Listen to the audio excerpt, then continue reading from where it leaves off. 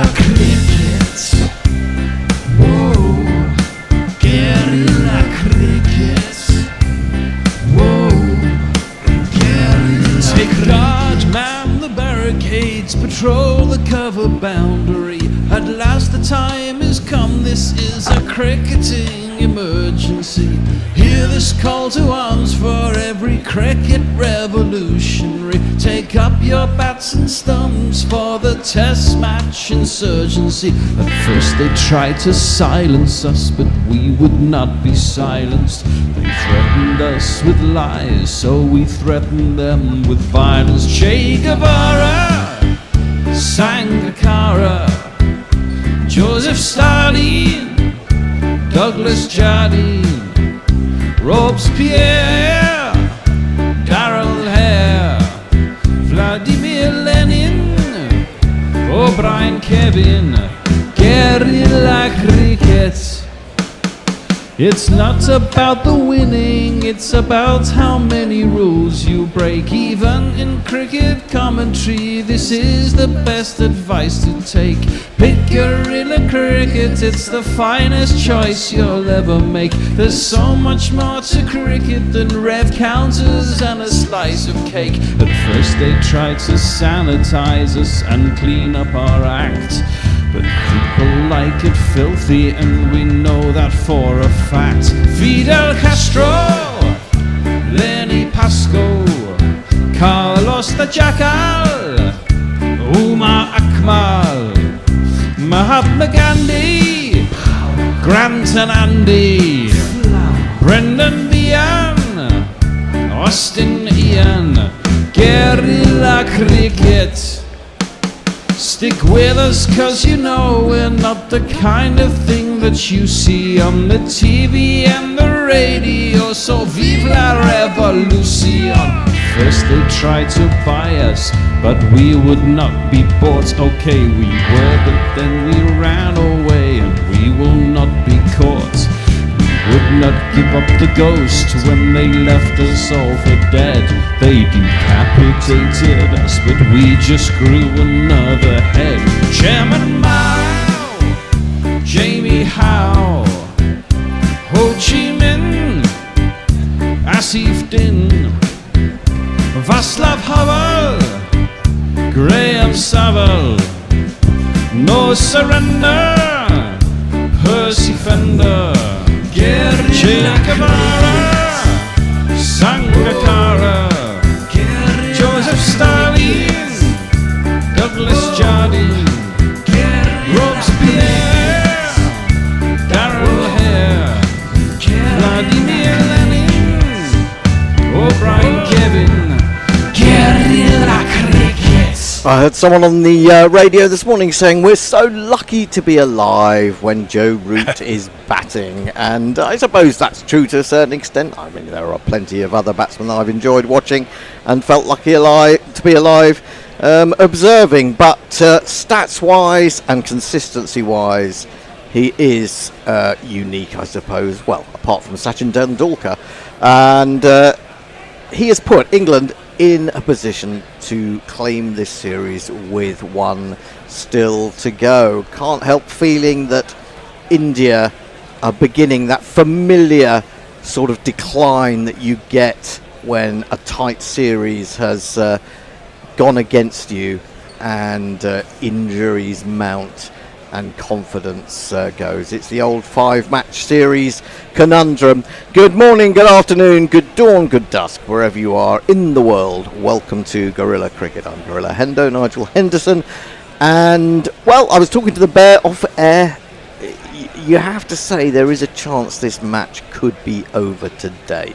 I am joined this morning by the man deep down underground, deeper than an Iranian leader.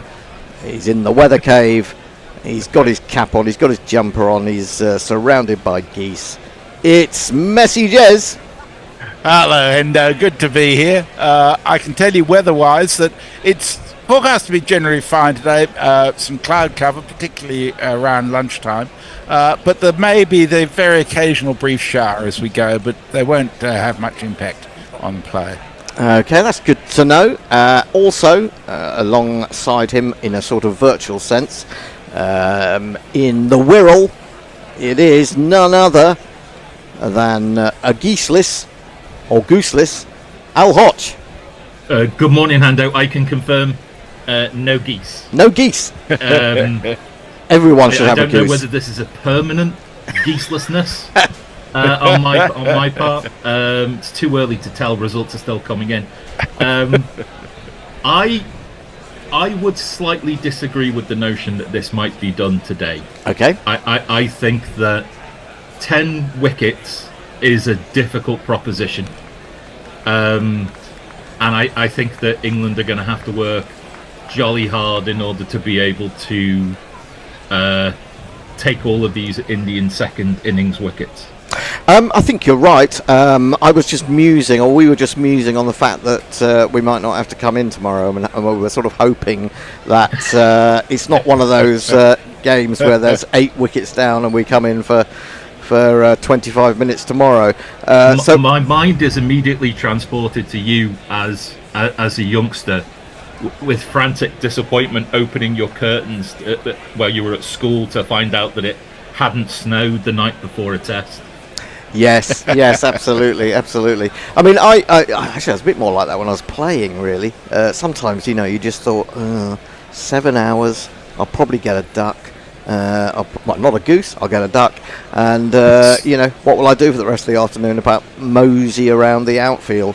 Anyway, we are almost ready to get underway. The players are out there, and we'll discuss various things. England's lead is 186 at the moment. They have 3 wickets left. Ben Stokes has resumed. I must admit, I had to go out briefly yesterday afternoon. I came back and I saw we were still 4 wickets down, but Ben Stokes wasn't out there. I thought, oh my God, what has happened? I had to go chasing around looking on the various websites to find that he'd got cramp, which is much better than doing your groin, I have to say. So he's back out there. He's been batting very well so far, and it looks like another packed crowd. Has anyone joined us, Messi? They have indeed. Mog was first up, says powerful opening lineup. Nick Cook says, good morning, guys. Looking forward to a great day. Nick Vickers says, morning, Hendo, Messi and Al. Greetings, everyone. Come on, England. First ball of the morning is delivered by Jasprit Bumrah from around the wicket to the left-handed Stokes, who just props forward. I wouldn't say it was a loosener because it was straight and it was on a good length, but there wasn't much venom in it, and it's defended out to extra cover, and there is no run. This is the bowler. And now then, Marty Bumrah, oh, you're bowling again, aren't you? Oh, I thought as much. Stokes on 77 from 135 balls. In comes Bumrah, and that one just jumps on him more than he expected. Not viciously, but sometimes you see batsmen respond in that way when they think it's done more than it has a right to do. And he's defended it well enough into the offside. He's got Dawson for company up the other end, 21 off 52, batted very sensibly so far. I'd like to have a bit of a chat about Dawson, if it's okay. Of course you may, of course. After this delivery, we can start that conversation. Cloudy at Old Trafford. In comes Bumrah, and that's firmly met by Stokes and pushes up to mid-off. There is no run. Al. I'm thinking about Perth. So if you take Bashir and Dawson, I think you would certainly take 2 spinners on the plane to Australia. Given sort of the quality as a spinner, but also the quality as a batsman, would you say that Dawson would be your first choice spinner for Perth? Very difficult one. I'll come back to that as Bumrah is round the wicket again to Stokes. A straight ball, and he wants a run. He's going to have to hurry. He must be run out there, I think. I think he's in trouble. I'm not sure he got there. And that was silly. For a man who couldn't run last night, or could barely run last night, That is very, very silly indeed. Stokes has, I think, given his wicket away. I mean, it was too close to the mid-on. It wasn't really going past the stumps by very much. Ooh, he's just in. He's just in. Oh, well, I saw Mohammad Siraj with his finger up. He thought it was out. Siraj hasn't got a thing right this test match. It's not out. It's not out, and it is a run. The first run of the morning for England. One of these.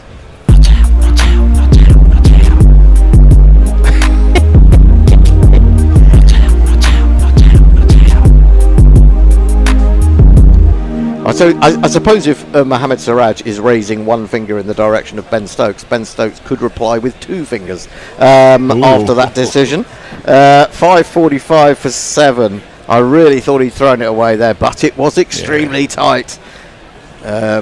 Brings Dawson, who we are talking about, or we were talking about before Stokes made things unnecessarily exciting. Bumrah over the wicket to Dawson, onto the front foot, defended back to the bowler.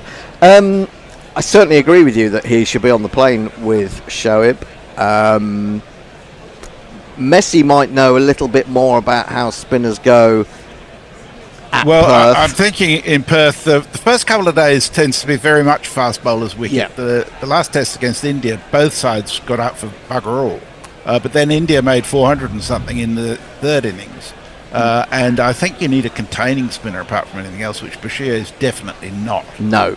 Defended to mid-wicket to end the first over of the morning. England have added one run. They lead by 187. And Messi, before we come back to Dawson, Messi will say hello to a few more people. Nick Vicker says it's midday in Spain. I've just been rudely woken by the Eurofighter air show, not invasion, and I'm ready for another glorious day from the test.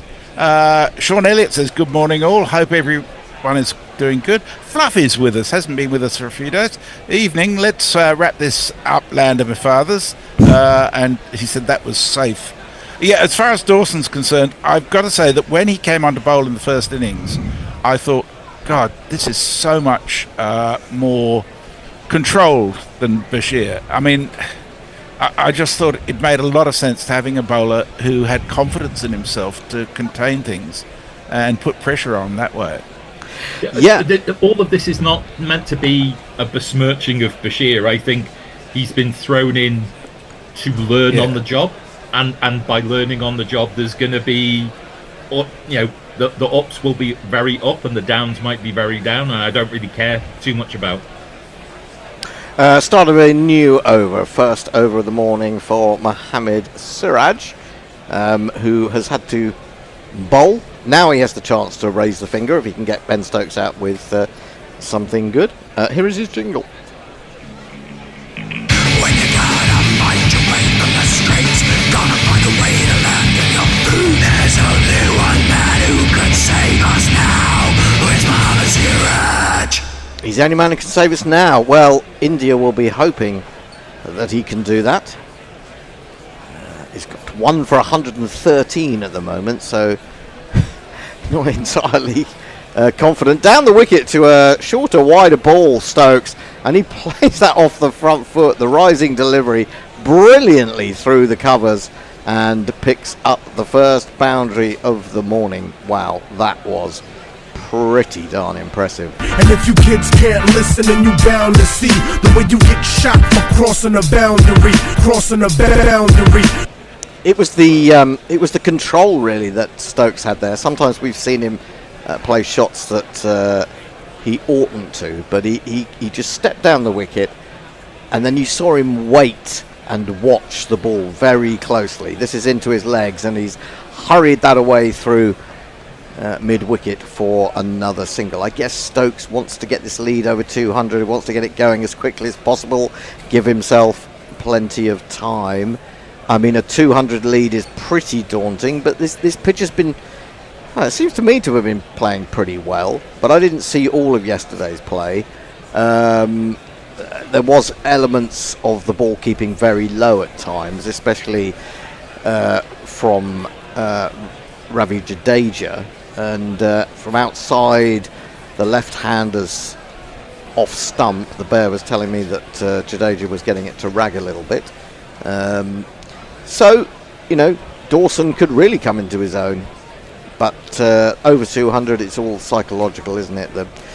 The bigger the lead, 2 days to bat out near enough. Siraj over the wicket. So Dawson has a little poke at this outside the off stump without really any foot movement, and could easily have got a little feather through. Not the Dawson that we saw batting yesterday with that was just a slightly nervy shot, maybe early in the morning. More of just a non-committal fend, wasn't it? Really? Yeah, nothing to it. I mean, it wouldn't have brought him runs. It wasn't threatening the stumps. The ball, it should have just been left alone. One slip and a fairly fine gully, mid-wicket, mid-on. I'll try and bring you the rest of the field. This one is just a little hint of swing into Dawson and onto the leg stump, and he pushes up to mid-on. There is no run. 550 came up, by the way, with Stokes' most recent single. 550 for 7. At about 4 and over for the whole innings. Yeah, it's been very good. It's quite quiet yesterday morning, wasn't it? Early on with Pope and Root re-establishing themselves, and then as wickets didn't fall, you could see the sort of slump in the shoulders of the Indians. Siraj in to complete his first over of the morning, and it's a beautifully timed flick by Dawson, but straight to mid-wicket, so no run. End of the over, Messi. Devo DJ says, thank fuck for the Gorillas while on holiday with no pubs within miles. Oh, Lord. He said, by the way, your Patreon link needs editing. Yes, Bear, I've mentioned that. John Kevin says, if Stokes gets 100, who gets the man of the match? Root going to number 2 or the man with a century and a fifer? Well, let's wait and see. Brave Samik says, okay, I was wrong. Root didn't get 200, but I maintain that's his last century until you lot host the home series against those nice Kiwis. I disagree. I think Root's getting better, frankly, and I think he'll definitely make a couple of tons in Australia. Ooh, going out on a limb there, Messi. Wow. Yeah. And Fluffy says, Wobblies 3-0, the great Nathan Lyon. I presume that's a prediction for the Ashes, is it, Fluffy? Defended the next delivery, first delivery of Bumrah's second over of the morning. I mean, look at those figures for Jasprit Bumrah. He's into his 30th over, 1 for 96. It's not the kind of figures you expect to see against Bumrah's name. I mean, obviously he can't do it every game. He can't do well every game. But with a weak attack, relatively speaking, I'm going to get a single here as it's pushed out square on the offside. He had to stand up in this test, and this was, I suppose, the reason that they decided to play him in this one, because they needed to draw level, or at least not go further behind, that still keep open the possibility of a drawn series by going to the Oval at only 2-1. But they're very much in danger of turning that one into a dead rubber. But then cricket can surprise you at any moment. And there's plenty of talent in that batting lineup. Here comes Bumrah to Dawson, and Dawson is forward. Very solid bat and pad close together. Apart from that little fish outside the off stump, he just looks technically proficient, doesn't he, Dawson? Sound would be the word that I use. It is strange. Every little bit of one day cricket that we've watched and we've commentated on allows you to know that scoreboard pressure does weird things to otherwise reasonable people. Bumrah in, bowls onto the back foot, defended. Arrowing in towards the top of off. And the other element of it is, assuming that the rest of this session might be taken up with the rest of England's first innings, it is the change in mentality when, instead of chasing a target, you're chasing time Yes. as a batsman as well. Yeah. Again, it's like, well, what exactly am I trying to do? What's my aim in all of this? Bumrah in, hits him on the pad. Big appeal. I think that's going over the top. Leg. And leg. possibly down leg as well. No interest from umpire Raza. India have only one review remaining. They're not, by the looks of things, going to use it up on Dawson, who wanders down the wicket. Shubman Gill looks like a fairly despondent man, just in close-up there. You wonder, first series as captain, I don't know what captaincy experience he's got, if any, really, as a professional. Maybe under 19s. Maybe I'd have to ask Anindo or any of our Indian friends out there. Another straight ball pushed back past the bowler just for a moment. Dawson thought there might be the chance of a single. There isn't. It's a maiden, and Messi has more messages. Yeah, I can't see anything about Shubman Gill's captaincy. Fluffy corrects me. It wasn't his prediction for the Ashes. It was actually a report from the Lions versus Australia match. But the Wobblies, apparently Australia were 3-0 up from a penalty. Brave Simic says, big call. Also, the Wallabies just opened scoring against the Lions. Has Bumrah ever gone for 100? I'm sure he has. Yeah, I wouldn't be surprised. He is in danger, though, of his bowling average going over 20. He's currently on 19.84. So wow, that would be appalling. Wow, that would be a moment. How will he cope? I think he better retire soon, and to leave it there as it was or is. Siraj then to bowl his 28th over. He's gone for 118. He's bowling to Stokes from round the wicket. That one just grubs a little bit, certainly by Stokes' reaction. He went on to the back foot and then found himself jabbing down on that one. There is no run. I mean, talking of Liam Dawson and Bashir, yeah, I'd definitely take both of those, although it does look as if the ECB have arranged for an England Lions team to go out at the same time, which means they should have some ready-made replacements should they need them, which I think is very sensible.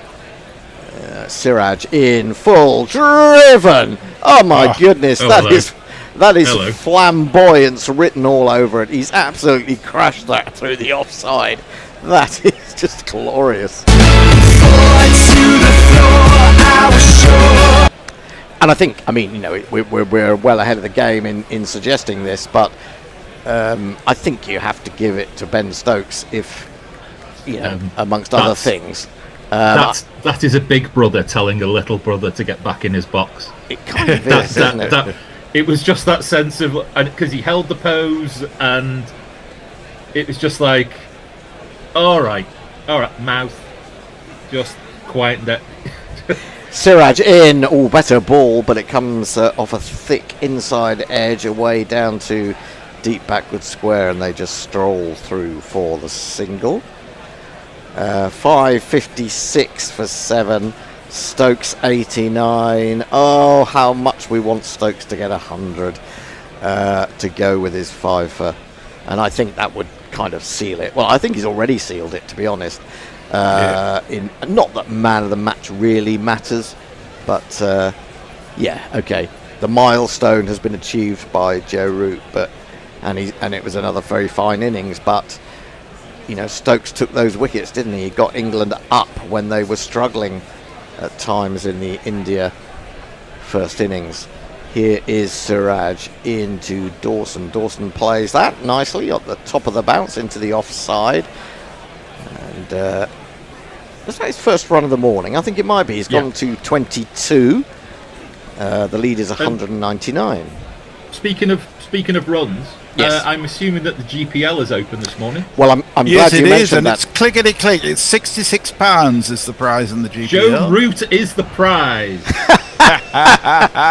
do you get a night out with Joe Root? Actually, that would be. Disclaimer: may not include Joe Root. May not include Joe Root. That's a very good point. Joe's sends apologies for absence. You've got the bear instead. and he'll talk to you about his wonderful career in the IPL that never happened. Siraj, he was robbed, he says. 1 for 124. Siraj to Stokes, who swivel pulls. There will be a man out there. He throws it to the. He just tries to keep Stokes on his toes because Stokes was just wandering, I presume, up to the other end, and the throw came into the non-strikers, and suddenly he had to get a little bit of a shift on. He moves to 90. England lead by exactly 200. The GPL is open. If you don't know what the GPL is, I shall tell you. It's the Guerilla Prediction League, and we play it every day, in every way, in any format. And in the test format, you have until lunch to estimate how many runs in total you think there will be in the day. You pay us £1 for the privilege, and if you get it on the nose at the end of the day, you win the prize pot, which, as we said, is 66 quid. Short ball pulled by Dawson very well indeed. He's found the gap between long leg and deep backward square. 4 runs for the Hampshire maestro. 1 and 2 and 3 and 4. Yeah, very well controlled. I've seen Dawson get runs. Whenever I think I was saying the other day that the only live cricket I get to is the occasional game at the Oval, usually early in the season before, Test cricket takes over, and I seem to get Surrey v Hampshire every year. So I've seen quite a bit. Or actually, yeah, I get a county match, or I've been to see them in a one day cup game when people were allowed to play, proper people were allowed to play the one day cup, rather than the second 11s, and he just seems to get hundreds every time I see him. Bumrah round the wicket, bowling to Stokes onto his pads. He's so busy this morning as Stokes. He tucks that away for another single. Yes, let me just finish the point about the GPL. Is please go to our website, our wonderful website, where you'll find great articles by the likes of Ariane, our writer, and you can read the archive of Tony's pieces about Middlesex and other things. Some quite funny stuff on there. Al has written for us in the past.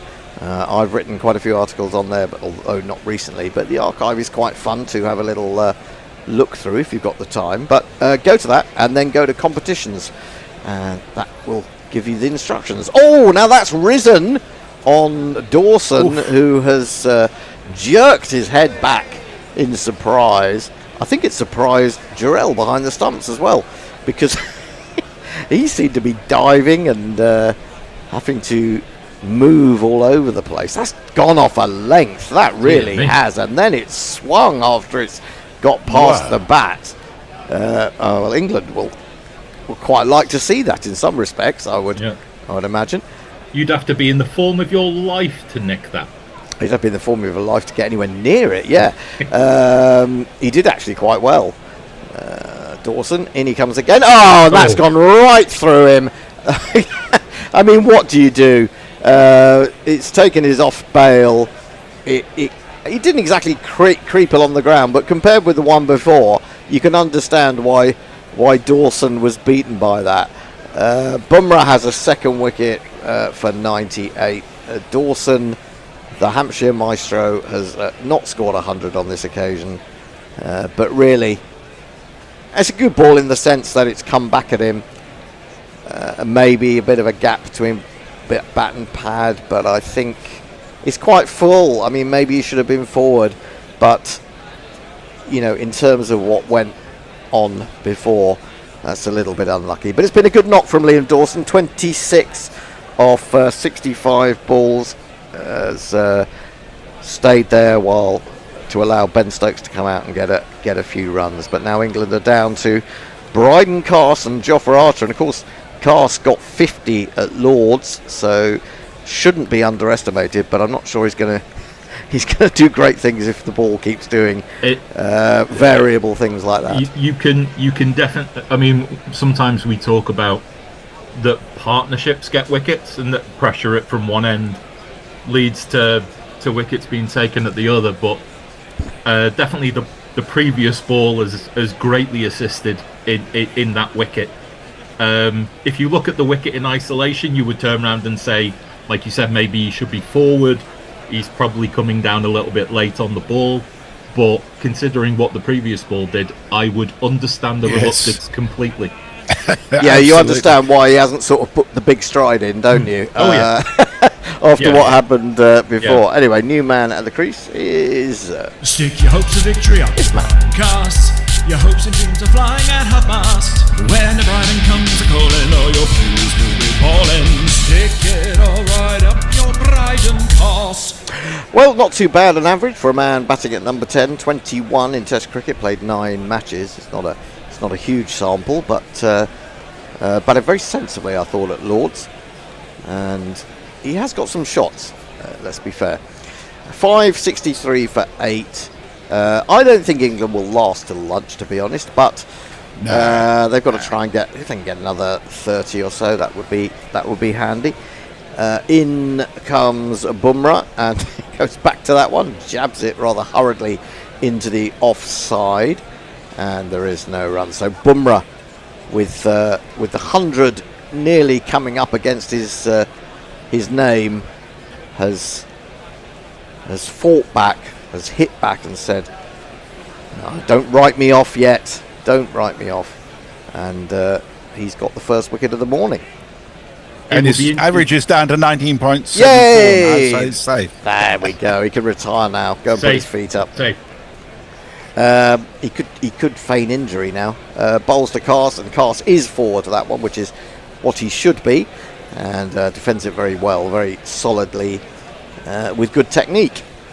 It would be lovely if the broadcaster could, in their analysis, be able to look at the difference in where those two deliveries to Dawson pitched. Yeah. Because I'm not thinking they were too far away from each other in terms of where they landed on the wicket. No, the only thing I might say, and again we'd have to see a replay, is I think Jaspy might have gone a little bit wider on the crease for the second ball. But that's just a sort of impression I got. Here he is again, bowling a bouncer. Well, Cast gets his head out of the way quite well, and then the ball just keeps going. Guerilla can't get across to it, and it's run away for 4 byes. And it's a no ball. Oh dear. So Guerilla seemed to jump, but not necessarily cover any ground, if that makes sense. do you know what I mean? It's like it's like he dived, but didn't actually move and dive. I'm wondering whether... Although I am doing him a complete disservice. We've seen it from behind the bowler's arm. That thing moved considerably. Yeah. I apologise to Guerilla wholeheartedly. And he accepts your apology, Al. You'll be pleased to know. It's a no ball too. Yeah, no, I mentioned that. Sorry. Which takes Bumrah's figures nearer to 100, 2 for 99. End of the 140th over. England 568 for 8. Messi. Episcopal message from Tony Bishop. He says the bear has been furnished with carefully crafted copy for Patreon and our website. I believe its implementation is awaiting management clearance and then implementation by our crack content team. I.e. bear, edit the stuff on our YouTube page. The thing is, the bear has to have his early morning vape, and that's he's sitting in front of the fan. He's watching the game. He's got his vape. He's probably buying another Merc for about 150 quid on eBay. So he's in his comfort zone at the moment. Change of the bowling, sir. Change of bowling. Change of type of bowling. Washington Sundar is going to come into the attack. Now, I'm sure it was discussed yesterday, but I'll come back to it in a minute. Here's his jingle. His name for his granddad or something with like that. So it turns out that you are looking at Washington Sundar. 2 for 57 from 19. Why he was left for 100 overs to stew in the outfield, no one knows. Onto the front foot comes Stokes, defends. Although in talking about that, we need to talk about Harry. We need to talk about Harry Brook. is he in danger of wasting his considerable talent? Sunder in, and Stokes goes back, forces into a wide open space on the infield, around about mid-wicket, takes the one. I don't quite follow the train of thought. Well, I mean, take his last two shots in Test cricket. Okay, you can put it to the back of your mind because England won that Test at Lord's. They're probably going to win this Test because of the efforts of others. Mm-hmm. But he just walked down the wicket, third or fourth ball to Washington Sundar, who was drifting the ball away anyway, and left himself, stranded for the stumping. It wasn't even close. Now that finds the outside edge of Bryden Carse's bat. It'll certainly bring him one. It might bring him two. It might even bring him four. No, there is a fielder just gets around. Jadeja, of course, ever willing, and Carse's off the mark. England were in such a strong position. 40 minutes of Harry Brook once he's got his eye in, and once he's got used to the pace of the pitch, and he could have 70 runs on the board. But to play that shot, and the shot that he played at Lord's, where he tried to sweep a straight quick ball, it just made no sense. Pops up off Carse's pad. Shubman Gill runs around from slip to do the fielding. There was quite a lot of not good cricket.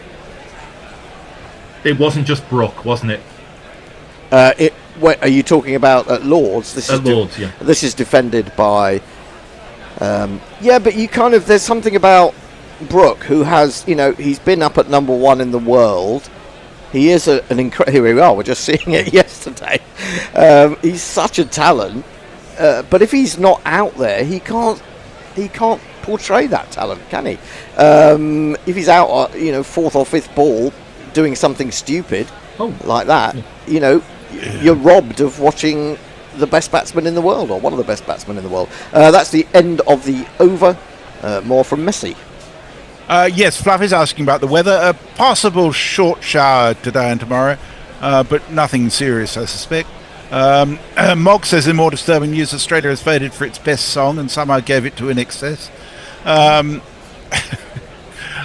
Stokes is long overdue 100, says George McPherson, would be a world of good for him. Yes, the last 100 he made was his angry 100 at Lord's, 155 against angry Australia. 100. Didn't we used to call it the fuck you 100? When That sounds about right. The Lions have scored a try, by the way. Lockie Six saw the Root interview before play. He's a class bloke. It was actually really interesting watching him and Ponting talking about it.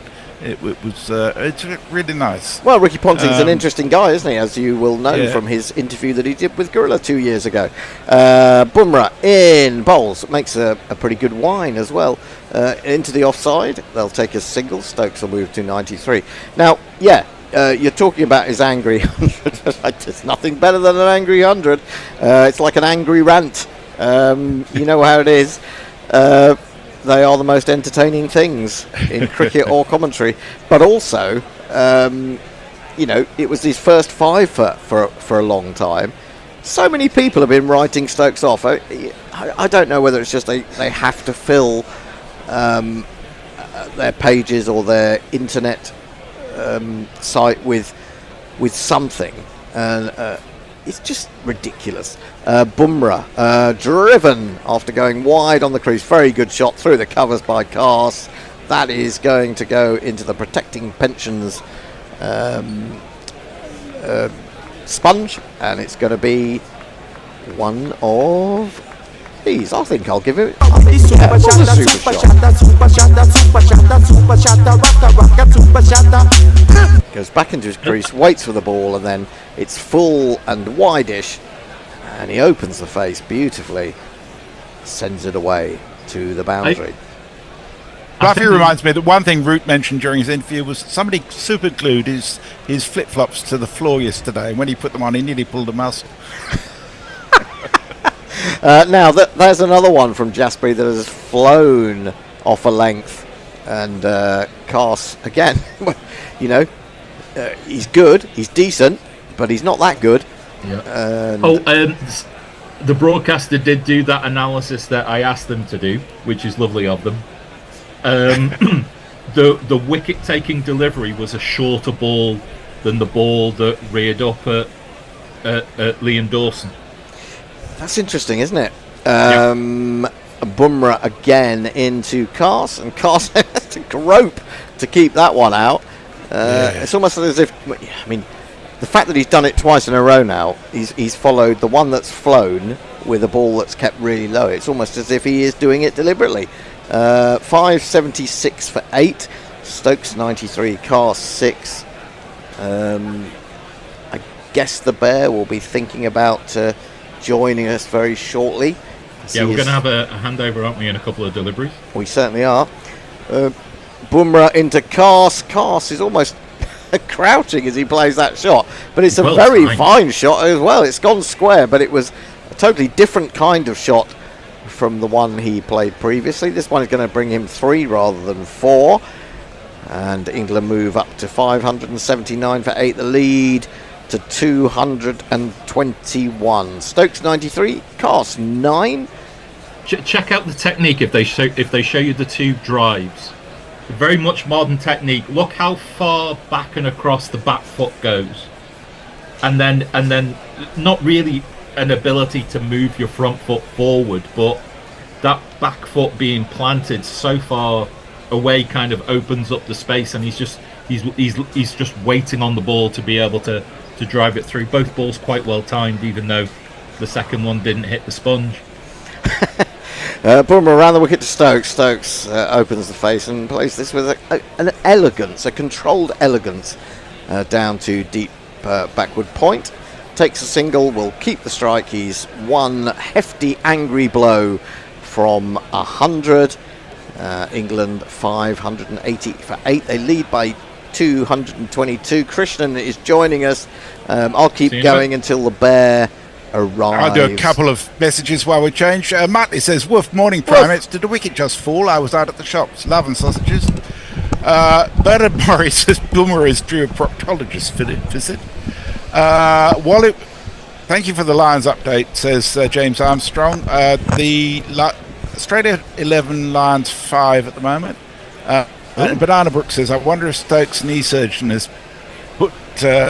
made it the strap line on their CV." Anyhow, Eric J is the next one for you, Hendo. Yeah, I'm just getting you set up, Hendo. Oh, thank you. So I'm doing jingles and socials. Hi, Krishna. How are you this morning? Good, thank you. How are you going? Yeah, not too bad. Not too bad. Stokes works that into the leg side, into the vacant out towards deep mid-wicket cow corner. Jai's one is out there, and he'll only get one. I have a question for you, gents. If you had to pick a team to play for England and you had a choice of Stoke, Botham or Quintoff, who would you pick? I've said this before. I go with Stokes every time. Yeah, I think so. I think he's one of the greatest. I think he's one of the greatest cricketers. It's just because he. I mean, I know you can say Botham won games on his own, which he did.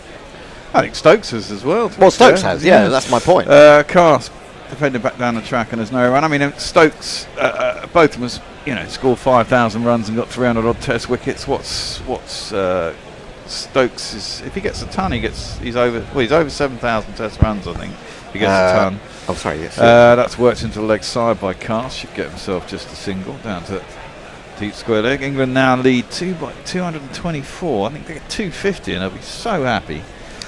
Yeah. Could that be recency bias? I mean, it could be. It could be a little bit. It could be. I certainly think 81 Ashes still ring very clearly in my mind. I think that certainly would put him above Flintoff. I have to sort of rethink that one with Botham.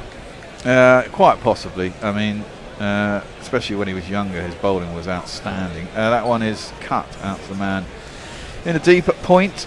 I mean, it's difficult to say, isn't it? One run. Because stats, milestones and things can be misleading. I saw, having sort of said this, someone asked the same question last week, and I said Stokes, and then I saw the stats a couple of days ago. Sundar is into the attack. So jingle for him in a minute. No, we've done him. He's been on have for a we? while. Okay. Pay attention there. Sorry, I was trying to figure out how I could watch the Lions on the computer and realised that the operating system's too old, so I'm going to look to buy a new one of those. I found one for 70 quid that'll do the job. I don't understand this rugby in the summer thing. Yeah. Well, it's not in the summer, it's in the winter. Cause Well, it's in it's Australia. our summer. It's our summer, yeah, but I it's the Lions can talk. I can assure you that it's freezing in Melbourne. Yeah.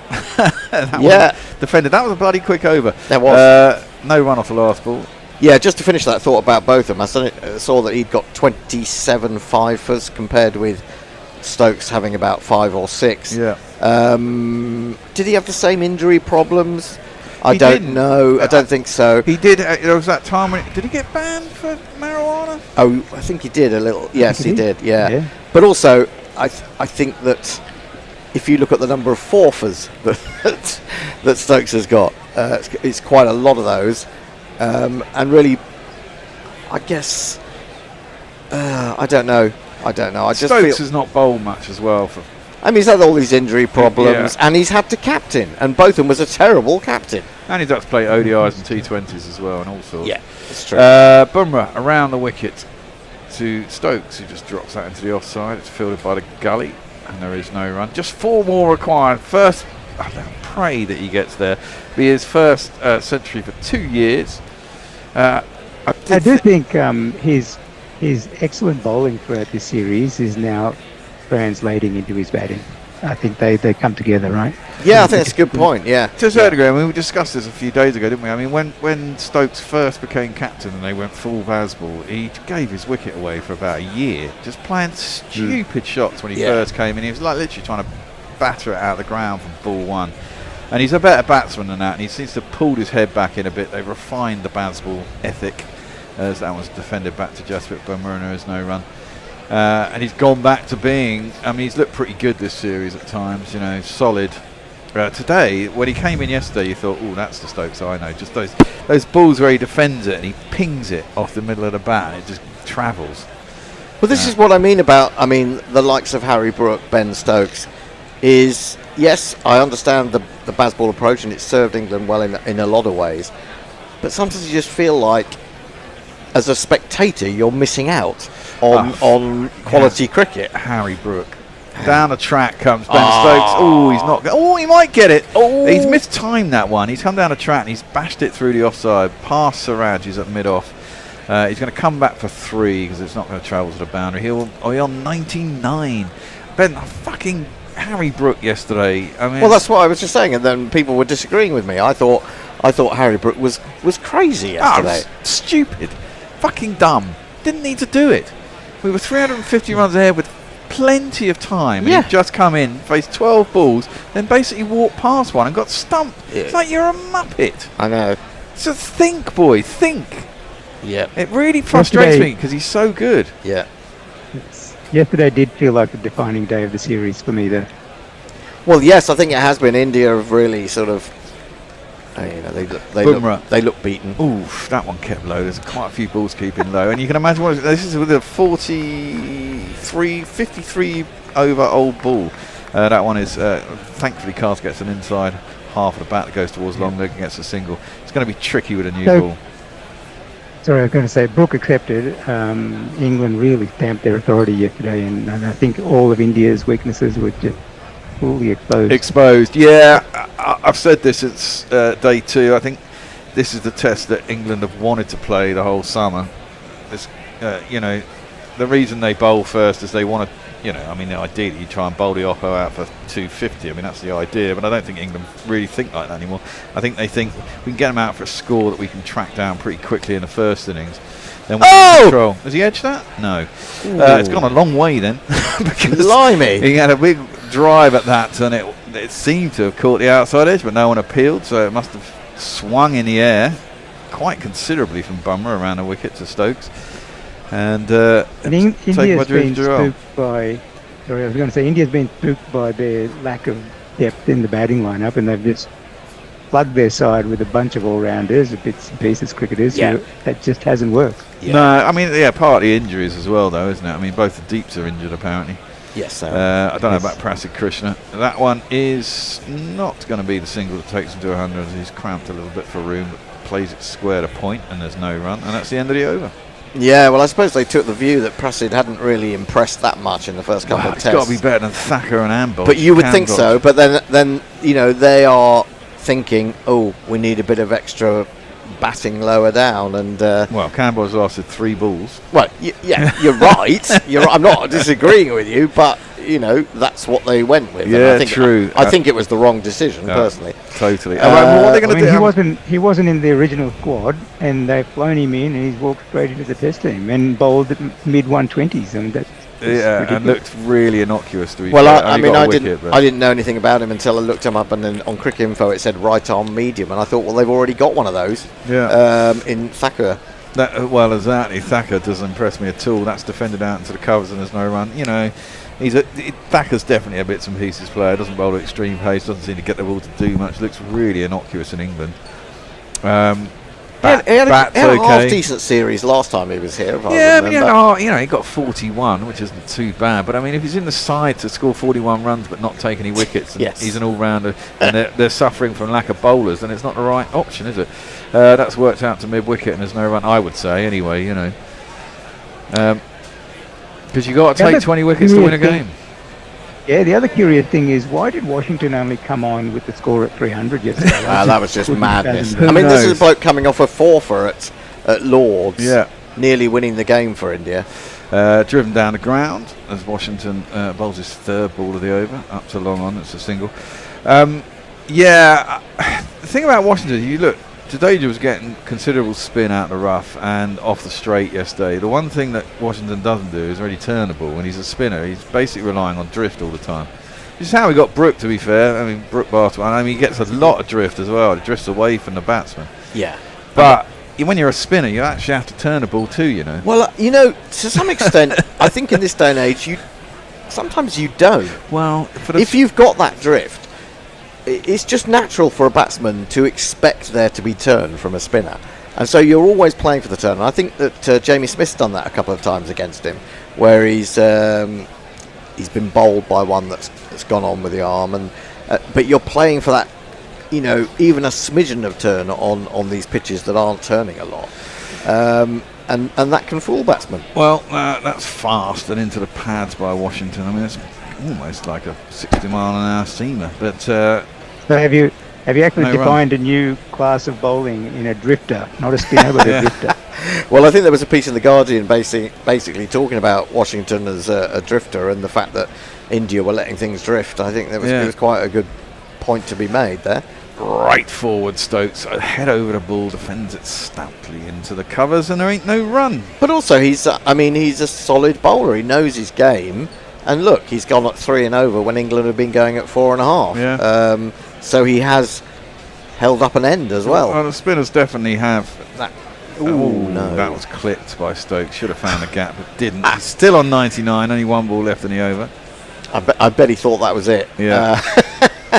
Patience. Oh, no, it was the last ball of the over. Sorry, that's the end of the over. 145 done. Stokes remains on 99. Ooh. I've got behind on the tweets. See, the world's number 1 and number 2 top test batsmen are both Yorkshire players. Coincidence, says Eric J. I think one of them's dropped. I think Harry Brooks dropped a 3 for the time being.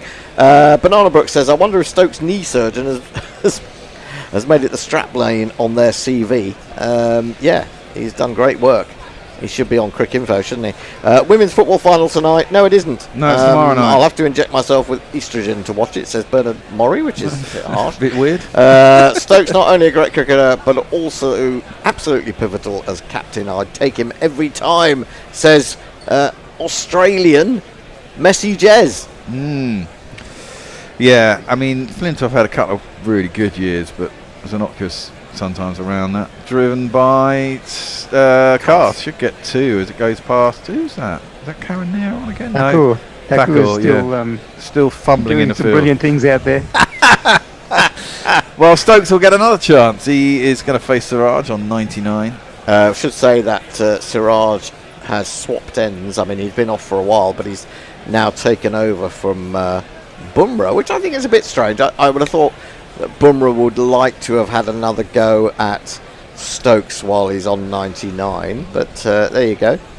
Siraj it is, which kind of shows the dearth of bowling resources now to a certain extent in the pace very much category. So. I mean, Siraj is always the only a thing try. I can say in India's defence, and this is clutching at straws, I know, but they got to bat in the cloudy, humid conditions on day 1 and half of day 2, and then when England batted, most of their innings was in the sunshine. True, but it's the way. I mean, what I mean about how England wanted to play this game, I'll expand on more after this, Krishna. Siraj around the wicket. Ooh, big fat outside half of the bat. He's still not got to his ton, as that one goes out to backward point, and there is no run. Well, we've got the sort of field saving the single now, just to put a bit of extra pressure on the Stokes. Yeah, I mean, England got the innings they want. They finally got the proper. Well, no, they didn't. They got the start they wanted actually in the second innings in the first game at Edgbaston, which propelled them to the victory, chasing down 370. And the same thing happened here. They got that start that they require, that allows them to play the way they want to play. That one is going to be his 100th. A little dink around the corner off the inside half of the bat, unless the umpire's going to give us leg byes. But Stokes is pretty certain he got bounty. He did indeed. He moves to 103. Well done. Well done. Stokes get a ton after 2 years. 10, 20, 30, 40, 60, 70, 80, 90, 100. Congratulations, sir. You are a centurion.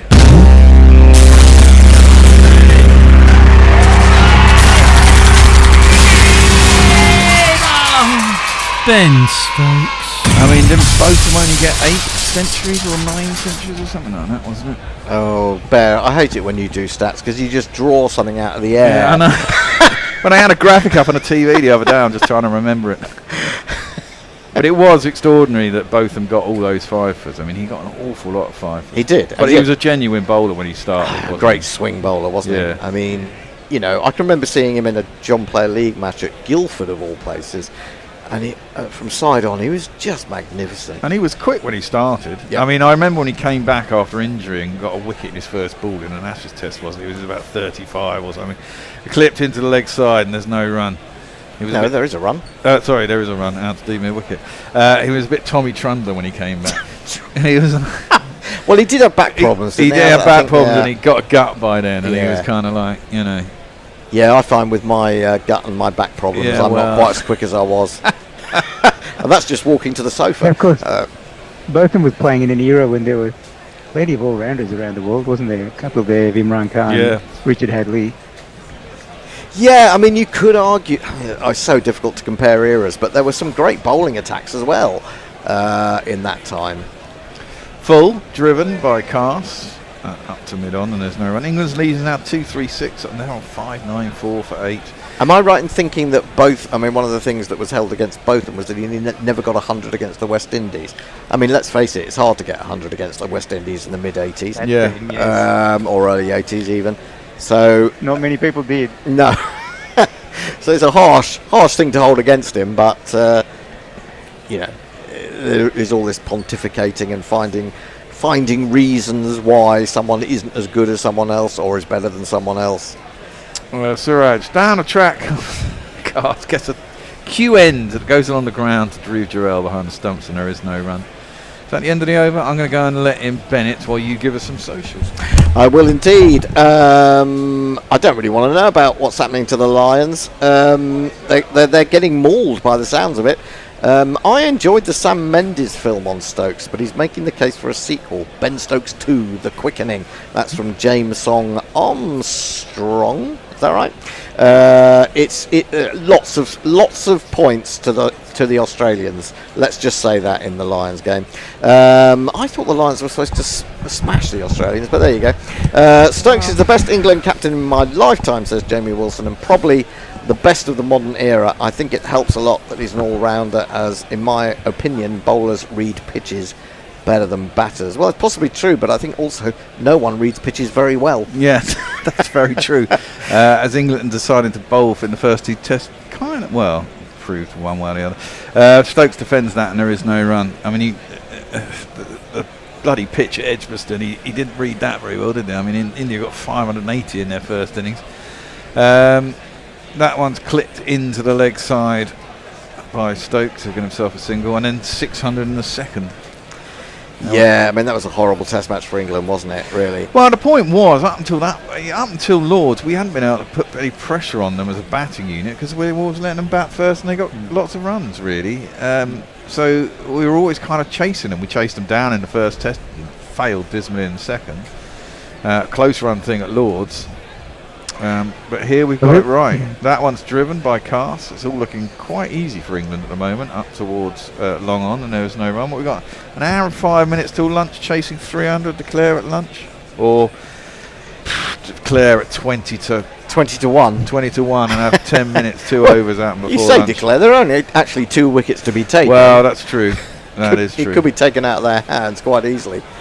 You imagine Stokes will open up a bit now. Do you think 250? He wants 250. Well, maybe 250 and then open up and just try and see what he can get in 30 minutes or something. That one's driven up to mid-off and there's no run, or 5 overs. Give himself 5 overs to get another 50 runs or something. We have one of these. To be honest. Super Chat cash, Super Chat cash, Super Chat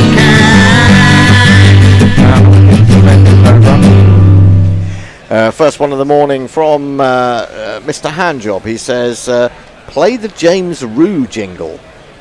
James Rue? James Rue. You'd have to search for him. I don't even know if we have one. Well, he must. he must have sent one. He must have sent one. You'll have to go and look for that, Bear. Indeed. There you go. Worked into the leg side by Stokes. Vacant. There's no one in what would be traditionally the 30-yard circle to Stokesy, and anything there is a single. I don't think India is going to succumb meekly in their. You don't, or you do? I do. I think this is about the time where a touring team thinks we want to go home. Yeah, absolutely. I think you've hit the nail on the head there. It really is. You've seen it so often with England in those circumstances. Totally. You know, when a side finally gets mentally beaten in a 5-test series, it can often go downhill pretty quickly. People get injuries and they want to go home. And the last test is just I mean, if you look at England in the last few tests, it's Ashes series. By the end of the 3rd test, when we're usually 3-0 down, the last 2 tests are abominations. Fluffy3 says Ben Hur apostrophe T, as in Ben Hurt. I like that. Good play on words. Stokes facing up to Siraj, plays that down to, well, a wide long off, a wide mid off. Well, extra cover really, because actually long off is out. It's a bit weird. They've got an odd field. They're letting Stokes just get around the single, really. I mean, and this reminds me of the way of England bowling in the second innings against India at Edgbaston. It's just they're just waiting for it to be over. Well, exactly. One way or another. Mentally, that just doesn't prepare you to come in, does it? Because the fight's gone out of you, and then you come into bat, and suddenly it all looks a lot harder. Krishna, do you know anything about Shubman Gill's experience as a captain at all before being named Test captain? Had he had any domestic experience, or is it just did he have some IPL? He hasn't, but he was the IPL captain for Gujarat Titans this year. That was his first year. Okay, that's defended into the covers, and there is no run. How did the Gujarat Titans do in the IPL? Yeah, they started off really well, and they were leading the table for quite a part of the season. But does I really wonder whether IPL captaincy, apart from the fact that you have responsibility, apart from that, does it can't prepare you for a 5-day test, can it? That's right. I mean, to me, this should put more spotlight on Gambhir as a coach. I think he's delivered nothing. Well, true. Prodded at by Cass, not wide enough of the gully that they'll get a single. No run. So what have we had from India? We had them losing at home to New Zealand. Then they went to Australia. Is that right? Came to Australia and they lost in Australia 3-1, and they're going to lose this at least 3-1. So so they didn't. Well, they could lose it 3-2. Yeah, it's true. But a lot of the people on the WhatsApp group went 4-1, and that is looking like it might prove to be the case. I have to see. This isn't over yet, of course, but. We've all seen this situation many a time in a test match. Don't want to say the result's a foregone conclusion, but more often than not, well, that's defended out into the covers and there's no run by Cass. More often than not, teams in this situation do tend to fold in the second innings. And it can go horribly wrong. There's usually one standout guy who causes a bit of pain in the arseness. But when you're 240 runs behind, you know, I mean, if they get to 150 for 4, they're still way behind with, you know, limited batting left. And well, we don't know. We don't know what Pant's going to do. No, we don't know. But certainly he's only going to be able to counter-attack from the crease, and England are going to be aiming at his toes all the time. That one's dug out nicely by Carter. Actually, very full-length delivery by Siraj, almost a Yorker. Digs it up to mid-on. There's no run. I mean, he's still I like Siraj. I mean, he's still bowling at 87 miles an hour. He's into his 30th over. He's only got 1 for 136. He is a, for me, he's a performer for India. Not always the greatest, but he generally puts his heart into it. Yeah. But him and Bumrah can't do it on their own, you know. You know, they really did up their game, didn't they, Siraj, and when Akashdeep came in at Edgbaston. Yeah. But well, weirdly, that's nicely guided by Cass, but at the wrong side of the man at Gully, size to Dawson, and he gets 4 runs for it. I hope In the name of God. Go on, Krishna. I was going to say, I do hope Liam Dawson bowls well in the next innings and puts an end to the Show Bashir experiment for a little while at least.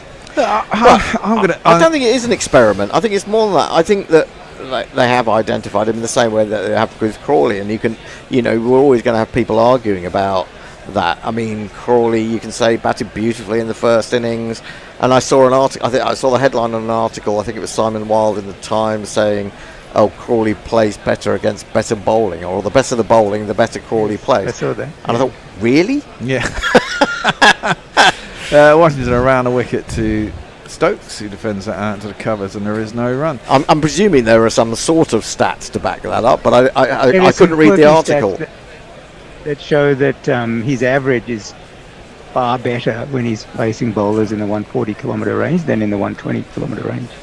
Yeah, maybe he's just impatient. That one's carved out to the man on the point cover boundary, and Stokes gets himself a single. Well, I think that I would answer that by saying, well, yeah, if you've got a quicker bowler and he bowls offline, and he drives imperiously, I mean, it will go off the bat very fast indeed. Yes. When you get a slower bowler like Nitish Reddy, down the track comes Cass. Oh, and he's going to get himself a single up to mid-off. Hurled at the stumps really badly by, was that Bumrah? Yeah, over the top of the stumps. Tricky for the man at cover to back it up, but he did manage to stop it. And, it's 1 run. You get a bit of swing, actual swing, and less pace on the ball, and he's all over the place. I think there are batsmen like that. So maybe he will go well in Australia. Who knows? He's certainly going to get the opportunity, it appears. Well, indeed. Stokes around the wicket. Down the track he comes. He lifts that up. Has he got enough on it? No. Yes, just about. Just about. It was elevated quite a lot. That's his first 6, I believe. Stokes, he's hit that long way up and a long way out, and it's gone for 6 runs over the top of long off. 6. I'm going to defend Bashir a bit here. Yeah. He's learnt a lot in the last year. He's given it a bit of air. Was he that different to Dawson, apart from they spin it the other way? I mean, when there is turn, Joe gets turn. I mean, there isn't a huge amount of difference. Ooh. That's a lovely shot. Reverse swept hard. And Anshul Kambodge doesn't really make an effort to stop it. He wasn't that far away from it, was he, really? But he just kind of shepherded it out to the boundary for 4 runs.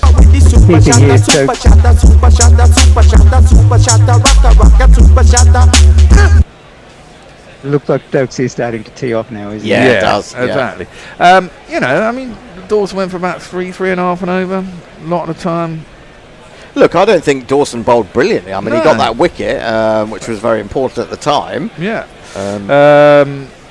That one's shoved in quick by Washington, but well defended by Stokes back on his stumps, and that ends the 149th over. They've been out there a long time, and England lead by 256. Right, we'll have a change in a minute, but I'll just do some final tweets.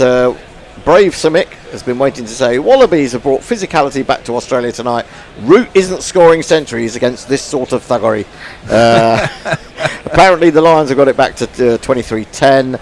Saeed Nizamuddin says Karen Nair deserves another chance, and he's so keen to say it. He's done it all in caps, and I kind of agree. I think he's been a little bit thrown to the wolves. Bernard Morris says Lions purposefully giving Australia a lead to make the game interesting. Fluffy 3 says cats like playing with their food. I guess that's in response to that. Sorry guys, England will never get 600 runs in an innings in Australia, says Mick Kimmings. Well, it's not that long ago that, well, it is. It's 15 years, isn't it, since we got 500 and something for one in the second innings at Brisbane. And we had that wonderful jingle that that no longer gets played. Thanks for the rugby scores. Sean Elliott, what a great knock from the skipper. A wicket well overdue. Oh, hang on. What's happened here? I've done something very silly. Anyway, we have some new people taking us into the next hour. Welcoming Al back. And Messi. Does that mean who's doing ball by ball? Al. Am I doing? You'll have to come into jingles to. So before you go, Bear, both of them scored 14 centuries. Oh, okay. So they're level now on centuries. Yeah. That was Stokes' 14th. Well, then you'd have to say that both of them are better all rounder. But I suppose Stokes hasn't finished his career, and he's got 2,000 more runs than him. That's always the bit that no one ever talks about when we talk about. You can't compare eras and stuff like that. I was hearing a lot about Scheffler and the golf and stuff.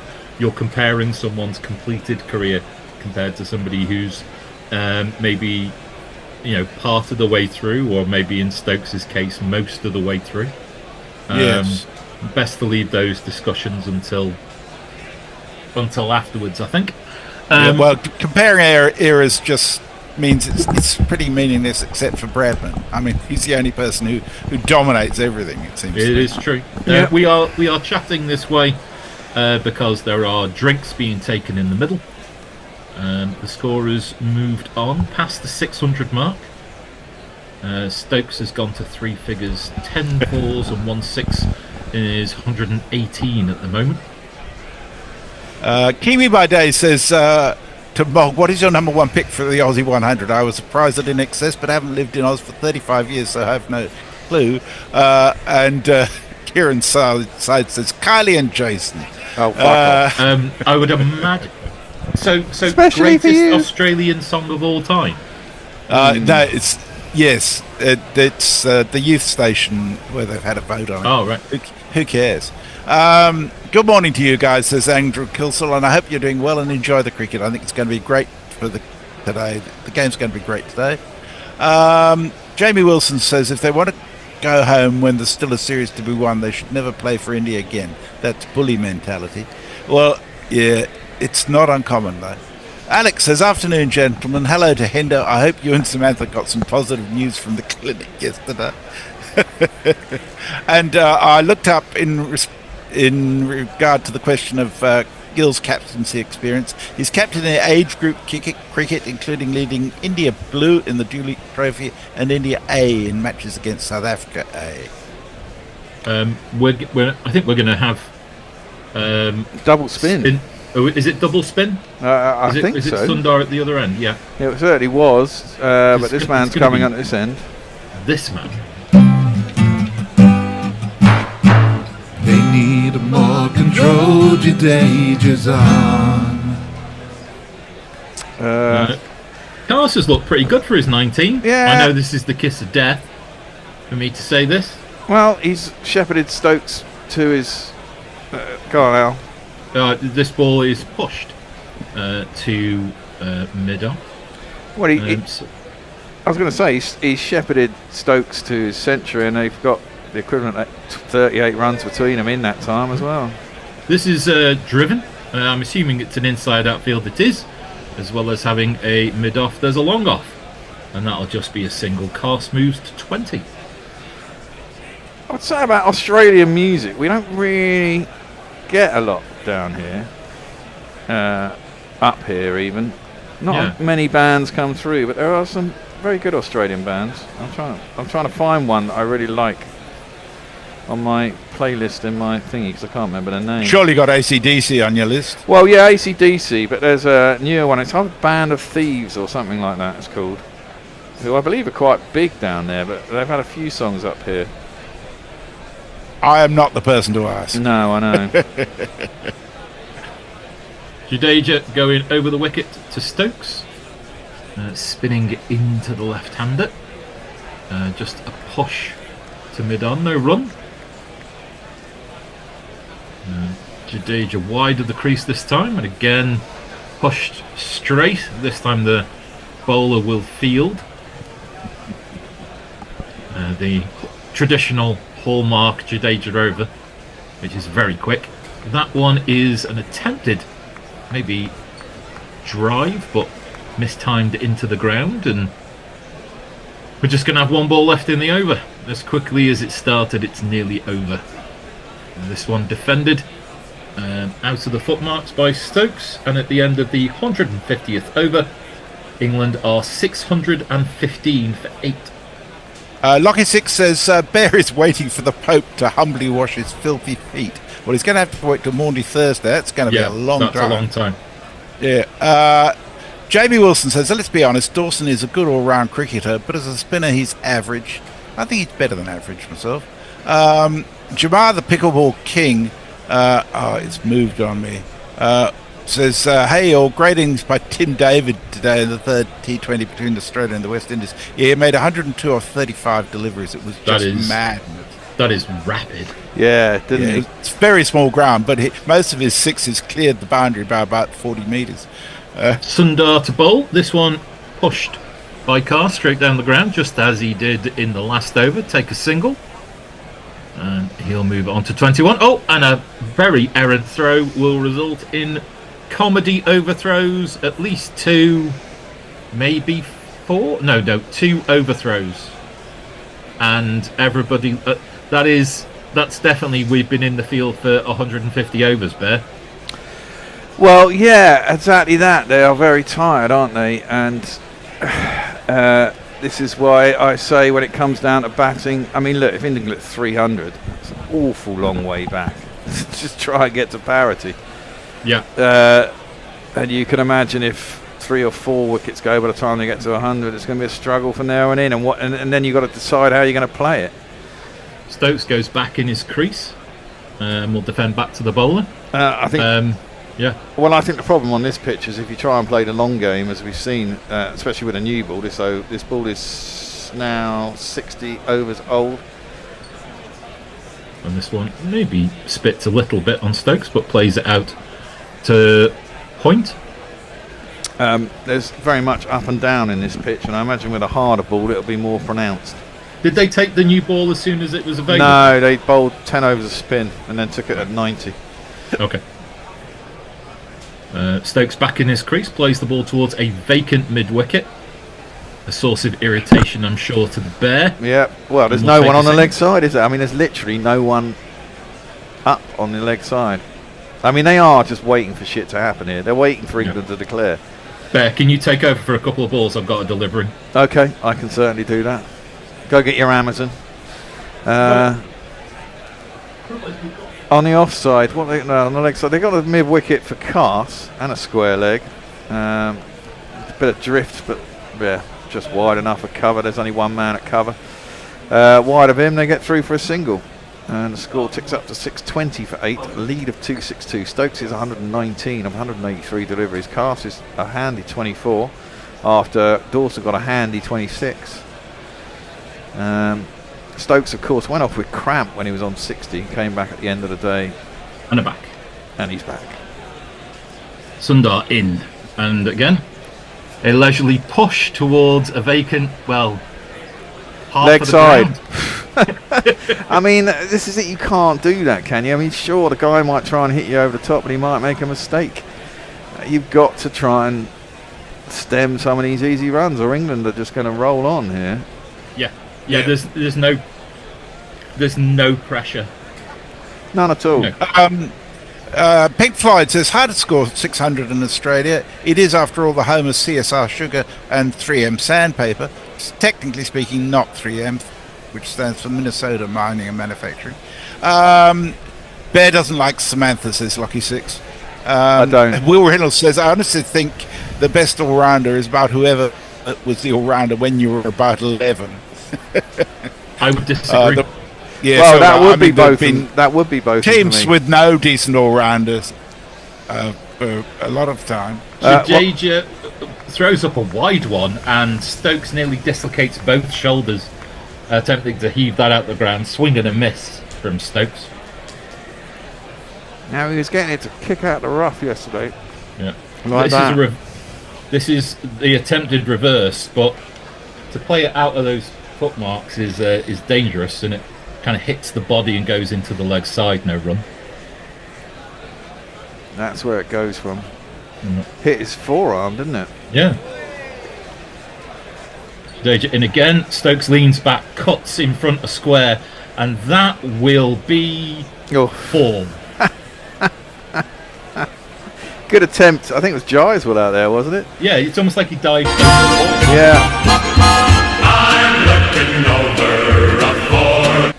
Nearly got there and then sort of dived over the top of it. Because you've got to love that if you're the opening batsman, aren't you? I'll sprint 40 yards for nothing. You nearly got it, but not quite. Not quite. Stokes goes down the ground, flat bats. Oh my word! That, by all logic, is a smaximum. It certainly is. Smack it in the air, beyond the boundary. Smack it in the air. Smaximum. That was went about 4 feet off the ground and just kept on going. That's the old Ben Stokes, isn't it? Look at his eyes; they're blazing now. And then the new Stokes is that he takes the next ball and just pushes it to deep point and walks through for a single. Well, look, another 20 minutes of this, 320. Yeah, selective rage, isn't it? Yeah, basically. He's clearly going to go after everyone now. I mean, look, he could get 150 here. Yeah. And a 5-wicket haul, as Hendo was saying earlier. If England win, that's man of the match. Yeah, that is rare. Cars, who's played really, really well coming in at number 10, pushes this down. Technically sound, 25 runs, guaranteed to absolutely hack off every opposing captain. Well, you know, you got Jofra at 11, and Jofra's no mug with a bat. I mean, he hasn't done a lot with England, but I mean, he can certainly hold up an end for a while.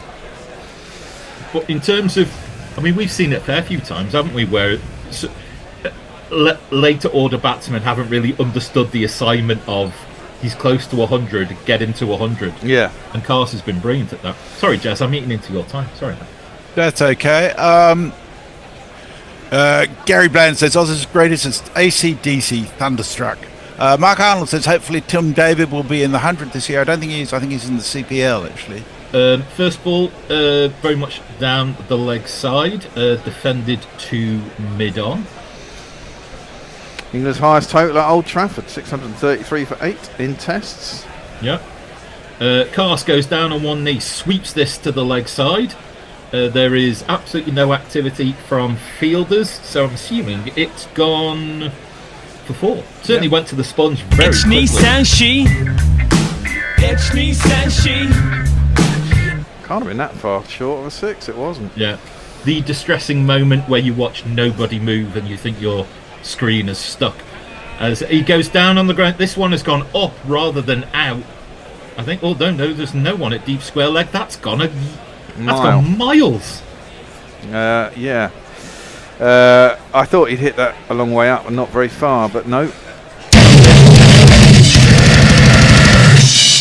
A long way up and a long way out. Yeah.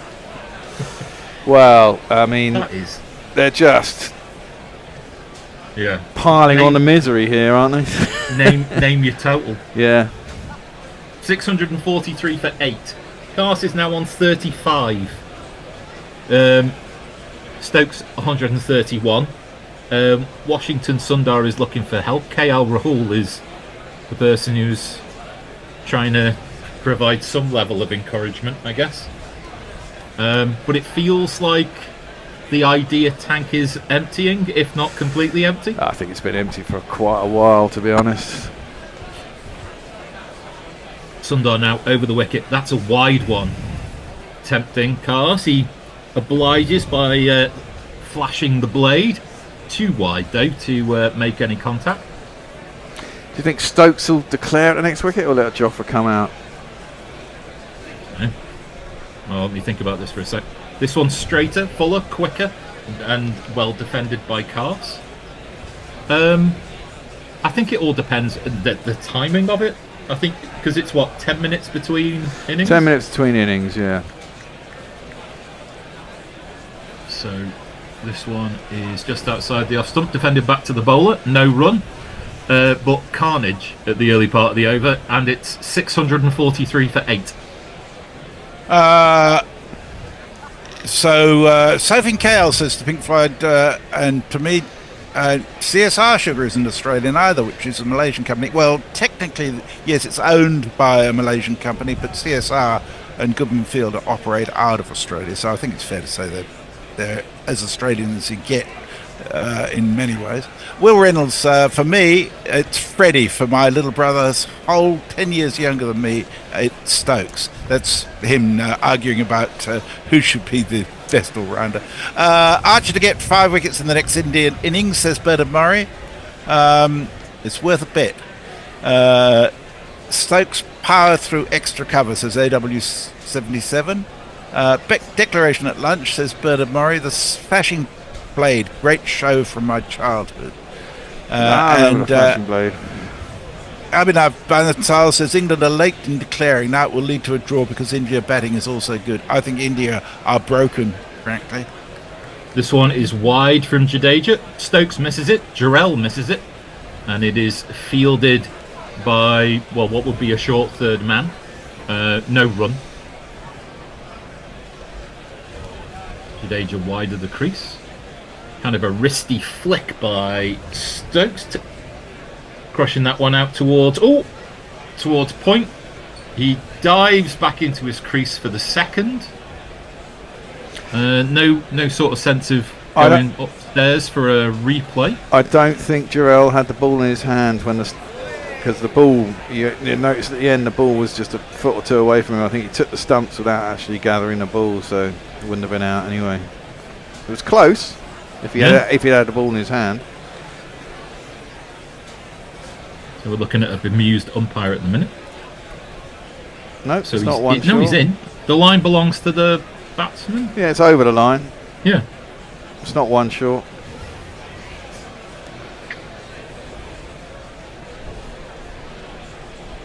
Upshot though, 2 runs. Stokes onto 133, and his mum will be very distressed at the sight of his jumper, which is. Can I put some stain wash on that? Yeah, we'll buff that out. This one again flicked out towards deep backward point this time. Jaiswal will do the fielding again, and that'll just be a single. Yeah, just cruising now, England. Next target will be 300 lead, and probably Stokes to get 150 if he's not out. Do you reckon he'll go to 151 and then declare and just be like, more wickets, more runs, thanks very much? I don't know. There is so much time left in the game. They could just carry on batting and get 350 lead and go, well, they only got 357 in the first innings. They're very unlikely to get that in the second innings. That's it.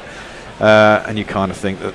I mean, the thing is with India, they've got a couple of decent opening bats. Yep, as this is defended towards a bullyish position, backward of point. But you no run. You think once the resistance is broken with 1 or 2, it'll probably open the floodgates. This one slightly straighter from around the wicket from Jadeja, defended well by Carson. That will. Oh, I was going to say end the over, but there's one ball left. Apologies.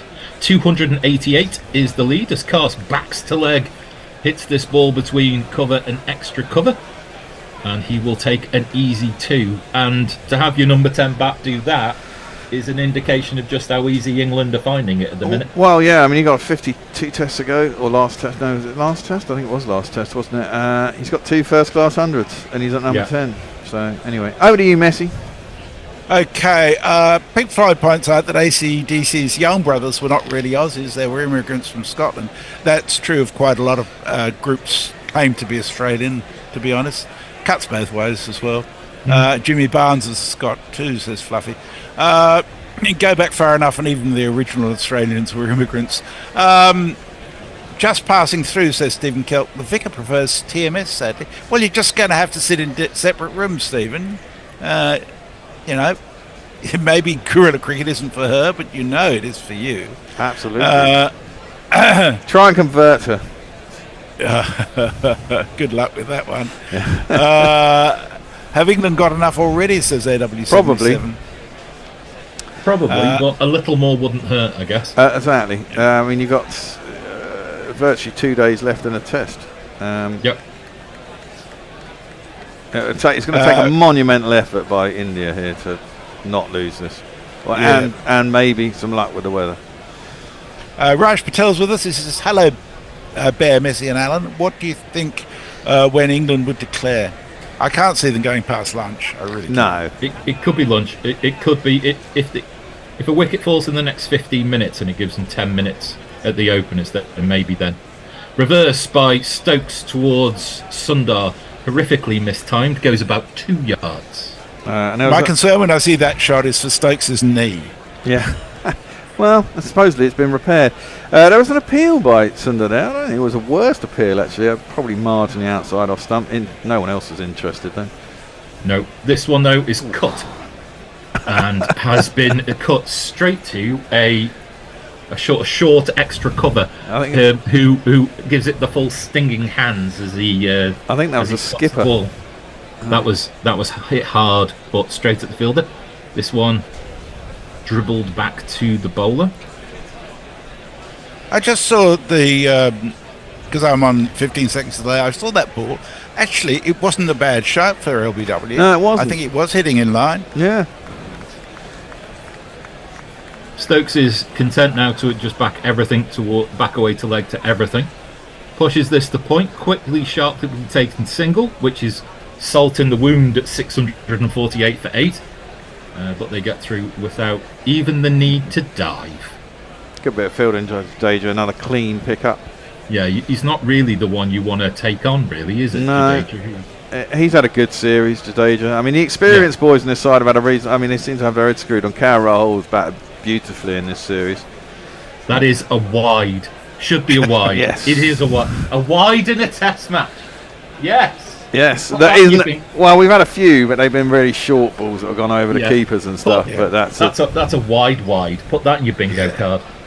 So we'll do that one again. Full toss, which is bunted towards that short mid wicket.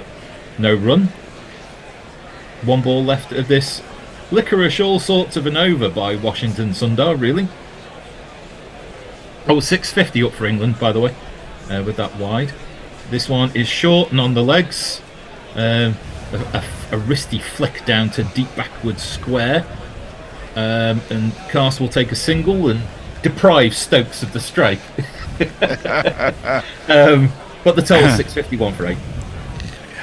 Pink Floyd says, I should have said 3M Australia, made from true Aussie bull grit. This is an interesting fact you'd never get on a normal cricket show. Steve Kellett says the Young brothers and Mark Knopfler were all on Billy Connolly's Glasgow milk round when he was a kid. Oh, wow. Like yeah, you wouldn't get that anywhere else. That's quite intriguing. For Ung's grasping at straws, he says, how shite our team tantrum. England have never scored 600 plus against Bangladesh. Fluffy says, how many kids did Mrs. Knopfler have? When do you think Stokes will retire, says MCU fanboy? Well, I reckon he's here at least until the next Ashes in England. Yeah, I would use that as your barometer. Jadeja in from very wide of the crease, over the wicket. Defended down to long on by Cars. He'll take a single. Sounds like the pub's got an afternoon lunchtime gig on today. I was just Nice. Are they still in the process of tuning? Well, maybe that's what they're doing, but it sounds very much like last week. It's kind of samba-y rhythms. Yeah. Send Hendo down to dance with them. Yeah. Or maybe not. As Stokes takes this ball outside the off stump and absolutely smites it down the ground. It's over the sponge, it's over the advertising hoarding, and that will be 6. That brings the lead up to 300. Yep. 300 is your lead as Jadeja comes wide of the crease again. Stokes has decided that footwork is not for him. Down on one knee, and that is out. Stokes is out for 141, caught at long on. By size to Down on his Dawson. knees. And that might be... Let me think. Good time to declare. 10 minutes to declare that gives you 20 minutes at the openers, but really there's no, might not be too much of a bother. Lead by really. exactly 300. It's neat. Old Trafford stands and applauds England's captain Ben Stokes, who raises his bat triumphantly. He is the 9th man out with the score at 658. And I think Joffrey's going to come out. The crowd says you're out. Doesn't look like they're declaring. But I imagine Joffrey has free reign now to just throw the bat and see what happens, really. It doesn't really matter, does it? Yeah, see what As you can Farong do. says, 35 minutes to lunch, 2 more overs, then declaration. Start with spin from an unorthodox bowler would be my suggestion. Yeah, forget that one, Farong. No. It'll be Wokes and Archer. Pink Floyd says, that should be that. No. Anyone tell me what the score is in a Lions match now, by the way, or is it half time? Yes, I can. It's 26-22. Oh, wow. The Lions came back. Yeah. I was trying to watch it on my computer. I realised it's fucking too old. It hasn't got. I can't get Sky Go on it anymore because the bloody operating system's too old. 20 minutes to go in the game. Yeah, and England have scored 4 tries to 3, but Australia scored 3 penalties. The British and Irish Lions. They're not just English. They're mostly Irish, to be honest. Yeah. What are the best? Do you want to jingle up the new batsman? I shall do indeed. It's this man. He will break your heart, hotter than lava, cooler than Bogart. And he defends that first ball behind square leg, or down towards long leg, really. And that'll be Joffrey off the mark.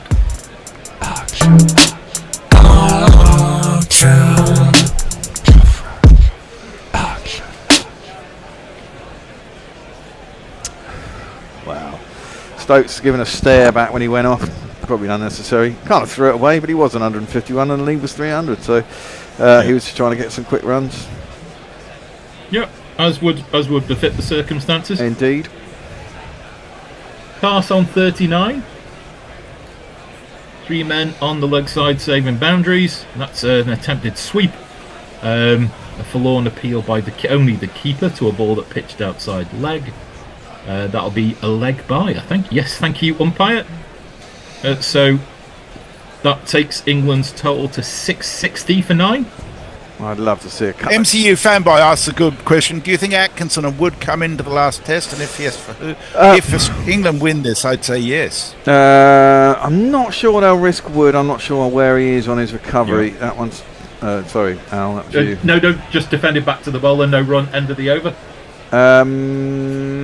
Atkinson... We'll do a change. Yeah. Oh, we are doing a change. That's true. Okay, you two are on, boys. Right. See you guys later. Bennett, half an hour. See you, Al. Yeah. Hey, Alan. Greetings, everybody. Greetings. How are we all today? Fine. With me. Bennett, you're going to do ball by ball. Andy, you're summarising. And Hendo is going to do your socials. Fantastic. Good afternoon. Greetings, wherever you are. Welcome to the post-lunch session on the 4th day. India versus England, where England lead by 300 runs, 660 for 9. Stokes, the man just out. Archer, the man coming in. Good afternoon. Hello, Andy. Bennett. How are you? It's been a long time. Good. And yourself? fantastic. I'm blessed. This one's Washington Sundar on the midland leg, and our Cars on this occasion going for a big hoik, unable to get bat on ball. Free license for the boys here to go for it, Andy.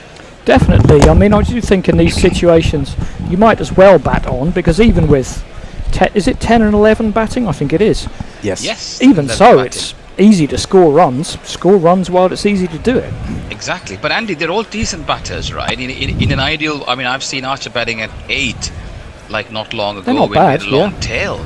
So we've got a great batting. These two boys can hit the ball. Sundar bowls over pitched and driven towards the deep extra cover, long off kind of an area, and the batters go through for another single. It's also Archer's on strike. Sorry, Andy. It's also kind of demoralising for India. You're bowling at 10 and 11 with 6 men on the boundary. That also shows the extent of how they regard these two batters. Hendo, good Hello. day to you. How are you? I'm not too bad. How are you? Oh, blessed. Long time. Absolutely blessed. Long time no commentate with. Yes, indeed. I have not been on air for a while.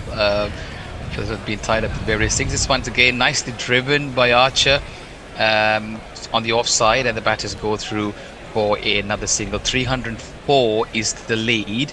England in a commanding position. A win here would dent India's hopes of coming back into the series. This one's again hoiked outside the off stump, but Cars on this occasion, getting the meat of the bat from outside the off stump. He pulls it towards the long on area, and that's another huge 6 for Cars. He's on 46.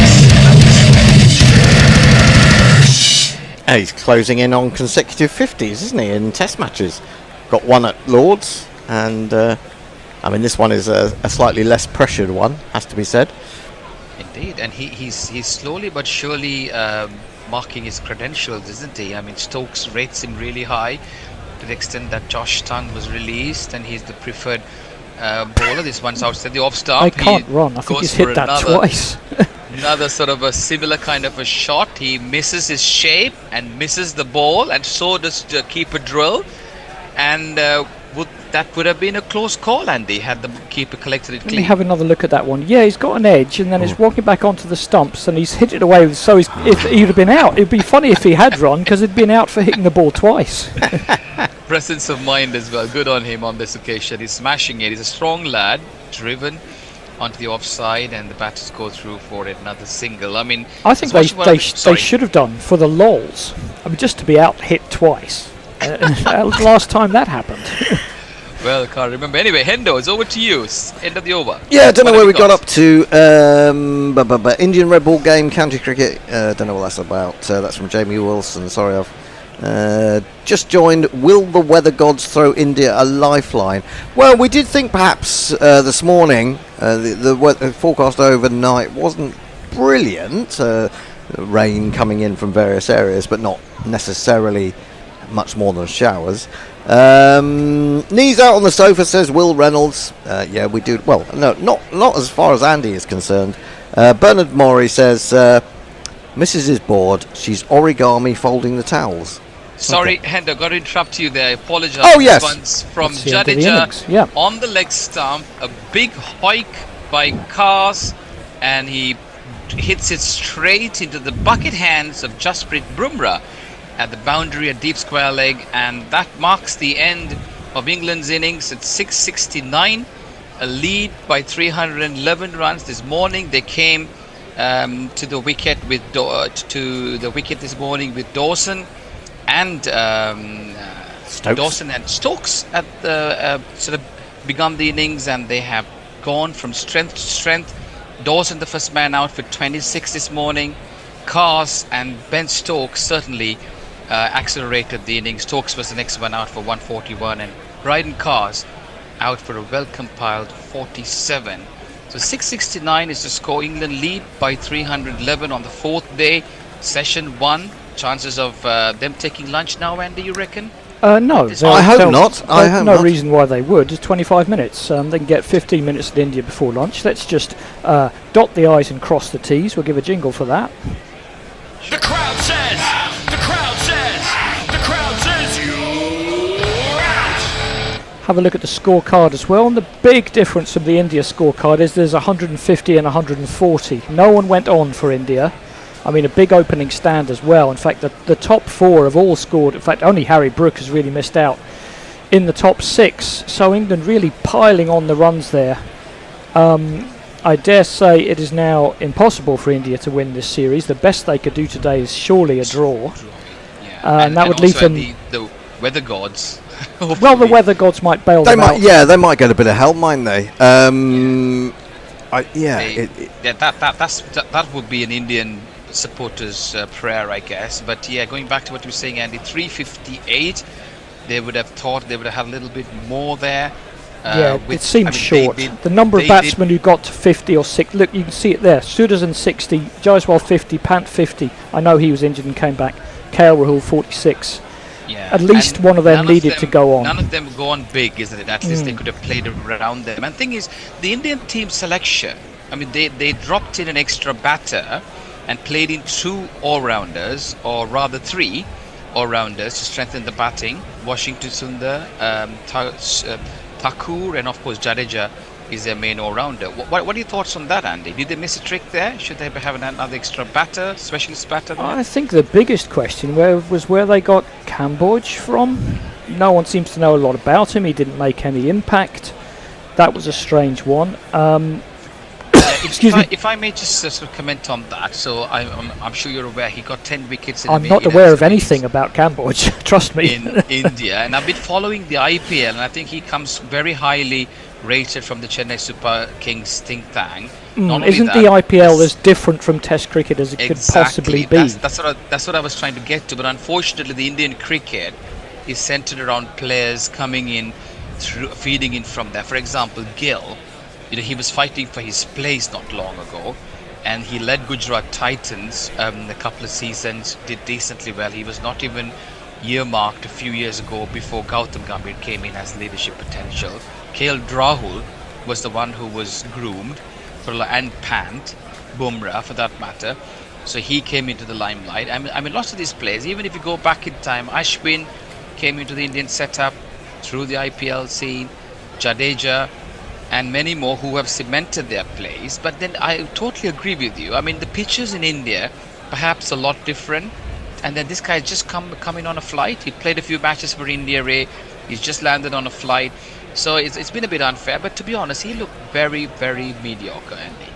Haven't seen a lot of it in this game. But it was a bit of a left field selection. Going back to your earlier point, when you boost the batting, it's always a gamble because you can put an extra batsman in and he can get naught. And then you just light the bowling, which I think in hindsight they will realise is what happened, although Thakur did score some good runs. He got 40 odd, didn't he? 41, sorry, go on. Yeah, my point is, like, you bring in an all-round. I mean, Washington Sundar, I thought he bowled beautifully yesterday. He got 2 wickets. But the skipper didn't trust him. No, that's weird. He only bowled 11 overs or something, 2 wickets. This is a boy who got 4 wickets in the last game. Just imagine a young all-rounder. What's his confidence going to be like? And Thakur doesn't seem like the skipper testing him with the bowling too. It's supposed to be a seaming wicket, English conditions. True, he had a great sort of season last year when he came around. Sorry, Hendo, going back to your point. Go on. Yeah, no, I agree. I mean, the decision not to have given Sundar a bowl until how many overs were bowled, 80 or almost 80 overs had been bowled. I think he came on almost just to get them to the new ball, and then because he got a wicket he stayed on for 10 overs and they didn't take the new ball until the 90th over.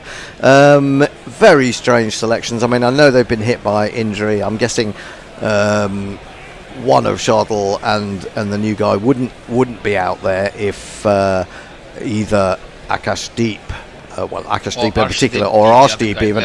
And I've kind of been a little bit surprised that they didn't try Arshdeep earlier in the series, really, when they had an opportunity for the variety, the left armour. And if you're talking about IPL selections or selections based on IPL form, I mean, Arshdeep's always been a pretty good performer. Exactly. That's a very good point, because I mean he again was picked on the back of IPL. Hendo, go on. Sorry. Yeah, and I think that's almost inevitable, really, with Indian cricket, because that's the cricket that most Indians go to watch. I mean, I don't really get the impression that the domestic game in Australia is not watched by many people. People will argue county cricket isn't watched by many people in this country, but it's watched by a lot more than watch in Australia. I don't think that there are big crowds for Ranji Trophy matches. I don't get the impression of that. So it's almost like in this kind of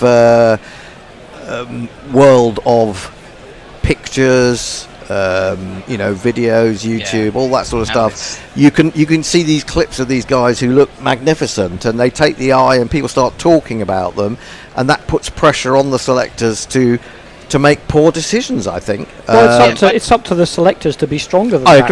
I agree. Yeah, but on this occasion, Andy and Hendo, I think he came in highly recommended from all sides. He was picking up buckets of wickets.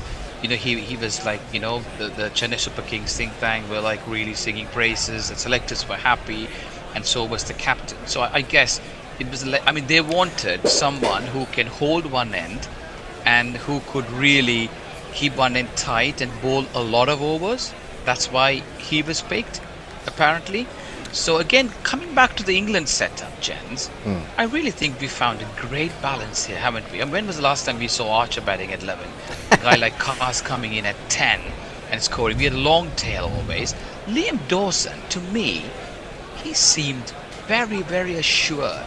Oh, he knew his game, and I was very, very impressed seeing him go about his business. Gents, it makes a big difference putting in a capable number 8 to replace a complete bunny number 11. However good or bad a bowler he might be, Bashir is basically just a rabbit at 11. Wicket, yeah. And you put someone in at 8, everybody else can drop down 1, and suddenly you're a lot stronger in that way.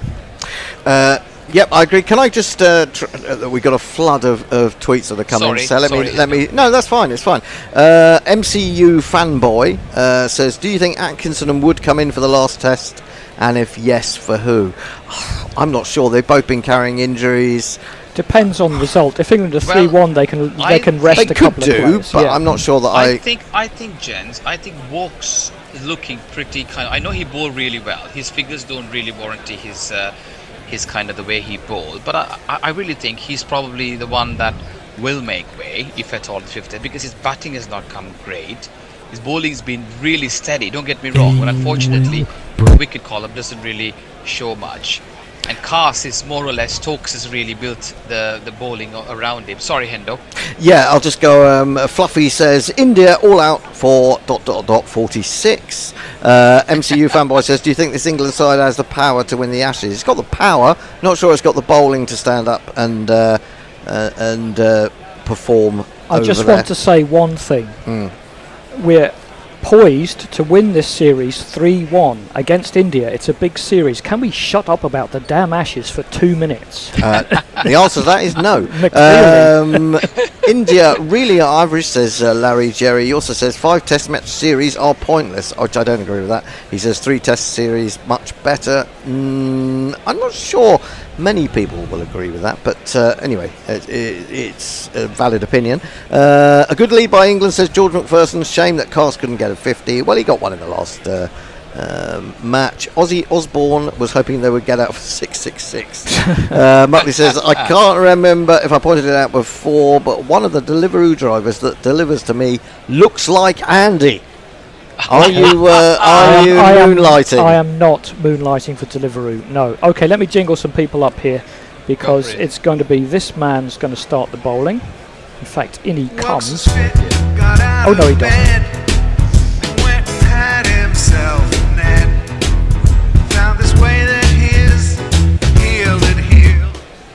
Right, in case you're coming in and joining us now, welcome on board. It's Bennett, Andy and Hendo keeping you company. In case you're wondering what's going on, England all out for 669, a mammoth lead of 311. Stokes, yes, he did reach his 100. He got 141, and well supported at the end by Liam Dawson, very well composed 26, and Bryden Cars 47. The first ball of the second innings outside the off stump, and Jaiswal letting it go through to the wicket keeper. It's Chris Walks. This one's outside the off stump, goes for a wild swing, didn't get hold of it. Andy, in the first innings, I've actually seen Jaiswal playing very well disciplined outside the off stump. He left a lot of balls that he would have gone boom with usually. Did you see a difference and what's happened to him in this innings? Well, that's just one ball, but yeah, your brain can be a bit scrambled when you're in the field for 600. Yes, this man is batting. He's taking strike. From Surya in Uttar Pradesh, Yashasvi Jaiswal. Yeah, Stokes, as Vokes comes in again, this one's watchfully played on the front foot, correctly, meticulously, back to Chris Vokes, no chance of a run. So just going back to the conversation about the bowling. So gents, what do we have here? Josh Tongue, I thought he bowled really well to the tail. And we've got Potts, who's probably fallen behind the radar, Wood and Atkinson. Do we bring one of these gents, one of these players back in for the 5th test? It depends if you want what you want to do with rotating workload and such like. You could rest Archer, you could rest Stokes if you could convince him to do that, which you probably couldn't. Oh! Vokes balls, and that's on the leg stump, and he's edged this one. It's moved away beautifully, and Jaiswal playing against the line, and the ball moved away from leg stump. He got an edge and taken by the wicketkeeper, is it? No, I think it was Root. I think it was Root. Yes. But I didn't see what happened. I'm wondering, did it come off the keeper, or did he seemed to sort of catch it with one hand? It's squared him up. Yeah, it's almost a leading edge. And Root spilled it, and then very good reactions because it bounced out of his hands, but he dropped his right hand down and picked it up just as it was about to hit the ground. So we're going to give that one a going out strange. There was nothing. Tell him, Henry.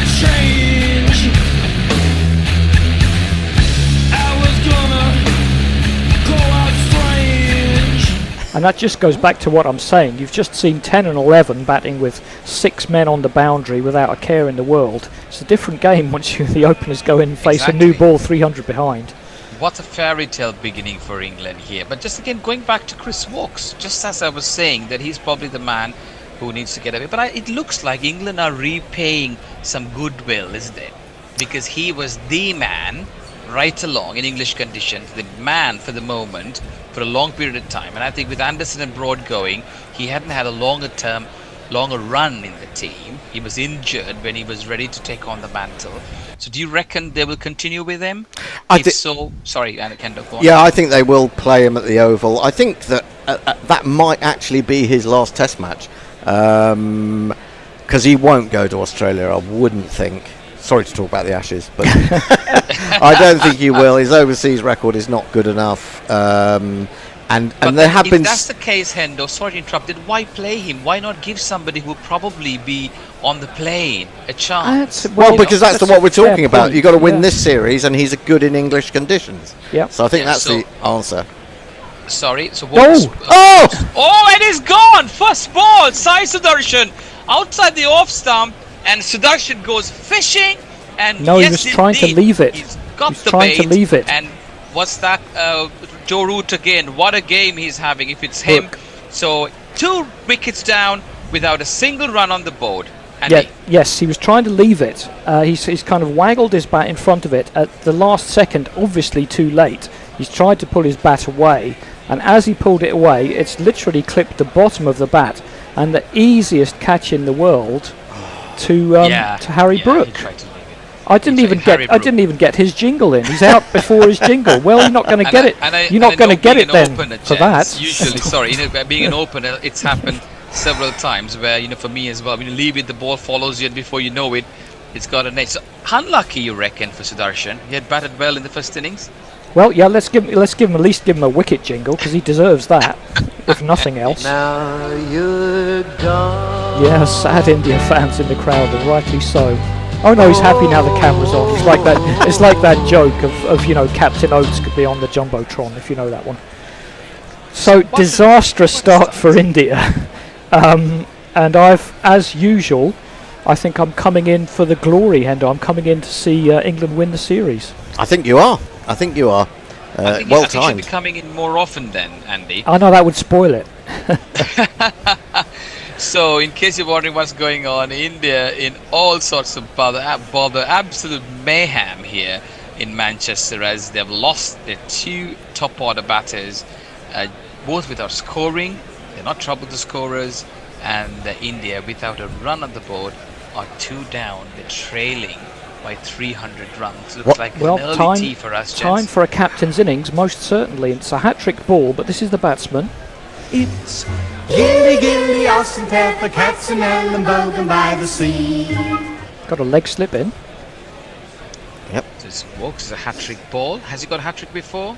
I don't think so. No, I Not in Test don't cricket, recall certainly. one, no.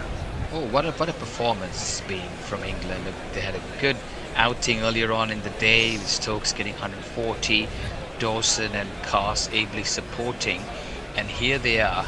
They've got 2 of the top Indian batters who are already 1 short of a specialist batter. Oh, of course. Pant being absolutely ill and bruised and battered.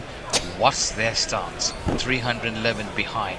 Ooh, not bad. Some absolute great delivery on midland leg, and Gill this time trying to play it on the onside. Didn't get bat. That was a good point, Bennett. I forgot that Pant was out. So is he definitely out? He can't. I mean, I suppose he's going to come in and bat, and you know they're going to bowl Yorkers at his foot, because why wouldn't they? Any other team would do the same. You can't see him scoring a lot of runs, surely. I suppose you wonder whether it's worth it, really, especially if that as well. Yeah, exactly. Yeah. Especially if you're losing. Sorry, gents, and Hendo, over to you. The end of the over, guys. Sorry. I can tell you that the Lions have come from a long way behind to go ahead of the Aussies. I don't know if that's a final score or not. No balls this Indian side. Massive talent, but no balls, says Jamie Wilson. I'm not sure that's true. Steve Bruce, I'm obviously going to read this one. He says, Hendo, the GOAT of all time, my favourite. Just painting at my brothers and listening to Gorillas. So soothing. Well, it's kind of soothing when England are doing well. Bring on the hat-trick, says Muttley. Too late, it's gone. And Handjob says, yeah, the shit show has pulled into the station. Well, it's going to be this man bowling right arm fast. Mr. Barnacles. Break your heart. Here he is. Hotter than lava, cooler than Bogart.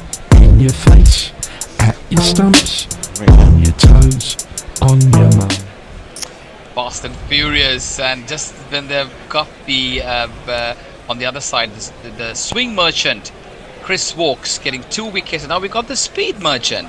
Starts with a rather slower delivery by his standards, 82 miles an hour. And he's bowling to this man who has been watching with horror from the non-striker's end the first over.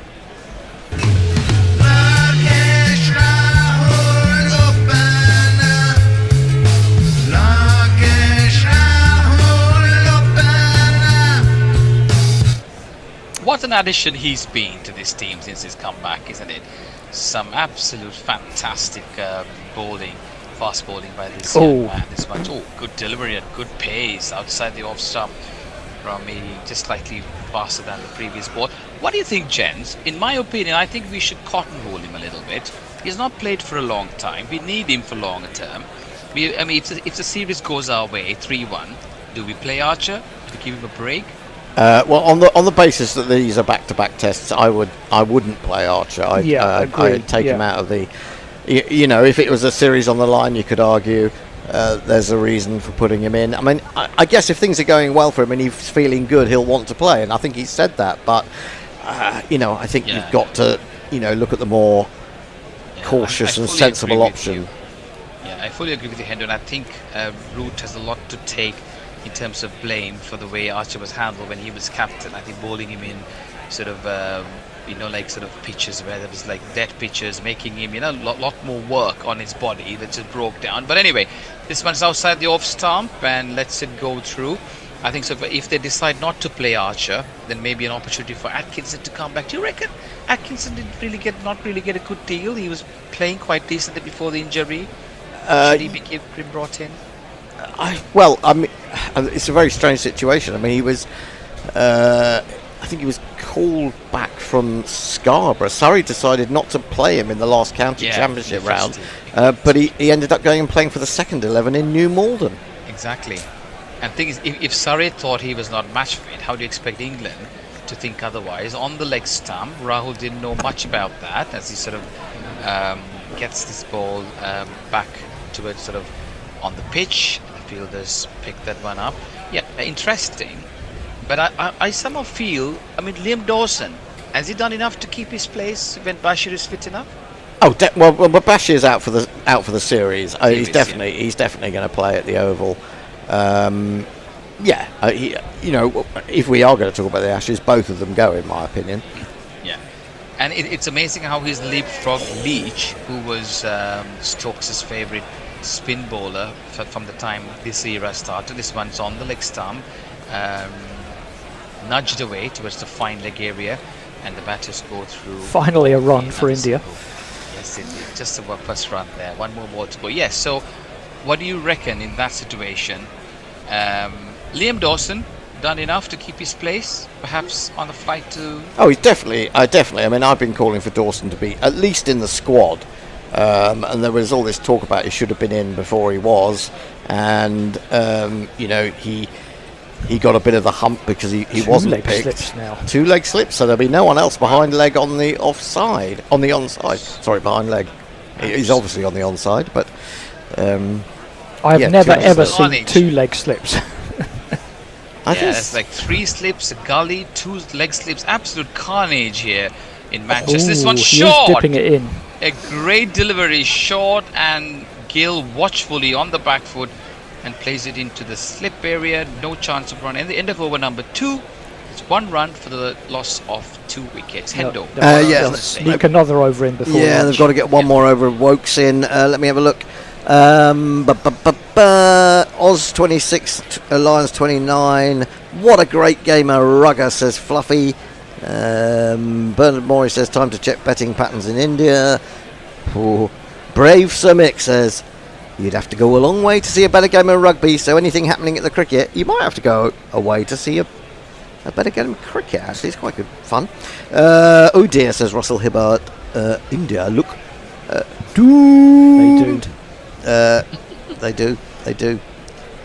Lunch at Old Trafford, tripe and onions. It's not like Lord's. Chris Wokes, the Mr. Dependable, once again doing what he does best, what he did best for England. He deserves these 2 wickets. He's been bowling very well within himself in the series without much to show, as we discussed before.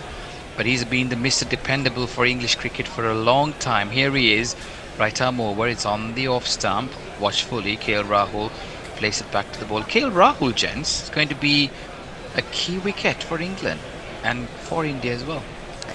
Well, he is I think Rahul is such an underrated cricketer. I mean, he plays all formats. He's kept wicket. He's moved up and down the order.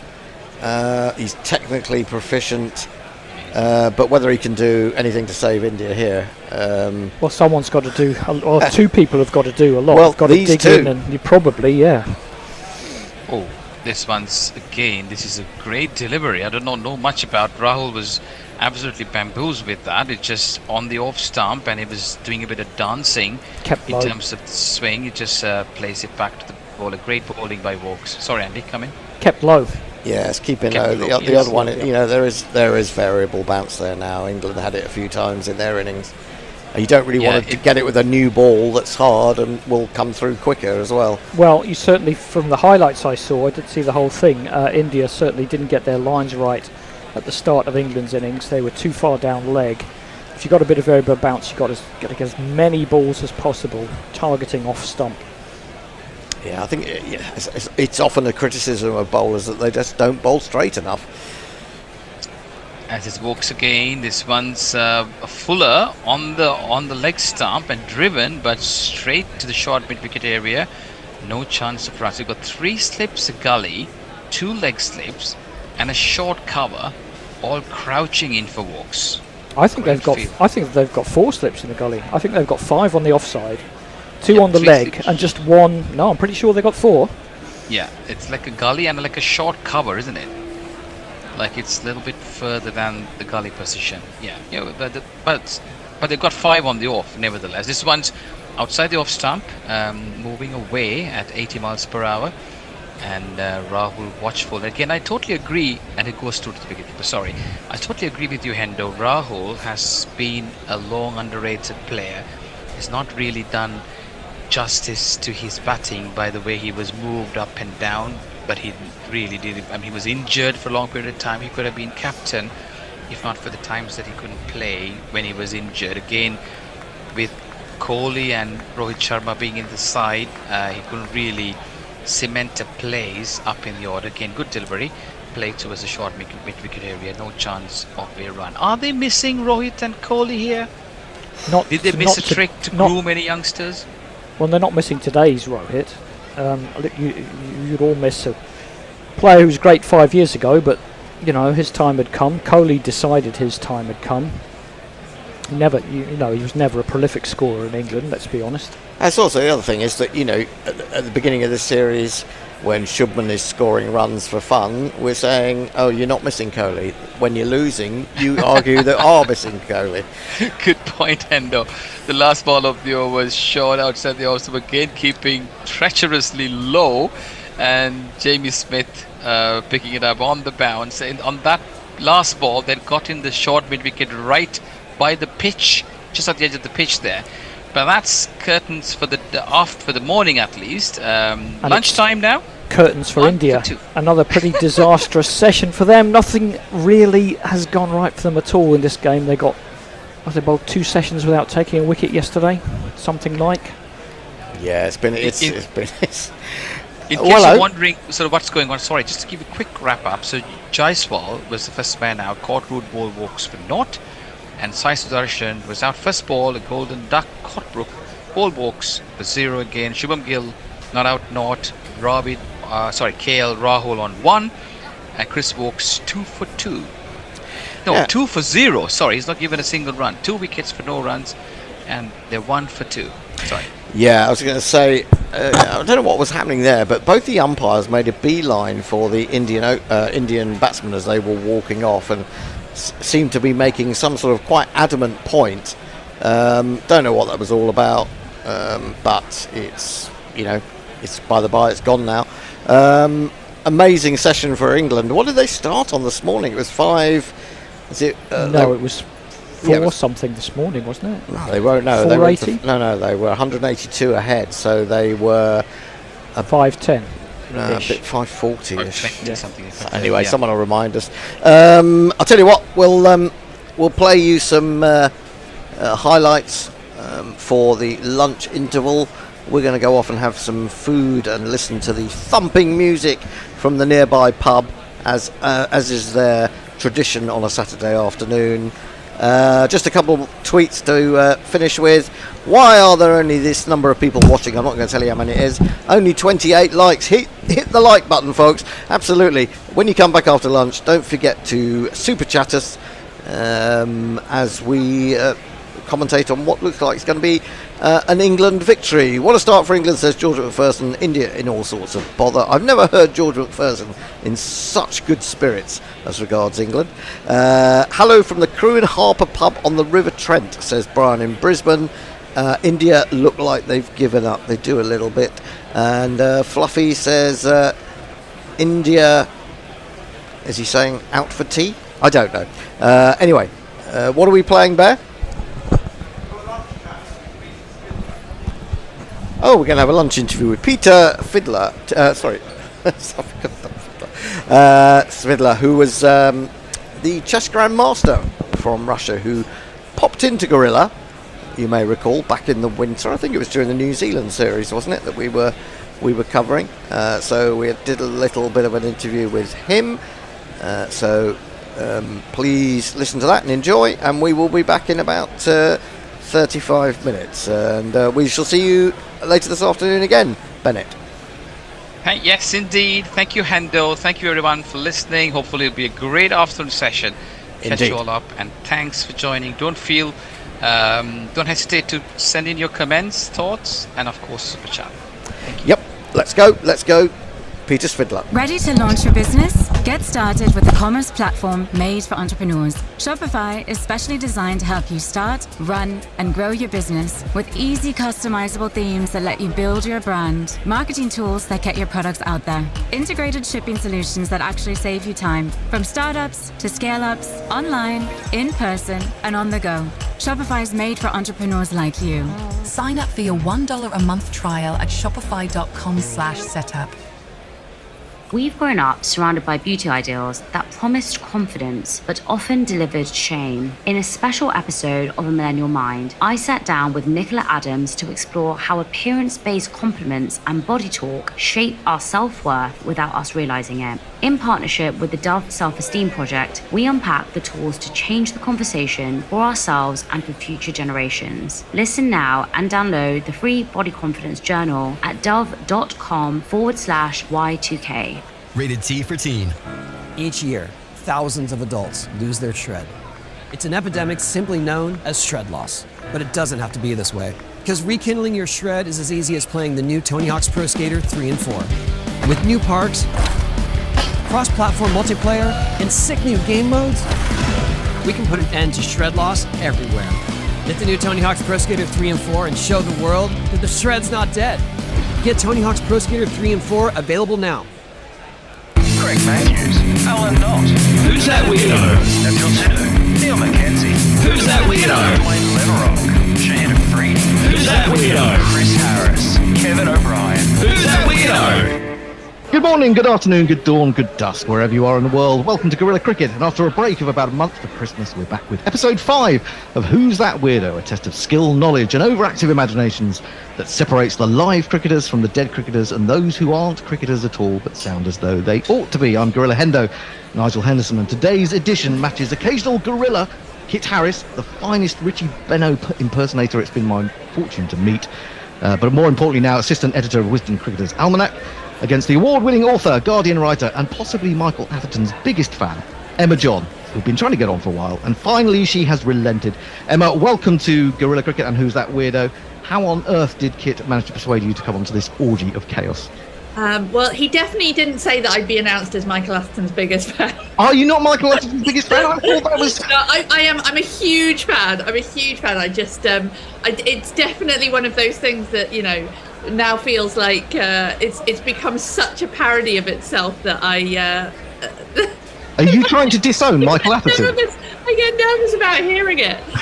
Is there a scale to measure it by? Well, exactly. That'd be the interesting To be thing. honest, I know that I'm not his biggest fan because I've met Miles Jupp, so Well, we've met Miles Jupp, not recently. Miles Jupp is an even bigger Mike Atherton fan. Really? Okay, well, we'll have to get Miles on this. He's got kind of, you know, he's one of those people who remembers a lot of facts and stats, and he's got all the Athers knowledge in his head, to be honest, way more than I have, and I wrote a book about, you know, that involved the man, and I'm terrible at that stuff, but Miles really knows his stuff. Right, well, Miles will be our next target. He doesn't know it yet, but he will. If he's listening to this now, he will now know that we're after him. Now, your book, which you just sort of alluded to, was following on a memoir of teenage obsession and terrible cricket, and we can all relate to terrible cricket. When you said terrible cricket, was that terrible cricket from England in the early 90s? Is that what you were really referring to? Oh, yes. Well, I didn't play cricket at all, so it wasn't my terrible cricket. It wasn't your terrible cricket. No, my terrible cricket has only recently started, because I literally never played until last season. I joined Stoke Newington Cricket Club, who are just up the road from me.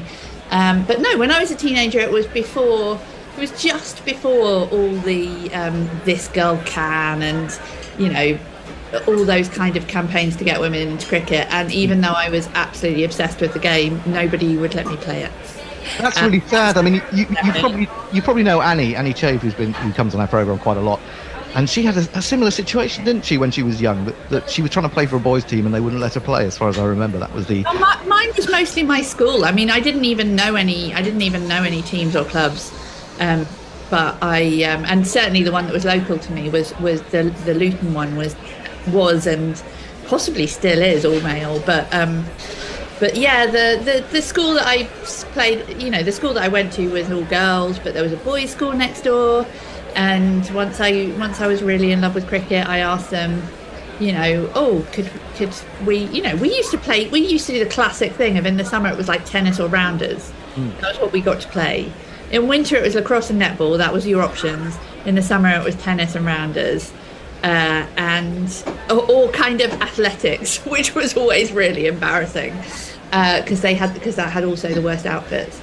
And so I really wanted them to kind of, you know, maybe show us how to play cricket in the amazing facilities that the boys' school next door had. Right. And we were told no. And then eventually, when I did finally persuade them in sixth form, you know, we got one session, and the boys and the male teachers just laughed at us because obviously we didn't know what we were doing. So it was the most dispiriting cricket experience you can imagine, and certainly not one that any girl who went to, you know, who turned up to play in England today would find, I think. No, things seem to be improving greatly in that respect, don't they? I don't know really what's happening at clubs. I'm not that sort of involved with clubs anymore, so I don't know whether it's really growing as much as people are saying. Anyway, have you got anything else in the pipeline regarding writing, books, or ideas that you're planning? Oh my goodness, that's always the worst question. I'm sure it's lovely for people who do have things that they can immediately answer, but for those of us who kind of maybe aren't as organised, I mean, I bobble along, having vague ideas and then trying to work out if they will work, and I'm definitely in the bobbling phase. It's always a good phase to be in, the bobbling. Do you not think, Tony? But let's move on. That's an introduction for Emma. Let's talk about Kit, who he's just become an author. Bobbling would be a very good name for a bluegrass artist, though. Oh, true, it would, yes. Kit, if you're still there, are you still there? I am still here. He's still here. He is still there. You have just published your first book, I believe, which is called The Queen at Cricket. Tell us the idea behind this. Is this every game that the Queen has ever witnessed? Yes, that's right. And along with, as it turned out, all the occasions when she held receptions for cricketers or really got involved with cricketers at all, according to the official records. And now, in fact, the idea came to me only after she had died. I found myself sort of casually wondering, how many cricket matches did she actually go to? And because I know she didn't go to very many football matches. Right. If you were the Queen, what would your cricketing experiences have been? Mm-hmm. We can all say, if we've been to test matches, we can all remember exactly which tests we've been to or which days or what happened on those days. So I decided it would be really fun to reconstruct the Queen's cricketing memories as a watcher. So that's what it is. It's a chronological journey through all the games that the Queen saw, live and in person, from 1947, when she first went with her father, to 2017, which was her last appearance at a test match at Lord's. How difficult was it to track down those games? I mean, did you not have to sort of delve deep into old newspapers to find a mention of the Queen having been there on a particular day? Or was it through your access to back issues of the Wisden Almanac? Well, as blessed and beautiful as the Almanac is, it wasn't terrifically helpful in finding the information, because Wisden is, of course, far more focused on the cricket than whether the Queen turns up. Right. And the MCC provided a list which it said was partial. In fact, Emma herself managed to get that for me. Brilliant. So then when I started investigating in the British Library, going through past newspapers, quickly established that the MCC's list was definitely partial. So, yes, got to work with the newspaper archives, digging up things like Surrey at Guildford, the Queen turning up too late for the game to still be on, so the cricketers all traipsed out again and had a county beer match, bun fight as they called it in the 50s. So, yes, it's a reconstruction of her cricketing journey. You worked on that pretty quickly then. If you didn't do it until after she'd started on it, until after she died, and it came out in December, that's pretty swift work. It is pretty swift work, and yes, I don't think many writers are used to working exceptionally hard for prolonged periods of time. But yes, it was quite a sweat to get it out, and lucky really that having to write it didn't coincide with these last 2 months of working very, very hard to finish the Wisden Almanac, because January and February would have been a nightmare time to try and get anything done. Oh God! Well, of course that comes out. What about April? End of April or early May? Mid-April. Yeah, mid-April. Okay. And what? Can you give us any little quick, things we should be looking at for this year, or is it all hush hush and won't be revealed until the last minute? Well, aside from the hush hush expectation, which of course we do like to have, I think what are now called Easter eggs, things that you open the covers and look in our part 1 comment section and say, oh, that's fun. There are things which, of course, you can predict easily will be in there. Our coverage of Shane Warne's death and his life, I should say, more correctly. That's very, very detailed, and we've got some very good writing on that and covering it from a range of angles. This wonderful cricketer and all his great achievements. Yeah, that must have been the biggest shock of the last year, mustn't it, Shane Warne? I don't think any of us could really believe that had happened. Anyway, so that's the Queen at Cricket. That's Kit Harris's new book. Have a look out for that. And just a reminder that Emma's book is following on a memoir of teenage obsession and terrible cricket. Let's get on with the show. The other man I haven't introduced to you so far is very patient Tony Bishop, sitting here alongside me, and he's just going to give you a rundown, a reminder for those of you listening for the first time, of the rules of Who's That Weirdo. Well, yes, thank you, Hendo. It's all very simple. There are going to be 12 questions. Each comprises a person's name. Each of those will be either a live cricketer, a dead cricketer, or not a cricketer at all. You just need to use your knowledge, skill, or judgment to say which you think they are. If you think the name is not a cricketer, then you need to say, who's that weirdo? And if you don't, depending on his mood, Hendo may apply a penalty of some kind, ranging in severity, dependent upon that mood, really. There are some other things. There's a toss to start. You can choose to open or put your opponent in.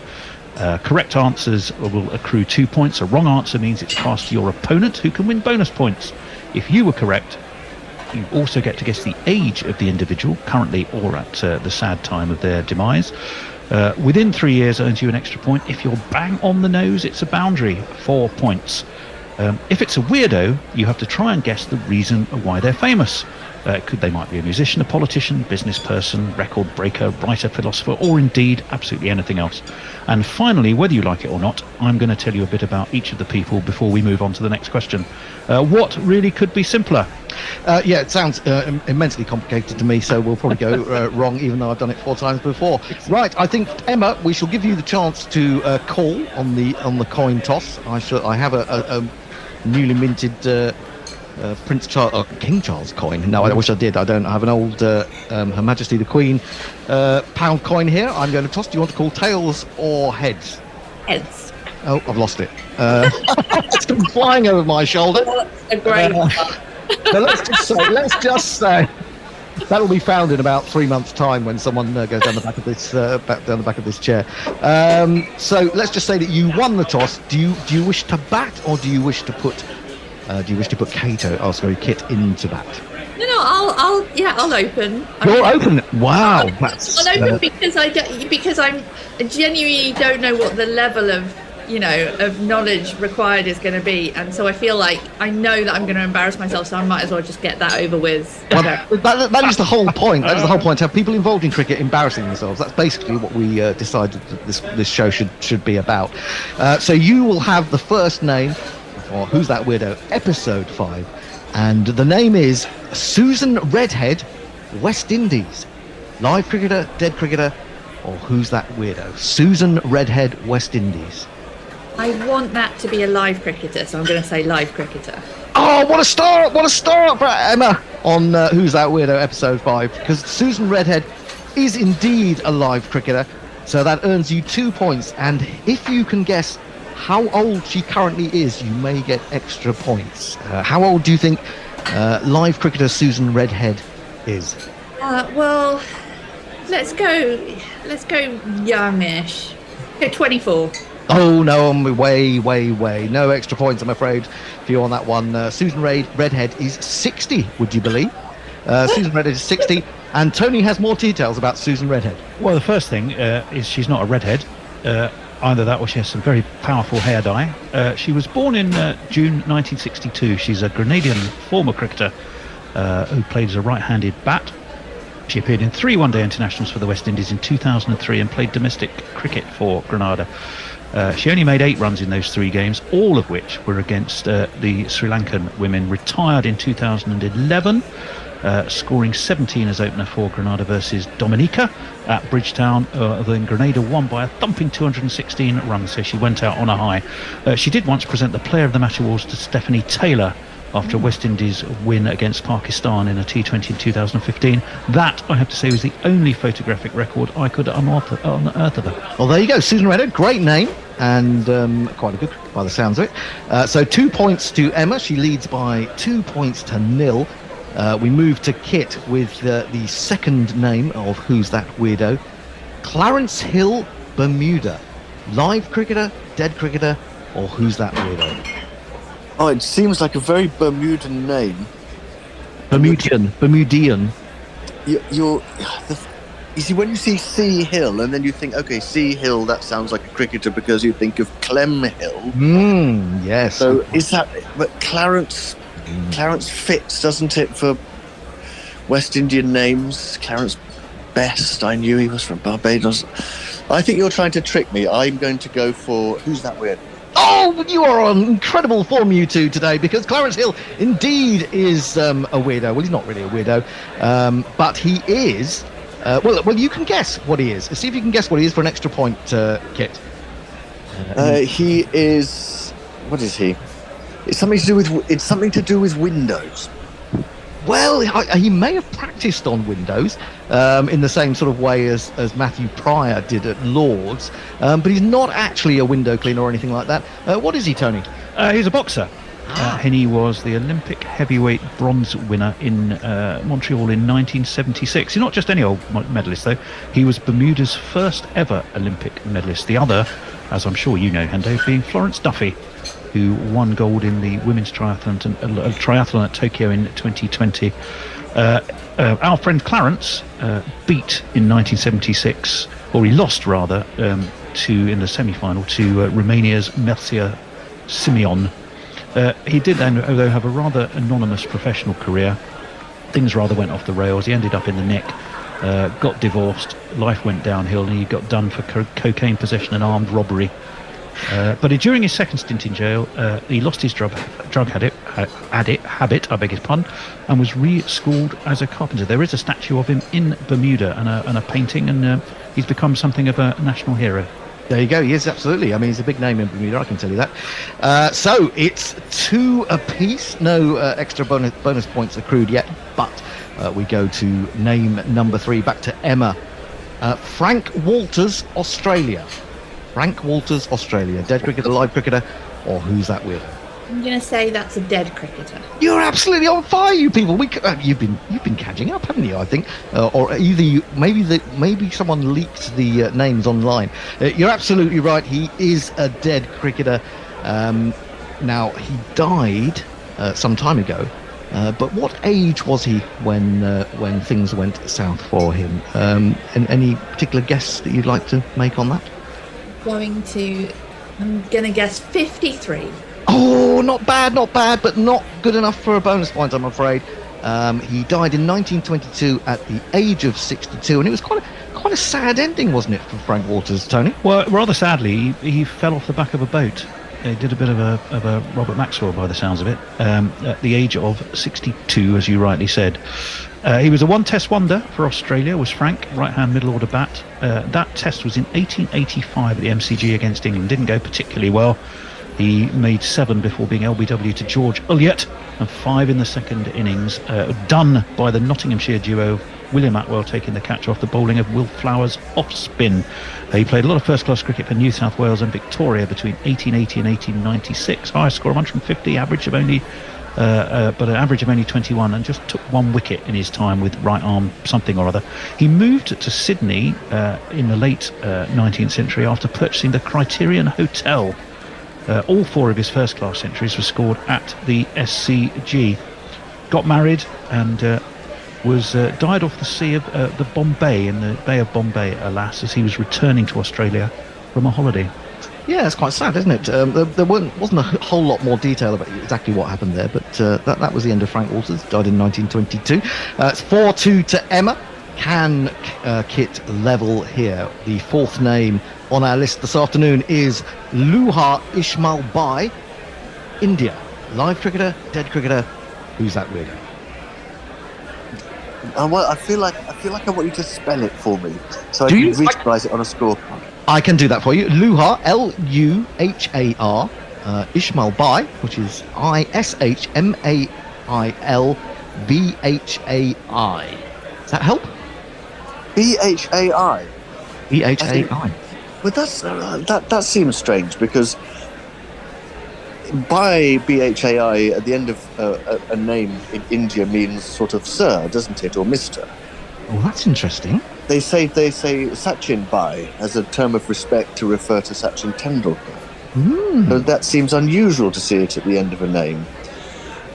Ishmael with an H in it. Okay, well, I'm not sure. We've got Dara Ismail Khan. That was a Indian first-class team back in the day.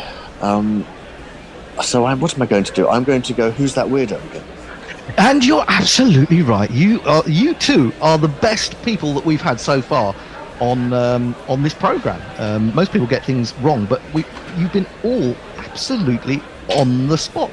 It's entirely beginner's luck. You will notice in the next question. We will see. We'll see. Maybe it's very good beginner's luck that lasts for the whole of the program. That'd be fantastic. So Luha Ismail Bai is indeed. Who's that weirdo? But in what way is she a weirdo, Kato? Would you like to sort of offer a guess on that? It's a she, is it? It's a she. Now that's what makes it so interesting, isn't it? Yes, that does make it interesting. Well, I'm just going to put my dart somewhere on the dartboard. There are such a great many local and national politicians in India. I'm going to go with politics. It's a good guess, but it's not right. As they used to say on, what was that program on ITV? I can't remember. Anyway, it's gone. Catchphrase. Catchphrase, that's the one. It's good, but it's not right. I can't even remember who the host of that was now. Roy Walker. That's Am I getting Roy points? somebody? I can't remember. Roy Walker. Roy Walker. That's not Roy Plumley. No, that was not Desert Island Discs. No, indeed not. So tell us, Tony, Luha Ismail Bai, what was she? What well, was look, she to be honest, for? I'm absolutely amazed you don't know this, Hendo. For goodness sake, I mean, she's the woman who has the most published academic papers in the field of concrete technology. But she's clearly not set in her ways. She's 36 from Jaipur, world record holder, an eco-friendly material scientist come inventor, professional chartered engineer, author many times over, prominent in both conventional and geopolymer concrete technology, of course, and building material. She's authored a book independently titled Fly Ash and Slag-Based Geopolymer Concrete Experimental Facts.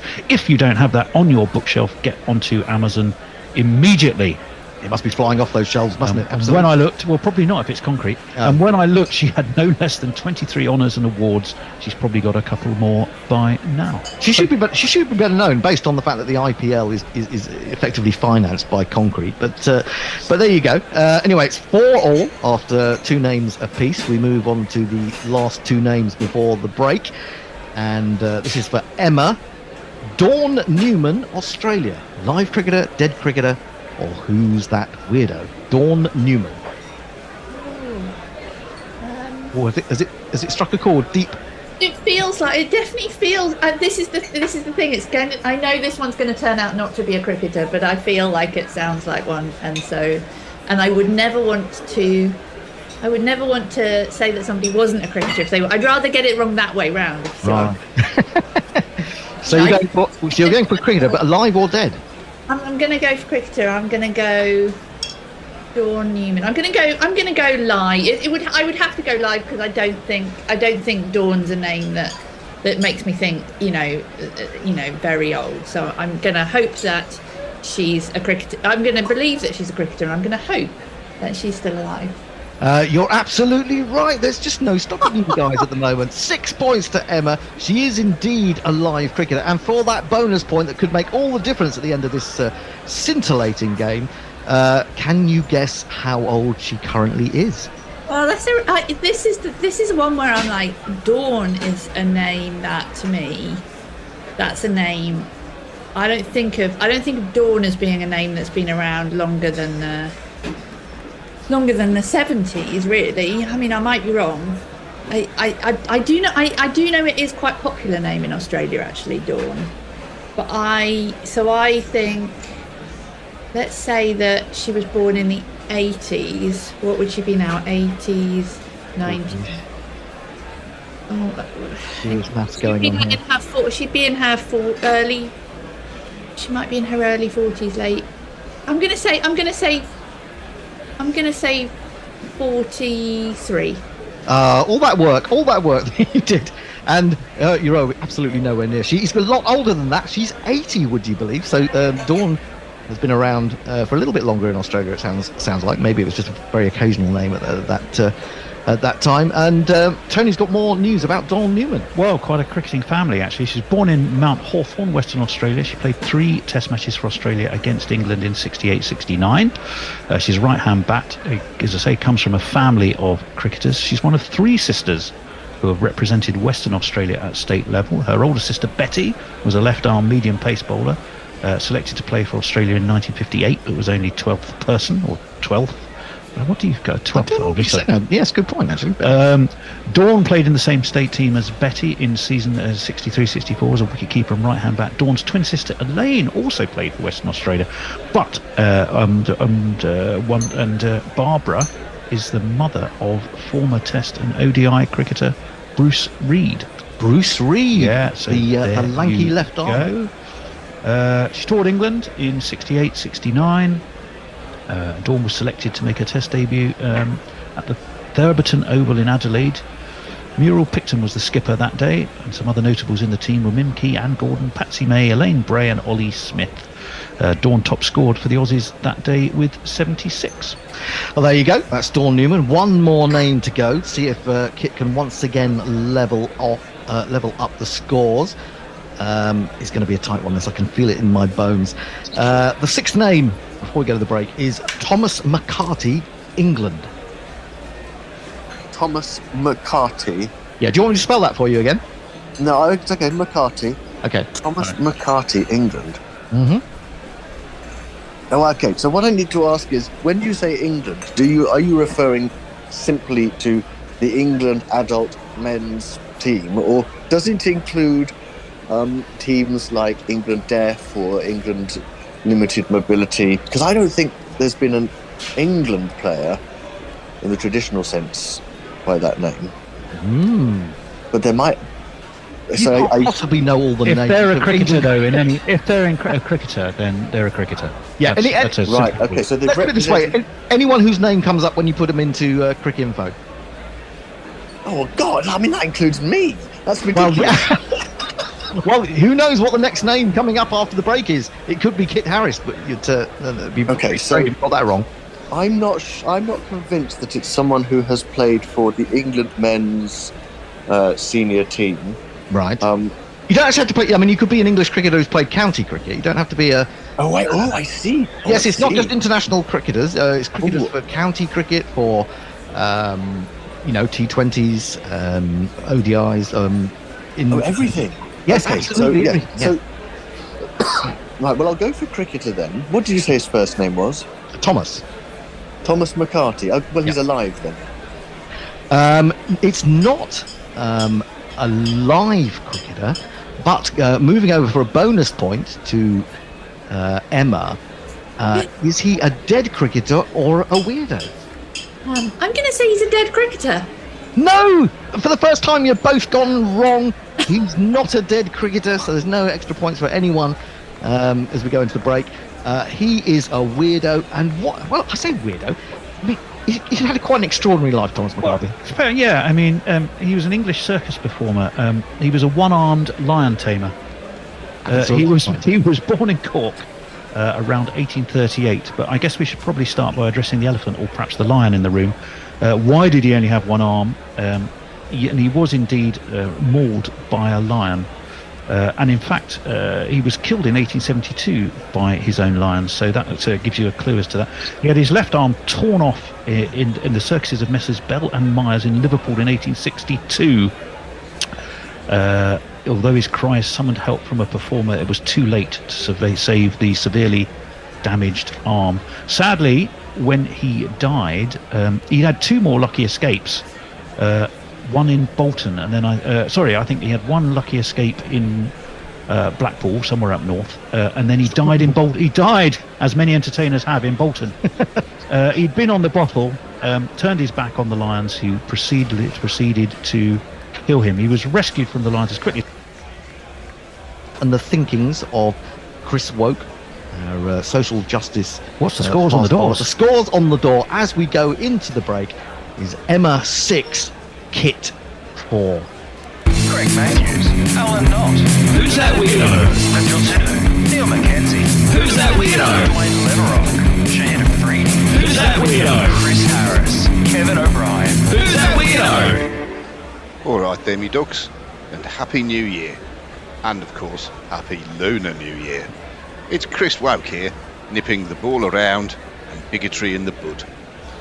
I've had enough of totalitarian states being allowed to host major sporting events. These so-called nations are a menace to society. Their shameful human rights records and disgraceful laws designed to oppress minority groups are an absolute scourge on our global community. And that's why I'm backing a blanket ban on cricket in Wales. Did you know it's a criminal offence to walk into a butcher's in Swansea and ask for English lamb? Or to demand a rarebit from any other part of the world?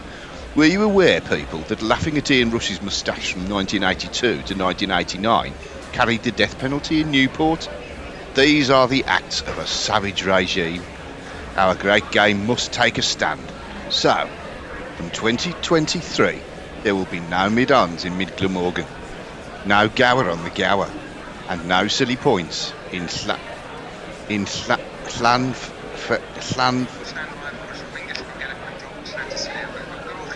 Kid Welly will be given the boot. Barry Wood given half a chance, but won't be allowed to. Fishguard will not be protected. Didn't we have a lovely time the day we went to Bangor? No, we didn't, because the fascist police force arrested us for daring to suggest that Bromsgrove's telephone box museum is superior to Penryn Castle. Whales would live in Wales, apparently, because there are no whaling ships in Aberystwyth, whereas there are in Japan and Norway. But I'll tell you this, the woke roadshow of cricket, forced inclusion and all, will not be making an appearance in this evil principality. From this moment, we will be putting in place a total Jeffrey. Tom Jones, Shirley Bassey, Robert Croft, JPR Williams, Charlotte Church, Max Boyce. Can you hear me, Max Boyce? Your boys, girls, other identifiers are about to take one hell of a beating. Remember, you can't make a shakshuka without cracking eggs, unless, of course, you're constructing the vegan version, which is equally but differently delicious. Until next woke, ta-ra, me ducks. Greg Matthews, Alan Knott. Who's that weirdo? Nigel Sidhu, Neil Mackenzie. Who's that weirdo? Dwayne Letterock, Shannon Freed. Who's that weirdo? Chris Harris, Kevin O'Brien. Who's that weirdo? Welcome to the second part of Who's That Weirdo, episode 5. Our guests today are Emma John, Guardian writer and author, and Kit Harris, who is the assistant editor of Wizardon Editor's Almanac. Wizardon. I actually want to see that publication. Wizardon. Is that the version? That's what I'm sure. Well, I mean, yeah, maybe Wizardon. Yeah, that's more like us, isn't us. it? Yeah, that's definitely us, actually. Wizardon cricketers, that's us. So, back to Emma for the first name of the second half. She leads by 6 points to 4. Now, I always have trouble with Sri Lankan names because they have a lot of syllables in, but hopefully I'm going to get this right. Dimithu Kumarasinghe, Sri Lanka. Live cricketer, dead cricketer, or who's that weirdo? I'm gonna go. I mean, do you know what? Live cricketer has done me well so far in this game, so I'm just gonna go live cricketer. No, I'm afraid it's the first time you've taken a wrong step. So we move over to Kit and ask him: is it a dead cricketer or a who's that weirdo? Well, given that every time anything's come in front of me so far, it's been a weirdo. I'm going to go with. Well, you see, I'm a bit. You see, it's risky because by the Tom McCarthy criterion, if there's anyone who plays cricket in Sri Lanka who has that name, he could be it. Well, it could be an English player called Tom McCarthy. No, I checked that out. There isn't.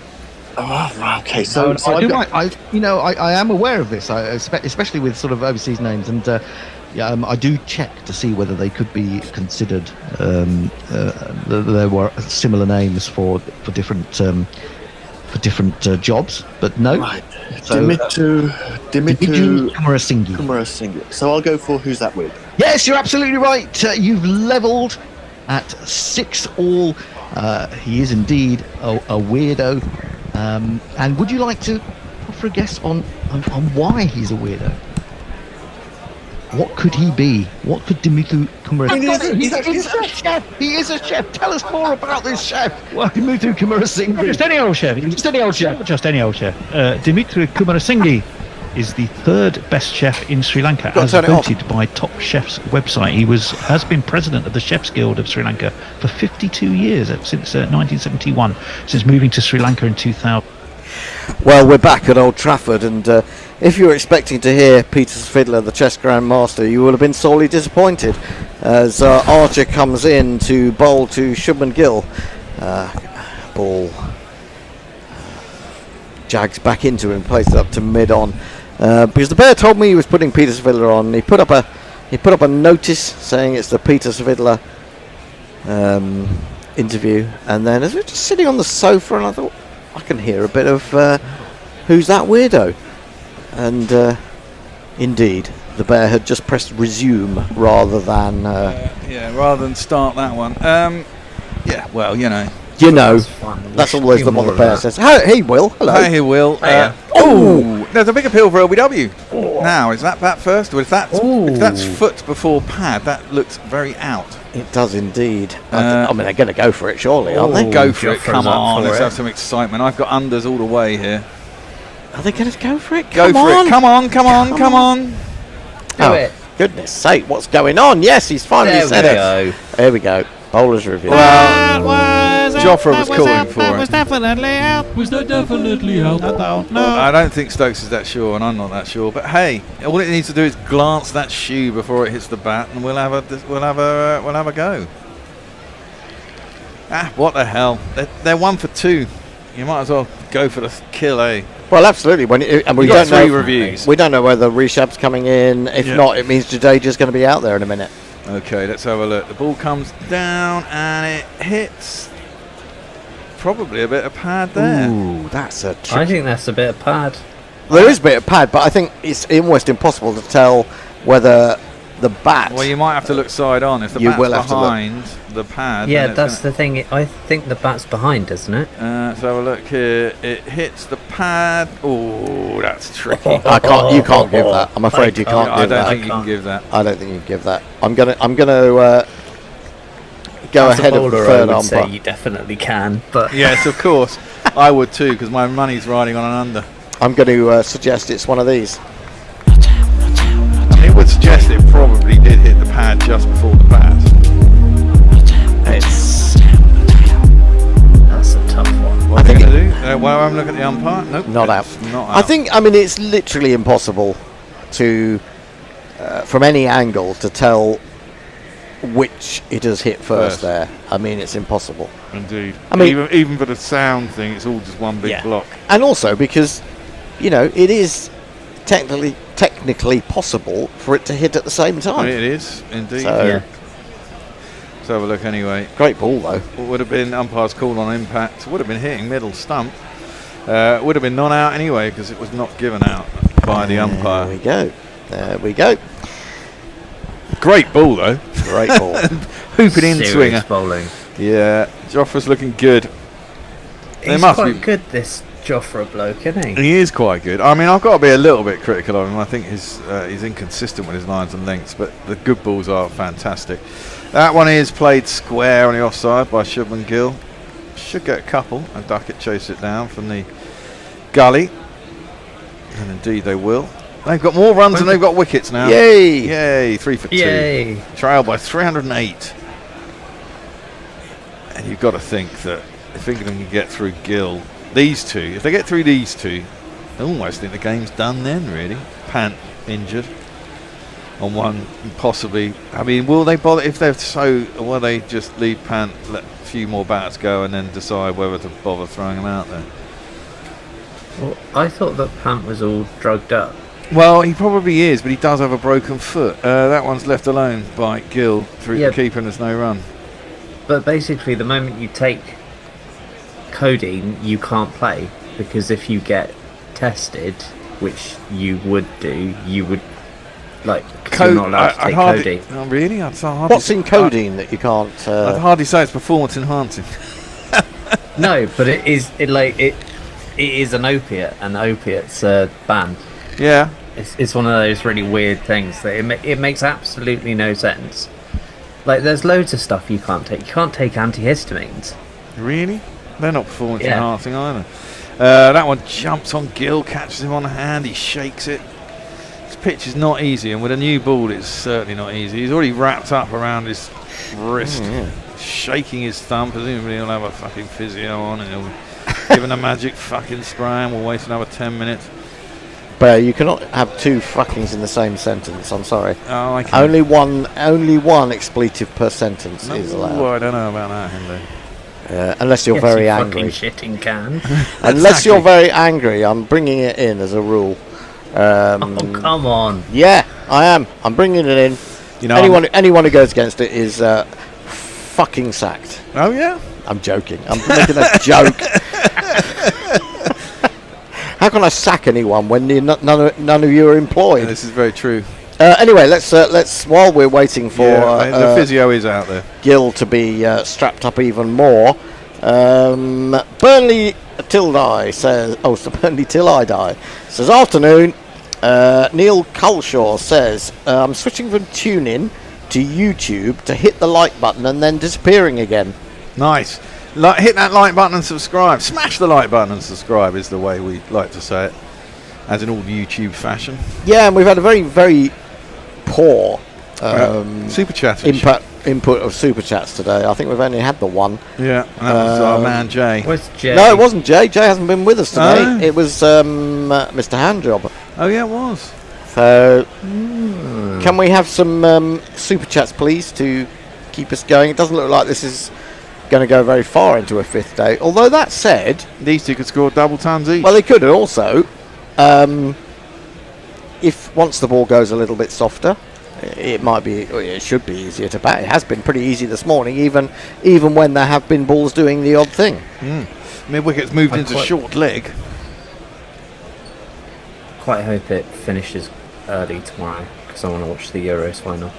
Yeah, well, that's got to be close. I think it's probably hit him outside the line, isn't it? But he's not playing a shot, is he? Well, that's arguable. He really isn't playing a shot. He's got his bat up, and well, they're not going to review. He's doing that weird sort of swingy leave thing that could definitely be interpreted as a shot. Well, probably is. You know, I just don't think he could deal with the ball. He got his bat up and he couldn't get it down in time. He saw it doing what it was doing. His bat was behind his pad, really, wasn't it? Probably hit him outside the line.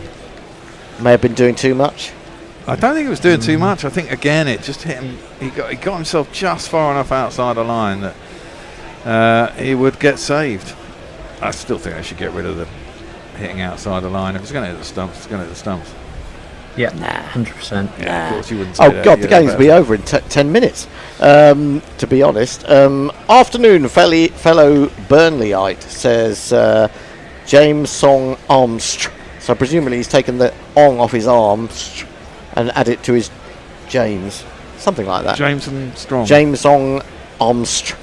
Oh wow, confusing. It is confusing, but it's different. Well, 3 for 2. India. Rahul is facing up. Wokes has 2 for none off 2 overs. And he's bowling to Rahul, who that's too far wide of his off stump. No need to play at it. And he doesn't. No run. Wokes is fit, got out of bed, went and had himself missing anyway. Too much, mate. Way too much.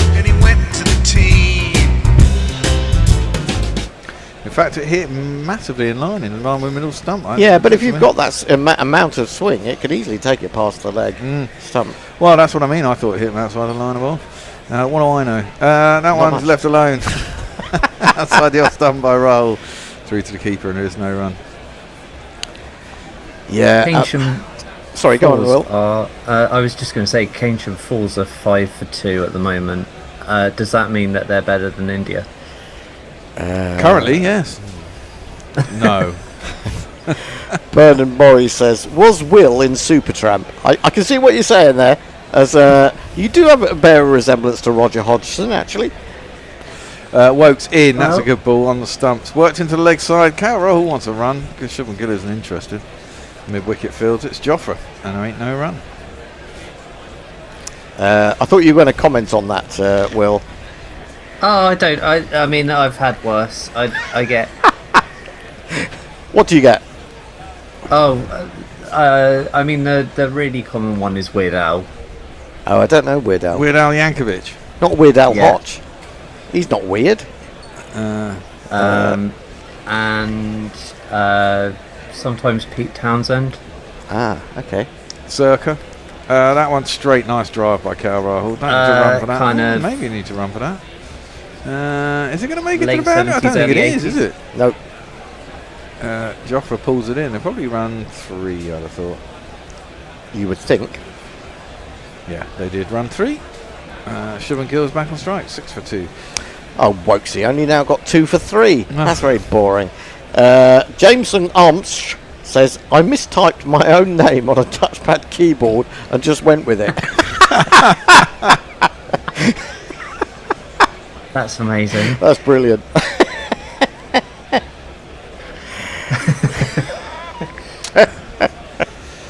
That's going with life. I like that. Yeah, that's good. Ah. Also Bob Willis, circa 81. Yeah. I had to shave the beard and the tash for that one. Wokes in, defended by Gill. And there he is, no run.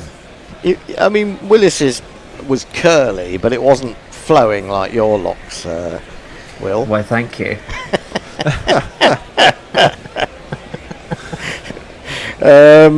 We have a couple of super chats. I'm going to just lovely. Thank you very much.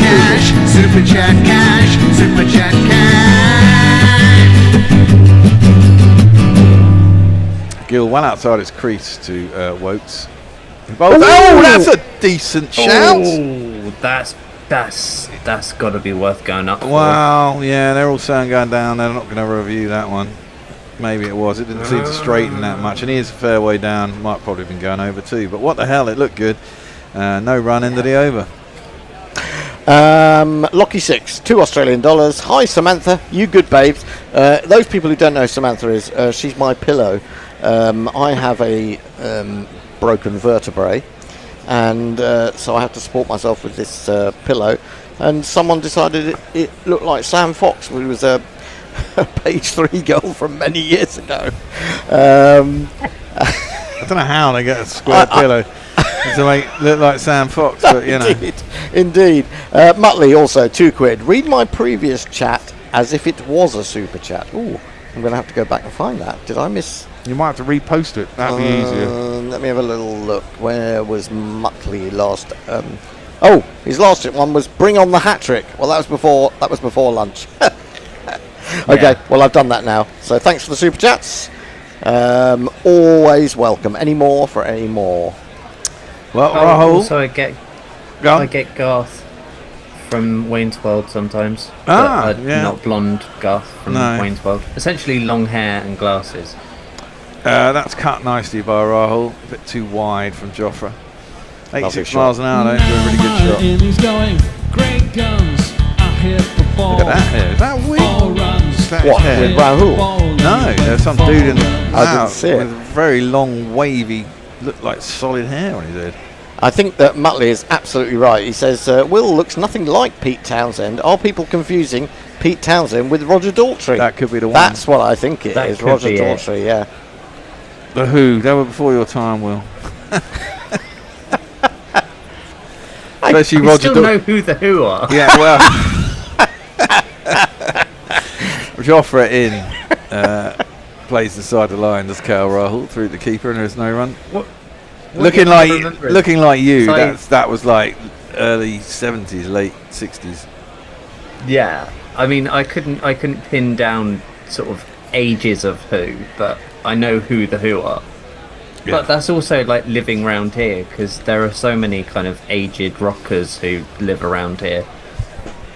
You know, like Robert Plant lives over there. Oh yes, I remember you told us. Peter Gabriel lives over there. Wow. I went to nursery with Midgeor's kids. Nice. Defended by Cal Rahul up to mid-off, and there is no run. Were you meant to do that? The other thing... Yes. Hang on. She's my age, it's fine. Who was the guy who said, I thought Peter Gabriel lived on Salisbury Hill? Yes. It isn't too far from where you are, really, is it? Which is over there. Yeah. Oh, is it? Okay. James Song Second Armstrong. start to the left and straight on till morning. Yeah. Joffre in. Bowls. Defended well by Cal Rahul. No run. Yeah, James Song Armstrong says it about typing his name wrongly. Says it's difficult with 6 fingers on my Burnley hand. I saw a video the other day of a dude who got born with 2 fingers instead of thumbs, so he does have 6 fingers. Oh, that's interesting. Cool. Very strange. Is there something you can't? Well, the thumb is opposable. I don't know what the fingers are as well, I suppose, but I don't know if you have as much control. They're not. It's. I know that Alex Brooker had his fingers like. Ooh, that one's a searing in-swinger to Cal Rahul. Tucks him up, but it's probably going down the leg and a little high. There's no appeal. I don't even. He might have even got a bit of inside edge on it, but it's a good ball. No run. 1 ball left in the over. The Will lookalikes are pouring in. It's quite good fun. Muttley also says maybe the guy from Simply Red. Oh, Mick Hucknall. Mick Yes, I can see that. Oh no! It's all to do with the hair, basically. Anyone with sort of ringlety, curly hair, you're going to be sort of mid-length, long length. You're going to be compared Carlos to. Puyol, I get quite a lot. I can't remember. That Puyol worked into the leg side and there's no run. Do you know? I know the name, but I can't remember what he looks like. To be honest. Same here. Spain and Barcelona, one of the best Spanish defenders of all time. I still can't picture. I still can't picture. I still can't picture. But I recognise the name. Right. Go on. He was in the Pep Barcelona team. He was the captain of the Pep Barcelona team that then won the Euros and then the World Cup and then the Euros again with Spain. So pretty good. Scott Harrison says, I'm not that good at football though. Who are you? Who? Muttley comes back and says, McVicker. That was a film that Roger Daltrey was in. Is that sort of based in a prison, wasn't it? It was, wasn't it? Yeah. Bernard Moray says he imagines Will in The Revenge of the Nerds. Now that's probably a film you don't remember because that was. I remember watching that. They were terrible, weren't they? They those were. films. Wout in, cut by Gill, nicely timed past the man at extra cover. It's the skipper, Wout, Stokes even. And he's going to catch it up before it gets to the boundary. He'll probably get 3. There's only one quote I remember from one of the Nerds films, and it was someone got attacked. I don't know.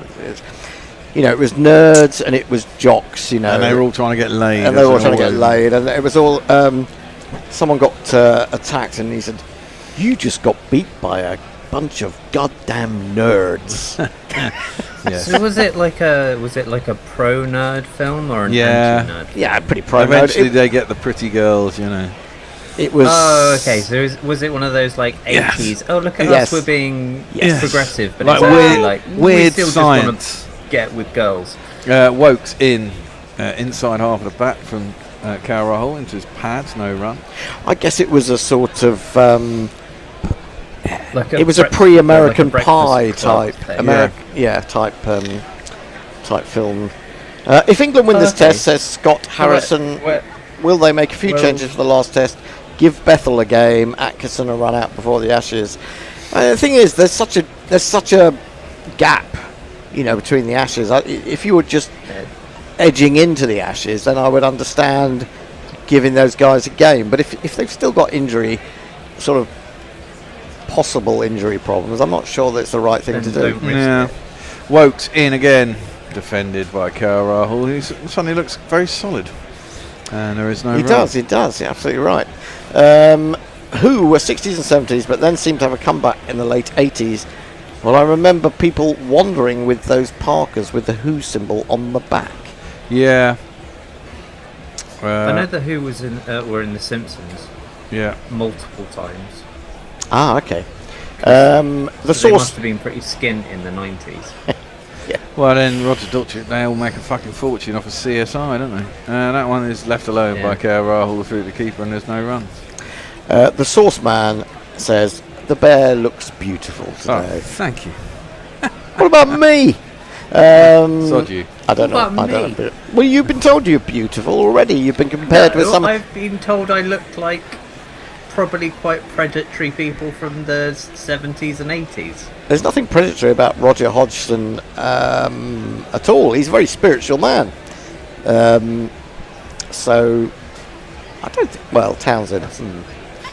Townsend, yeah. Well, Townsend got away with it, didn't he? Well, Claimed don't it was say that. Claimed it was research for a book. Well, That exactly. one's worked down to long leg for a single. And who can say it wasn't? I'm not doing any more Will comparisons. Oh look, they need less than 300 I to. quite like it. It's All right, fun. we've got Shirley Temple. Yes, Muttley. take that. Someone Good from drink. a Hamlet advert. If he pulled his curls to one side, and Little Hang on. Orphan Annie. Yeah. Okay. Break off there. Wokes in, clipped by Shubman Gill. It's a short mid wicket. There's a short mid wicket, thankfully. Hey. And that is the end of the 7th over. 14 for 2. Quite the recovery. I couldn't hear anything you just said. That's okay. We got banging house music out the back of here. It's horrendous. I mean, at least the last couple of weeks, the music's been quite good. This is just thumping. Going to give me a headache. Attack of the Killer Tomatoes was all class, says Farong. And Richard Peel has come in with a salutary warning. This game situation has the Guerillas all cock-a-hoop. It has the feel of the last day of school before the summer holidays, and I'm here for it. Excellent.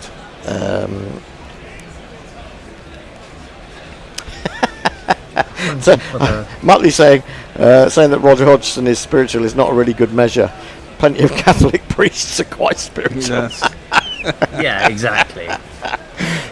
Jofra is going to continue his 4th over. Angling in at the pads of KL Rahul, who plays it quite well back to the bowler. I think Roger No run. Hodgson was more new agey before the new age began. Who's Roger Hodgson? He was one of the lead singers of Supertramp. Oh, okay, I was never a Supertramp. No. I loved Supertramp back in the day. But then they had artistic differences, and Hodgson left, went solo. Never did really good When you stuff. say as Hodgson, solo. I think of Roy Hodgson. Big difference. Very big difference. Archer in. That one comes back in and hits KL Rahul, I think, in the box, because he went to grab it and then thought there might be a run out in the offside, but Gill wasn't moving and no one was taken. Who's that? That left back that used to play for Brighton and now plays for Chelsea. The one who provided Cucurella. who Yeah. provided the winning ball for the Spain victory last year against England. Yeah. Don't like him. Don't like him. Got Oh, I his spe- yeah, but I see what you mean about the hair. He Yeah. looks like a really nasty little. Yes. bit. Well, he got his hair pulled, didn't he, in that final? And Oh, that's right. The guy got sent off. There's a big appeal for LBW, but the Archer's not appealing. I think it's souring down leg side. The ball's going too far. He needs to get that one to come in on a length and then straighten, and he might well catch an edge. But at the moment he's bowling a I can bit. confirm that hair pulling happens a lot. Oh no, actually, well, it's not that bad actually. It did straighten. Probably wouldn't have gone. I think it's going over because it hit high on the back leg. It's probably going over the top of middle and leg. There's a lot of red marks on Rahul's trousers where he keeps missing the ball, getting hit. One of them's on his box, one of them's on his thigh pad. Archer in, that's defended. And there is no run. I still think there's hope for India here. I have to say, I mean, talking about us being cock-a-hoop.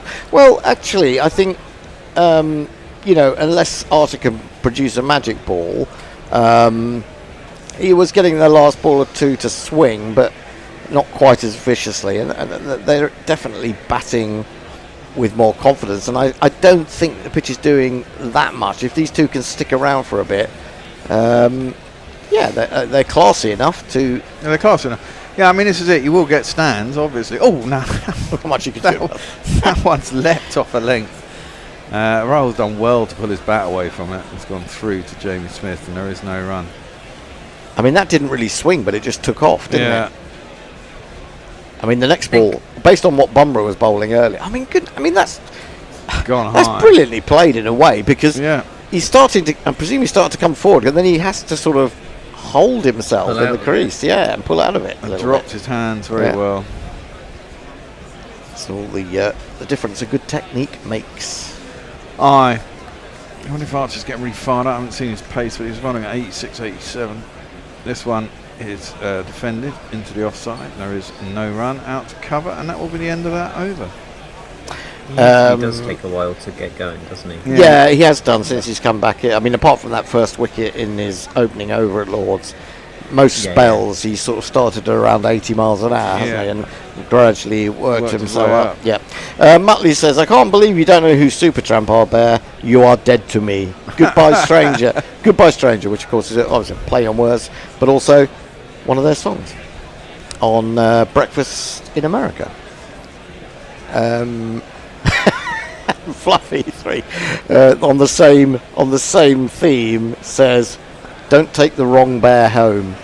There's another song on Breakfast in America, "Take the Long Way Home." Yeah, you don't take an angry bear home. Oh God, no. Just open all doors, windows, and let the angry bear out. Indeed. Wokes is going to continue from the other end, bowling at Gill, who plays that nicely, cuts it through point out towards the boundary. Don't think it's going to get hauled in. No, it's I think not. That it's is 4 runs. Gonna make it all the way. Now my innings going, great guns, I hit the ball, 4 runs, I hit the ball and it went for 4 runs. Any more bear-themed Supertramp titles? All welcome. I'm trying to think of everything. Well, there's a song on their 1974 album Crime with a Century called Bloody Well Right, and I mean, I just think that was quite daring for 74. Yeah. Wokes in left. Leaves Gill as he props forward, but he played inside the line and there is no run. I think in the Bears world it would be fucking well right, you bloody muppet. Yeah, exactly. Oh, we're going to have a change it in this over. We are. That's gone quick. If you hit the Firefox button, it'll tell you there is a... Tell us who is on next. Yeah. This one, yes. Yeah. It is... Andy Messers and Bear. Andy Messers and Bear. It means I get a break. You get a break. I get a break after this one, don't I? 2. Ooh, nice. 3. Sweet. Wokes in. Driven imperiously by Gill back down the ground. And that will be 4 runs. Yeah, that's an absolute beauty. 22 for 2.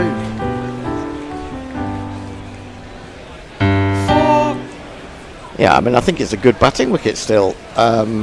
Although the odd ball is doing something. Stuff. Yeah. Well, that's the thing, isn't it? When you're 300 behind, it is the fact that you're 300 behind and there is enough bad balls in there probably to cause enough mayhem that it's going to be a struggle. And also, you were 2 down within 4 balls. And you were 2 down within 4 balls.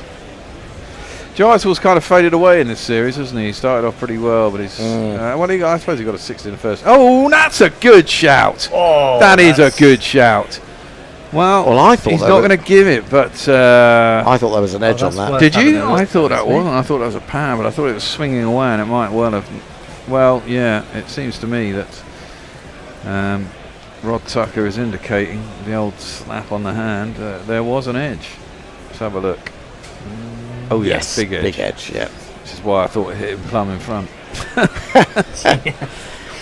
We were watching the Ashes. that We were dug in watching. and sort of We were swung away. watching the Old Trafford Ashes test actually at lunchtime.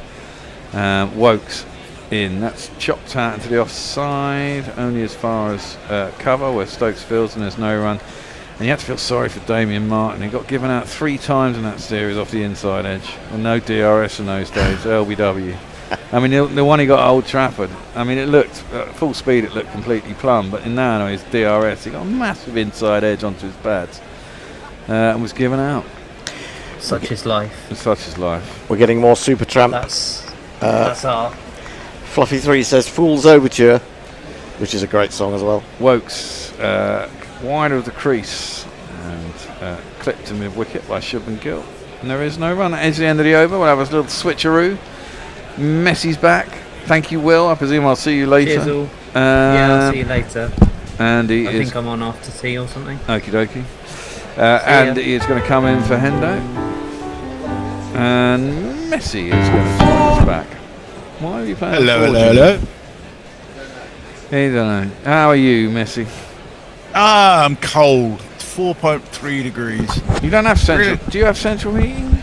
I've got a reverse cycle air conditioner. Oh right, that's right. I've asked you this before, I'm sure, but yeah. No need. Nice I cap. see you've upset Muttley in a big way, haven't you? How so? How so? Yeah. Well, by not knowing who Supertramp are. Oh yes, okay. so there, Yeah, that was yeah, me. He says, I'm sure Bear would recognise certain Supertramp songs if he heard them. I probably would, to be fair. A logical song. I always got them mixed up with REO Speedwagon. Well, there's a whole bunch of bands like ELO or Never Mind sort of thing, all that. There's some good songs. Right, change of bowling. Of course, but Change of bowling. It's going to be a man who's scored a few runs, has contributed in this series. Here he Stick your hopes comes. of victory up to broadcast. Your hopes and dreams are flying at half mast. When the bribing comes. He's into Rahul, clipped into the leg side. 2 forward square leg. So India weathered the storm a little bit, but they're still missing a lot of balls, and it's thudding into pads and thudding into thigh pads. And they don't look completely assured. No.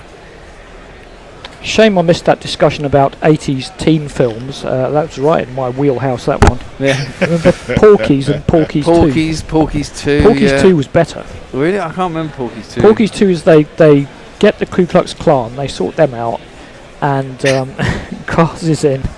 Ooh, it angled into Rahul. He left it. It was a good leave. It was, one of the 2 kinds of leaves, but it was quite close to the top of off stump.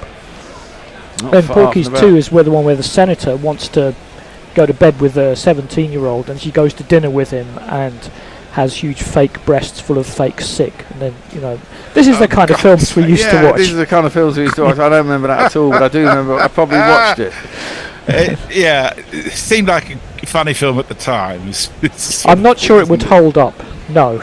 Yeah. Different times, everybody. Here comes Cars. A nice drive by Rahul, but it has gone straight to extra cover. There'll be no run. We can get through these 2, as I keep saying.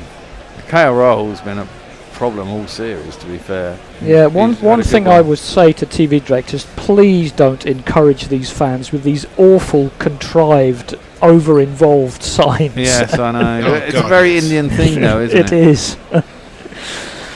Yeah, well, they do it in the IPL all the time. Exactly. I don't encourage them, that's the thing. 3 slips in a gully for Cars. It's in again, that's short, and again it's just nipping in, and Rahul takes his bottom hand off the bat. He was a bit concerned about getting wrapped on the hand there. He managed to chop it down into the offside. There's no run. I presume Wokes gets another 1 or 2, doesn't he? I mean, they had a break. Yeah, well, 2 overs before lunch and then had a break. Jofra's only bowled 5 altogether. Stokes tends to come in later when, from his point of view, he'll be hoping it'll start to reverse a little bit. Now, well, it's starting to get cloudy again, isn't it? Cars is in, and Rahul is able to let that one go through to Jamie Smith. 22 for 2, India trail by 289 after a first session that went about as badly as possible for them. England scoring for fun, made 669, And then Chris Wokes nipped out both Sai Dawson and Jaiswal, both for naught. Was on a hat-trick. India have recovered a little bit to 22 for 2. I'm not doing it. And Kars is in once again. And Rahul covers up in defence, plays it out to short leg. There's clearly a run there, but I just think they're just a bit spooked, and it's just a bit... I still think in Test cricket they don't take these singles that you just take all day in white ball cricket, and it's the same thing. Yeah, I know. That's the end of the over. Okay. Bernard Borry says, let's have some Steely Dan. No. He says Supertramp are comparable to ELO, to be fair. Well, exactly. Two bands I never really got into. I always consider them as MOR. Very much. What do they call it? AOR. AOR, Yes. MOR, middle of the road to me, but you know. AOR, adult-oriented rock, Yes. i.e. boring. Yes. Bernard Borry says Porky's didn't do well in Israel. No. Which Fluffy says, what about Porky's 2? The Bear has every Alvin Stardust record. No, but I tell you what, Alvin Stardust Kid went to school at my secondary school. The pound shop British Elvis. He got bullied. He got relentlessly bullied, unfortunately. Well, I'm afraid he deserved it. Yeah. Kars is in, and that's played to the leg side by Gill. There's no run. He wasn't there very long. He must have got taken out and put in private school. Was he retroactively U-treed Alvin Stardust? I don't think Alvin Stardust was. Which is, you know, you would have thought he was, quite frankly. Quite possibly.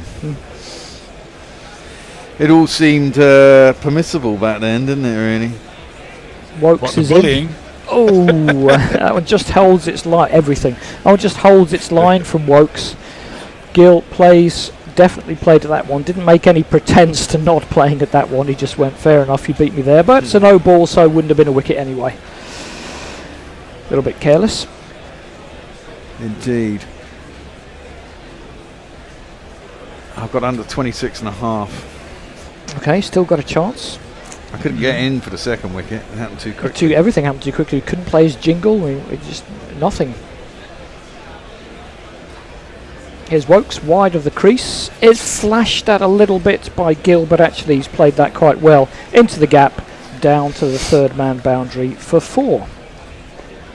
Now my innings going, great guns, I hit the ball, 4 runs, I hit the ball and it went for 4 runs. No, I did him a bit of a disservice there. That was controlled and right in the middle of the gap between point and slip.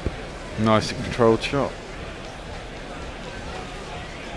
But England will be patient. They got plenty of runs on the board, plenty of time, 2 wickets down. We're not sure if or how well Pant is going to be able to bat. Well, theoretically he's in next, isn't he? So yep. And if not, then Jadeja's in next. Covered up by Gill, who's still scoring freely enough, 17 off 22. Because Jofra could have only bowled 4 overs then, in total. Not easy to... Well, given there's a test match only 4 days away, it probably makes sense not to overuse him, given that England don't look in any danger. Well, yeah, but you either, I think, you make a decision, played into the leg side, square legs round, they'll get a single.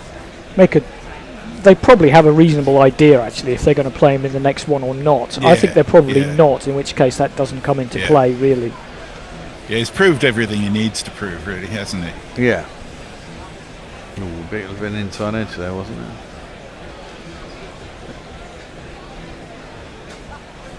And hopefully Atkinson will be fit enough to have a run. Well, that's probably the thinking, isn't it? Drop Archer. Give him a rest. I might want to give Bryden Cast a rest as well. Maybe. Yeah. I understand people like to talk about this, but you got 4 days to talk about this after this is over. In the meantime, this is actually happening now. Yeah, I know. And what's happening now is Wokes is going to come in. Oh, he squared him up. Is that carried? Is that carried, or is it come off the pad? It squared him up. went to Brook at second slip. Wokes is asking him if it carried. It's one of those each ways. If it wasn't caught, you might have a shout for LBW. Well, of course, you don't have to. You don't have to say what you're appealing for. Stokes is not going to appeal. Well, I think they were appealing for LBW. I think it squared him up and it missed his bat, and I think. But then, yeah, when it came off its leg, it went over the top of the stump. So you've got to assume it's too high. Closer look. Yeah, it flicked him on the top of the back pad. It probably is a little bit high. I don't think it did carry to Brook, but it missed his bat by a mile anyway. Wokes in again, and that one keeps low. It's getting tricky out there. I mean, Rahul slightly over-exaggerates what all batsmen do when the ball keeps low. They sort of crouch down and, I did well to keep that one out. But he did, really. And it's 28 for 2 at the end of 11 overs. Porkis was eclipsed by the Revenge of the Nerds, says Lockie. You know, we never got round to Revenge of the Nerds. I'm not sure why. Certainly that's a very questionable end to that movie. Yeah, Revenge of the Nerds too as well. They all get laid at the end of Revenge of the Nerds. Basically, at the end of Revenge of the Nerds is a rape scene. I can't remember, to be honest. Is it really? Probably. Yeah, because he has sex with a woman who thinks he's someone else. Oh, right, yeah, that would be rape. Yes, it would. Yes. Muttley says the worst Photoshop Elvis, Pound Shop Elvis, was when Les Gray ruined Mud. Bernard Morris says Alvin Stardust was Jeffrey Epstein in disguise. Yeah, not as influential. Gill covers that one up into the leg side. Please go on. Eric J says join the army, his son, as Private Stardust.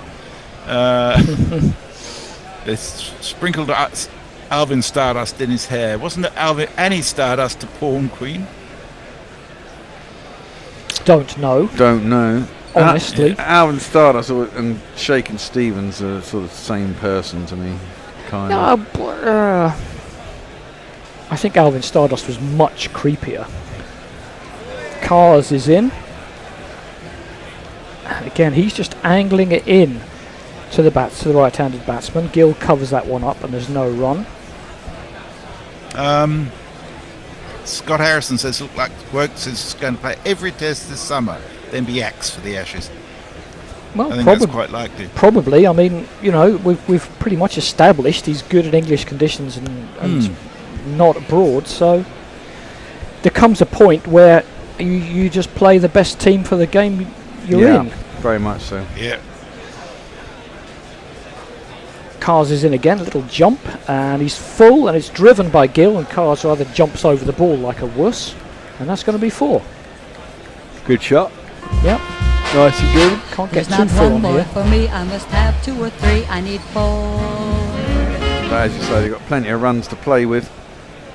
Yeah, they won't mind the odd one. I was going to say about England's... I totally jumped over it. Yeah. England's review they lost. I understand it by the rules, but it was kind of harsh because you couldn't really tell either way. It's fair enough to give it not out, but then you might argue that England shouldn't have lost the review. But rules is rules, and there are specific cases where, like umpire's call, and it just wasn't. Even though in practice it was umpire's call, by the rules it's not. So, bit of a strange one, but they got 2 more. And I think that's why they didn't review one of the other ones. Yes, very much They didn't want to lose 2 so early on. And the other one was miles down the leg side. Didn't really look right anyway. Yeah. They wouldn't have got the Archer one anyway because it was given not out and it was umpires called on off stump. Yeah. But at least in that case, if they would have kept the review. That's nicely driven that time by Gill. This time KO Rahul allows the ball to go through, which is more how it should work. And that's going to be another 4. 1, 2, 3,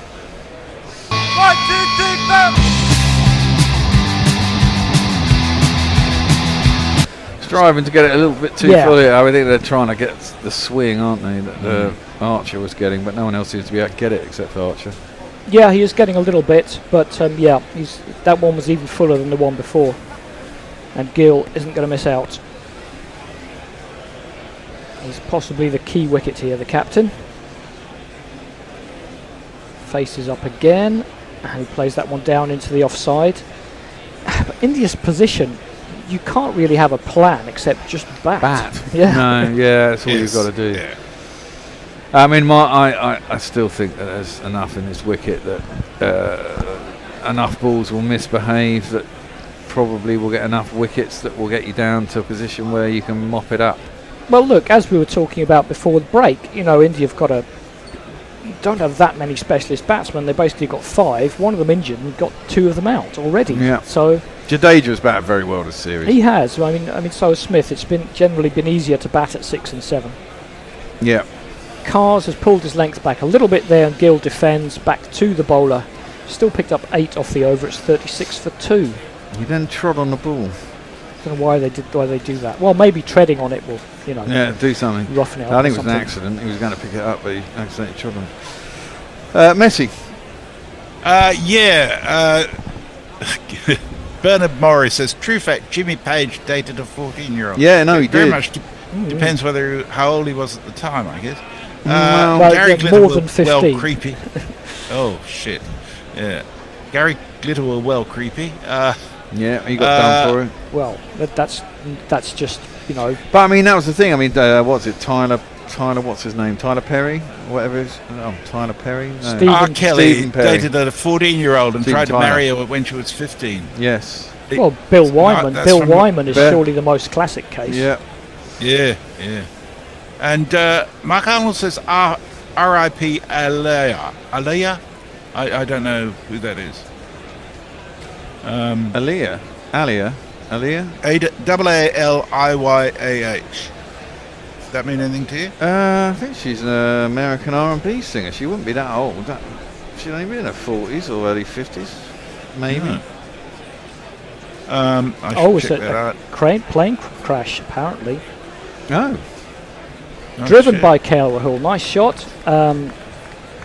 England going a bit too full, a bit too often, and India cashing in.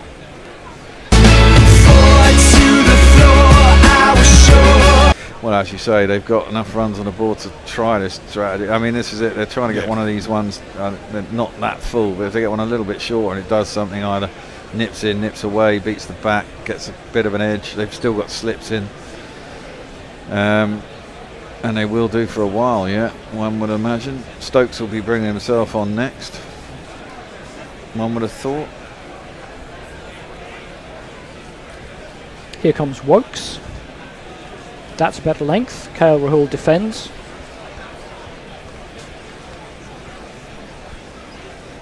Is Eric telling me to hang up my lab coat? It's not a lab coat, it's a shirt. It's a white shirt. It probably does look a bit bright under the lights. Yeah, it does look a bit like a lab coat actually on the screen. Yeah. My lab coat days are well behind me. Thankfully. Yes, for everyone involved. Oh, yes. Yeah, Stephen KL says that Aliyah was the woman who R. Kelly married. She died in a plane crash. Oh, not recently then. Okay. Well, relatively recently. I think I looked up. Wokes is in. Rahul drops it into, I mean, not today anyway, drops it into the offside. And there's no run. 17th of July, she died. Oh, a week ago. Okay, Oh, a week okay. ago. Yeah. Hadn't heard that. Yeah.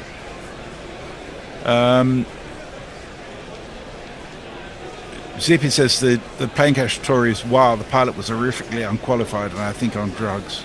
Like the Emiliano Sala crash. How do these rich folks end up flying with idiots for pilots? Well, yeah. money doesn't make you smart. No. Oh, I had a bit of a fish at that one, KL Rahul. A shorter ball from Wokes, but short of a length, and I think maybe KL Rahul wasn't expecting it. England have been pitching it up, and he had a bit of a flip at that one. It's the first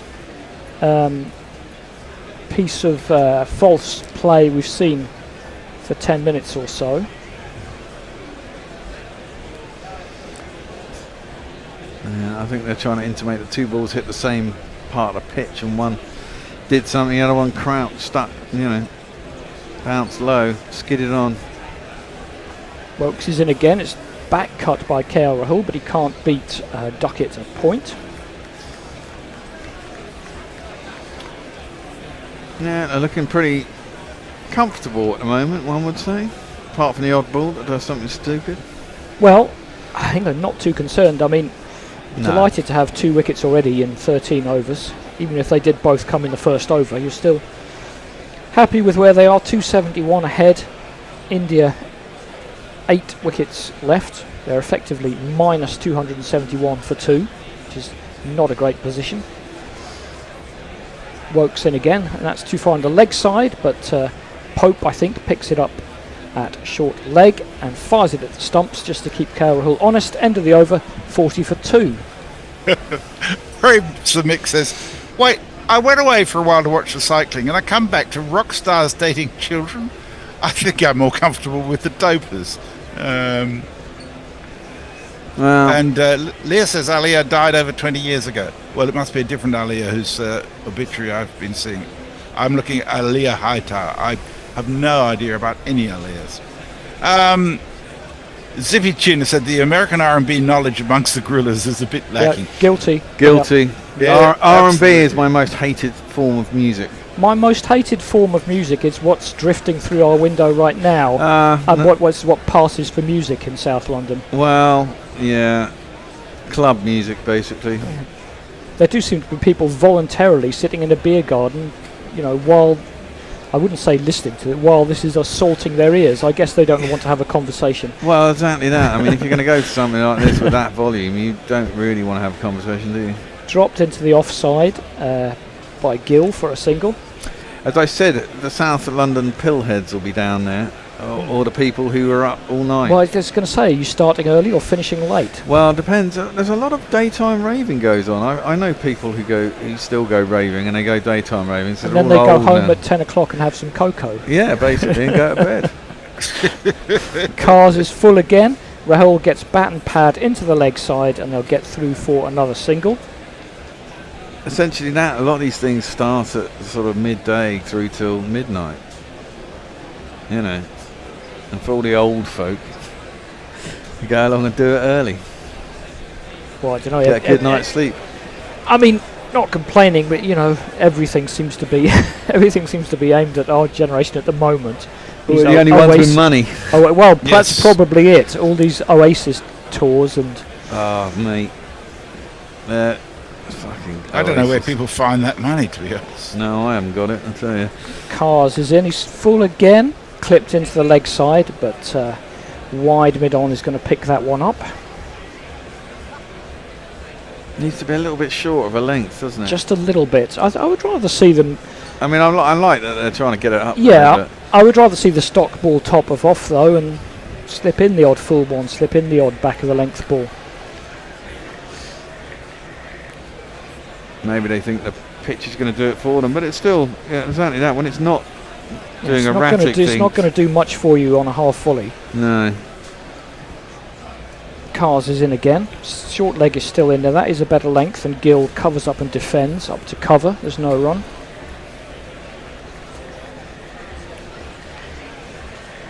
India battling to stay in this series, because if they lose this game, it is 3-1. Done and done. Well, my prediction for the series is 4-1. Very much in play. Yep. I'm honestly a bit surprised. I thought it would be quite a close series and perhaps India would get the better of it, but England have done very well. Well, it has been a close series up until now, hasn't it, really? This is often the way... turning point for me was the start of the Indian second innings in the last test, when Jaswal got himself out and it went downhill from there. Covered up again by Gill. He does look rock solid when he elects to defend. Back to Cars. Yeah, England have kind of taken the key moments. Oh, it's another no ball. It's a little bit careless again. Get those out of your system. You don't want that to happen when you take a wicket. I mean, they won that first test pretty convincingly. Lost the second one very convincingly. And the last one was a tight one. But I think possibly India put so much effort in. Yes, that's what happens in a 5-game series. They're going through for a quick single this time, but it's actually fairly comfortable. England didn't get around there quickly enough. And actually, they've depleted their resources with injuries, etc., haven't they? Really? Well, yes, I mean, it's also generally a problem for the touring side, who only have 16 to pick from, or you fly someone out, which is always going to be difficult. Exactly. Do you have to have only a 60? I presume you can aim as big a squad as you like. I suppose you probably can. Yeah, No you reason can. You can't bring someone along. And I mean, the sensible thing is what England are doing in Australia. They've got an Australian England A side out there for the first 2 or 3 tests. Yeah. Well, India have got an England under-19 side here, but Clipped into the leg side and doesn't beat short leg by all that much. He had a dive after it. Another look at that one. Certainly off the bat. May just have carried in short leg's direction and may have been just a little bit wide of him. They got a single. Let's have another look. Cars is in, clipped. No, he wasn't going to get that one. Just had a bit of a roll after that. it was probably in the air when it would have reached him had it been straighter, but it would have been a very tough catch if it had been straight even, but it was good 2-3 yards to his left. Yep. Zippy says it's funny when rock stars run out of money and suddenly don't hate each other and are happy to Yes. Jeff Perkins says, don't Guerilla have a daytime raver who periodically crashes with his favourite pillar, or was that a ranter? That's a ranter. Leah says, I remember kids in my class going to a club on a Friday night and not coming out again until Sunday morning. Well, that's short compared with Bear's experience in Manchester, which was week-long on occasions. Well, yeah, club after club after club. Yeah. So what are you actually doing at like 11 a.m? You're generally off your tits. Yes, and what still you sitting in someone's room. Sitting in a room or a cafe or something. With this kind of music going on in the background, being a bit zoned out. Right. Archer is back. Rahul dropped. Oh, Rahul's halfway down the wickets. He does get back. England, to their credit. Well, I suppose it's a bit easier when you've got a short leg. Short leg did get up to the stumps. It wasn't a great throw. I don't think Rahul was really in trouble, but he did take 4 or 5 steps down the wicket before Gill said no.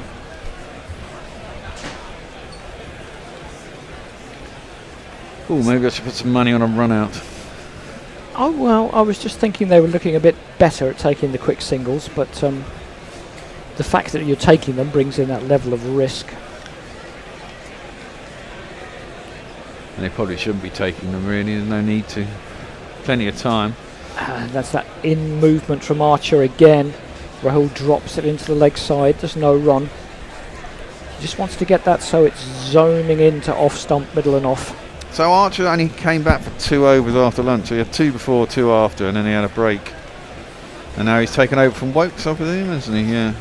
And then I presume Stokes will bring himself on after this spell. He'll only get 3 or 4 here, well, I thought. He certainly had a huge impact in the 2 games he's played. Great to see him back in an England shirt. I wasn't the only one who thought he wouldn't, but at least I didn't make any stupid bets with anyone about it. That one is going through to Jamie Smith. Archer was not looking happy with Agnew in that interview. I didn't see it. Why? Well, after one of his best days in that previous test, Agnew's gone out to interview him. Archer is wearing the hat that Agnew bet Stokes. Archer would never play again. Yeah. And Archer was like giving him a pretty hard stare at some of those questions. Yeah. Driven by KL Rahul. He's found the gap. He's not going to get 4, even though England are rather clumping after the ball. Looks like Stokes. Get back for 2. And Stokes, I've noticed a couple of times, seems to throw the ball quite awkwardly. You rather side-armed that one in. Yeah, they kind of sling it, don't they? But I mean, yeah, I never understood why everyone thought he was never going to bowl again just because he got injured. I mean, everyone gets injured, don't they? And, yeah, but not for 2 years. And yeah, they do. Pat Cummins was out for 4 when he was a youngster, with endless fucking. Look, Ollie Stone has been out best part of 5 years on and off with about 3 stress fractures of the back. Yeah, but he's not back, is he? But he did come back in between getting another stress fracture. That one's left alone, outside off stump. And that seems to be the exception rather than the rule. I mean, I think if you have these injuries and you're managed back quite well, then hopefully you manage it and it doesn't happen again. You can never, you know. Did he have surgery, Archer? He must have done. Yeah, he did. I presume the stress fracture was allowed to heal because I don't even know what stress fractures really are, but I thought the bigger problem was his elbow. Because he did come back for a bit, didn't he, and then was off immediately again after playing about 2 or 3 ODIs. Yeah. That's also too wide, left alone. Going to have a change, either this over or the next. This one. We're going to have a change now. Okay. If you press the 5. Well, do you know who's on now, Missy? 5. It's me. Hooray! And Hendo and Andy. Okay, Hendo, you're on, mate. And he's also on social media as well. Yeah, we've probably got a drinks break. I'll have a quick skim of social media. Okay, thanks.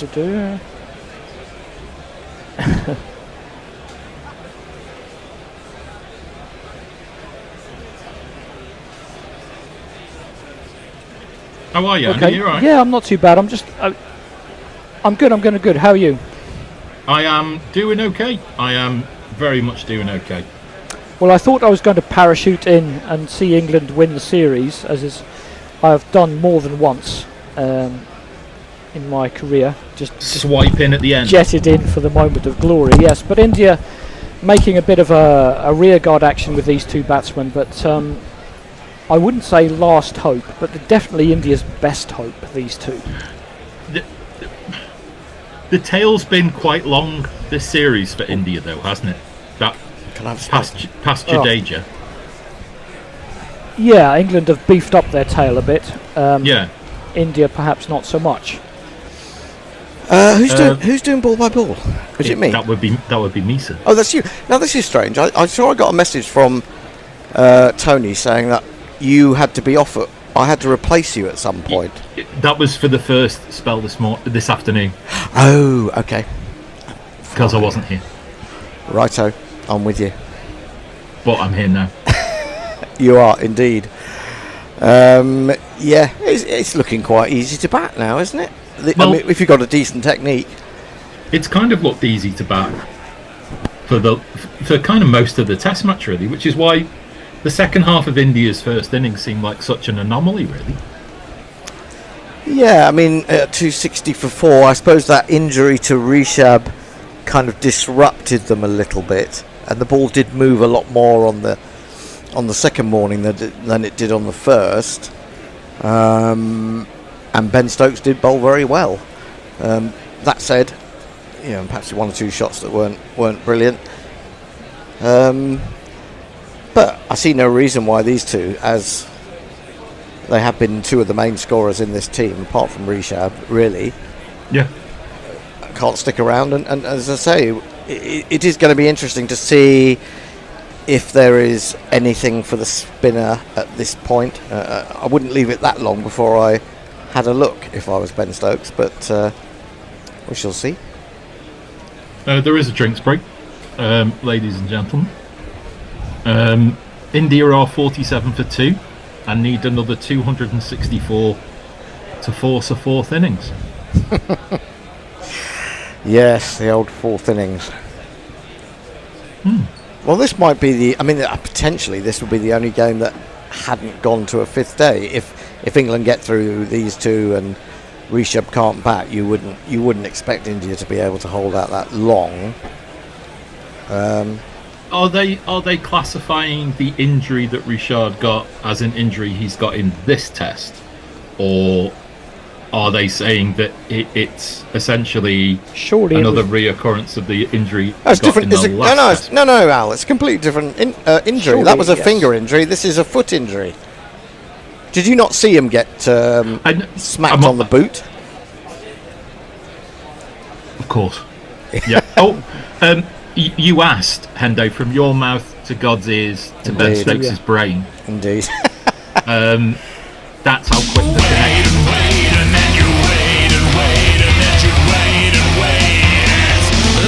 Liam Dawson. I mean, of course, he is bowling to two right-handers. You'd say that was good because he should take the ball away from them, but we shall see. We shall see. He's going to come around the wicket. And this first delivery is on the hips of Gill, and he's pushed that through mid-wicket. well timed. It's going to be fielded in the deep by Crawley, I think, making big distances around the boundary, and that'll be a comfy 2 to start with. Gill's on 30. Interesting to see if Dawson will get any turn. Comes in again. This one just outside the off stump. Another push and relatively easy single, I think, if they wanted it. It was Duckett doing the fielding there. Yeah, when he was picked and everyone was calling him to be picked, someone I follow on Twitter pulled out all the tweets from 2017 with everybody saying he was terrible, which was kind of funny. It is, but those people are wrong. I mean, 370 wickets in first-class cricket at an average of 30 plus also, you know, actually maybe I think it's 25, I'm not sure. 30 would be bad, surely. And his number of wickets over the last 3 years has gone up massively. Well, here's his opportunity, bowling in some very flashy sunglasses. He's good length, and Rahul is forward, drops it down to point. Sorry, you're on that. Sorry, Al. We can take turns if you want to, Andy. Commentary roulette. It's a bit early for commentary roulette. Early, Andy, please don't worry. Yeah. Please. 50's up for India, but the 2 wickets is more important than the 50 runs. This one shoots a little bit low, hits Rahul, but going down the leg side. But did he jab a bat on that? He has jabbed a bat on that. Yeah. Oh yeah. But that's all the encouragement that you would need if you were Liam Dawson, to know that something's going to keep a little bit low and a little bit shooty.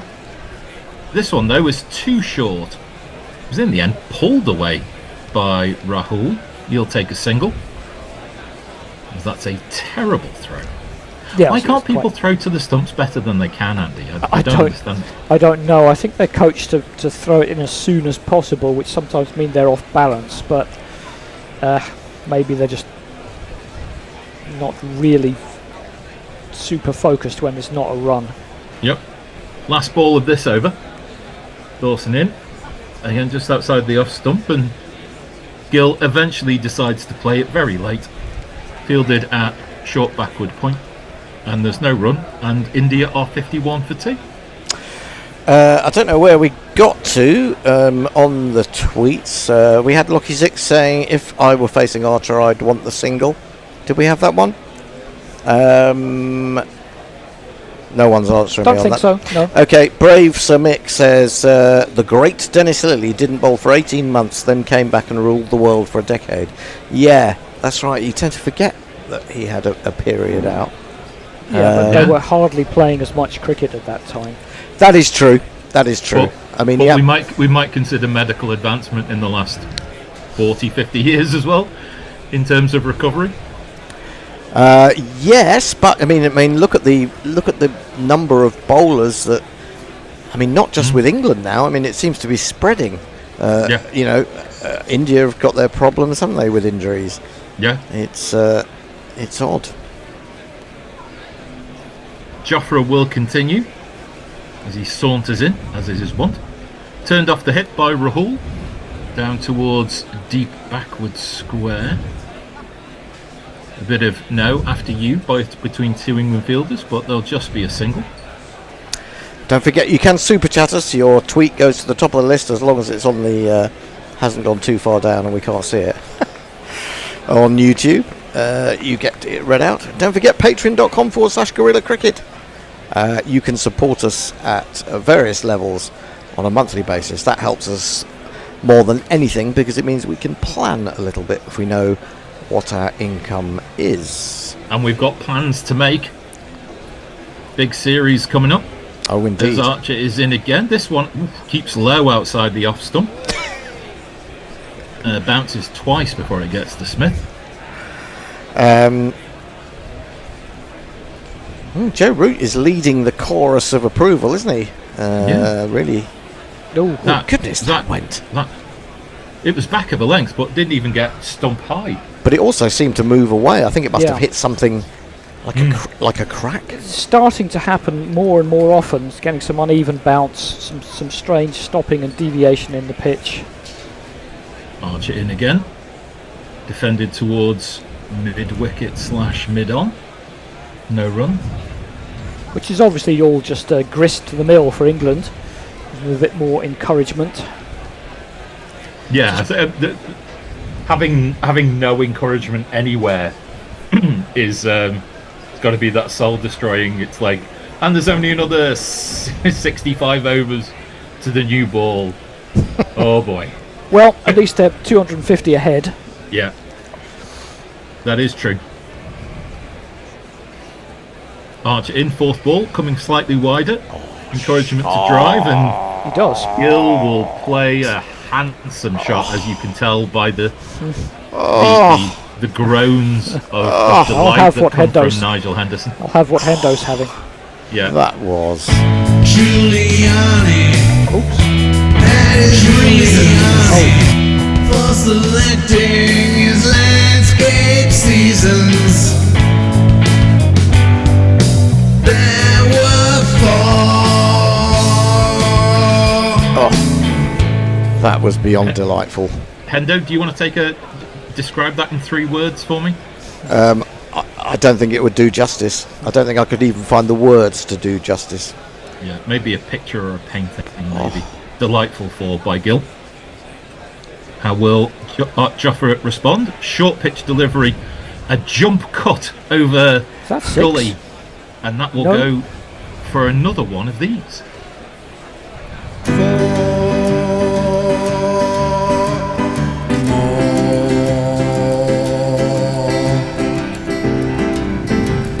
Do bowlers not realise how predictable they are at times? I think, to be fair though, he makes that shot look quite easy.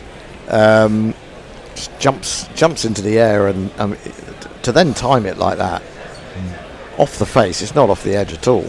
The jump kind of comes just after he's played it, doesn't it? It's almost encouragement for the ball to get even higher up. Yes. Another short, fast bouncer. Gill ducks underneath, but the battle very much won by Gill there, and that's the end of the over.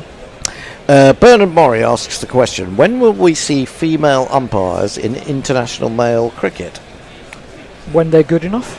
Maybe they are good enough. I don't know. I really don't know. I mean, we do have the occasional football referee that is female, don't we? There's one refereeing in the championship who's pretty good, actually. Yeah, so I mean, it will come, I presume. Nitin Deshpande says 1 more wicket, England win. Well, as Zippy Tuna says, 8 wickets actually. Strictly speaking, 8 more, but the effect is much the same. It's going to be Liam Dawson. Those sunglasses very hard. Yeah. Yeah, I'm not cover quite the portion of his face, do they? This one encourages Rahul, take a step forward, just defends. 60 for 2, India. Zippy Tuna says the groaning needs to stop. This isn't that kind of channel, or is it? It was for a second. Yes, it definitely was. You know, you'll get cancelled by the online verification bill. Talk to me about your cover drive.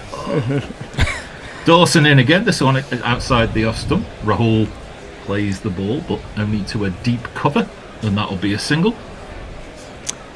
Rahul onto 20. So someone uploaded a Jack Wilshere goal to Pornhub because it was so sexy, and it got thousands of views. Is that the one where it was one touch between I think 5 so, players? Yes. It was quite the goal.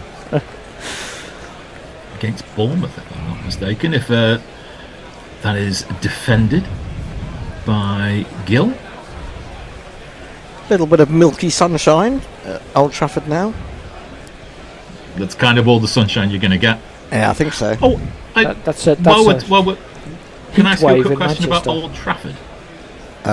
You can. I may not be able to answer it. We'll do it after this ball. Silly point, silly short forward cover, silly mid off. Yeah. As this is defended back to the bowler. How do you feel about the lack of northern tests for the next 2 years? Don't care. I wasn't. No, you would.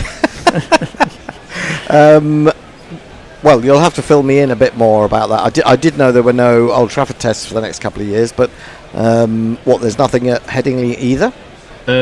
So Dawson in. This one is a leg side, but played back to the bowler. Yeah, for the Ashes series, the furthest north anyone gets is Nottingham. Really? Yep. Edgbaston, Trent Bridge, the Rose Bowl, and London. Ashes they're your is venues. 27. Is that right? 27. Yeah. So I think basically nothing comes. Certainly nothing comes to Old Trafford. I don't think anything comes to Headingley either, as this is turn square, but no run again, and that will be the end of the over. That does seem very odd. Got a bowl wicket to wicket if it goes up and down, says James Wilson. Nitin Deshpande says, I watched the old Indian cricket test team. They were playing for the draw, I remember. Disinterested HJ says, I'd like to ask when India is going to pick some players with balls. Well, they've done. I think you'd have to say Rishabh Pant's got some balls, to be honest. Gautam Gambhir needs to be fired as soon as possible, says Rav Pyridine. I can't wait till Joe Root blows Tendulkar's record. Angry Bear alert. AC Milan, I presume, are beating Arsenal in some ridiculous, stupid pre-season tournament 4-2. No, not Arsenal. Liverpool. Call me on August the 15th. Yep, pre-season doesn't matter. Oh, it does. It does if you can't score goals at all, like we can't. Archer in outside the off stump, left alone by Rahul. When you need a few new players, it's all right for you top teams like QPR. Exactly. Yeah. You still have some money. You've got someone with money putting it into the club. Yeah, losing 20 million a month, and they have the third lowest wage bill in the division. 20 million a month? No, a year. Sorry, God. a year. God, not quite that bad. I was going to say that might be too big a hemorrhage that we can't save the patient. Yes, which is apparently fairly standard outside top 6 of the championship. That will be interesting this year, as this is just outside the off stump, defended towards backward point by Rahul. No run. Zippy Tuna says 2027, as Homer Simpson wisely said, what are the odds of that much more time happening? Well, yes. Well, that's a very fair point. I mean, although when was Homer Simpson saying that? There's an awful lot of stuff that's been talked about in The Simpsons, which has been proven true over time. Oh God! As Archer is in again, this one on the stumps, defended by Rahul. Nishish Deshpande asks, "There's no sports for the girl or woman when you think about it. Media propaganda is about the beauty and sex in women's sports stars." I think that's. I disagree with that completely. I think that's being that's changing a lot. Has changed a lot. I mean, and as for there being no sport for women, I mean, plenty of sports for women. To be honest, tennis is a traditional sport that women have played for years. As this is slightly fuller, driven straight by Rahul, half stopped by the bowler. Fielders converge, no run. You could look at all the equestrian events in which men and women compete on an equal footing. That's a fair point, yeah. Yep. On an equal horse. I was going to say something like that. On an equal hoof. An equal hoofing. That's right. 61 for 2, India. Fifth ball of this over is slightly back of a length, defended into the offside field by Rahul. No run. Zippy says pre-season doesn't matter unless your team wins all the games, and then it's a sure sign of a positive season. You're going to have a bad start. You're going to have a bad start. Yeah. I mean, I know that's true, but literally, we have bought nobody. We've lost our 3 best players. We couldn't score goals at the best of time. We won our last 5 games 1-0. Isn't this after promotion as well? Yeah, absolutely. Well, both our wing backs were out of contract, and they went for bigger money. Else. Yeah. Maybe an attempt at a Yorker there. Good full-length delivery. Rahul defends well. Interesting little mini battle there in that over between Archer and Rahul, but it's a maiden, I think, and that's 61 for 2. Rav Pyridine says Galton Gambier belongs to the same political party as Jay Shah's father. That's how he got the coaching job. Zippy Tuner, I think Homer took out a loan on a recreational vehicle and the guy said no payments for 3 years. Ice skating, says Rav. I guess that's in response to a question about women's sport. Women's sport, just because one chooses not to watch it doesn't mean it doesn't exist, says Brave Samick. Everyone has a choice. Everyone has a choice. It certainly exists. Dawson to continue with the added short fielder in, defended by Gill. Zippy says women's Euros have been fantastic. I haven't watched a lot of it. I tend to come in when England are just about to you're do something guy. Brilliant. Yeah, glory hunter that you are. Yes. And then they lose, and you go, "Stupid England." Yes, final tomorrow. Indeed. Who's that against? And that's just Spain. outside the off stump, cut away by Gill, and that's gone shot. backward of square, and that will make it to the sponge in time for one of these.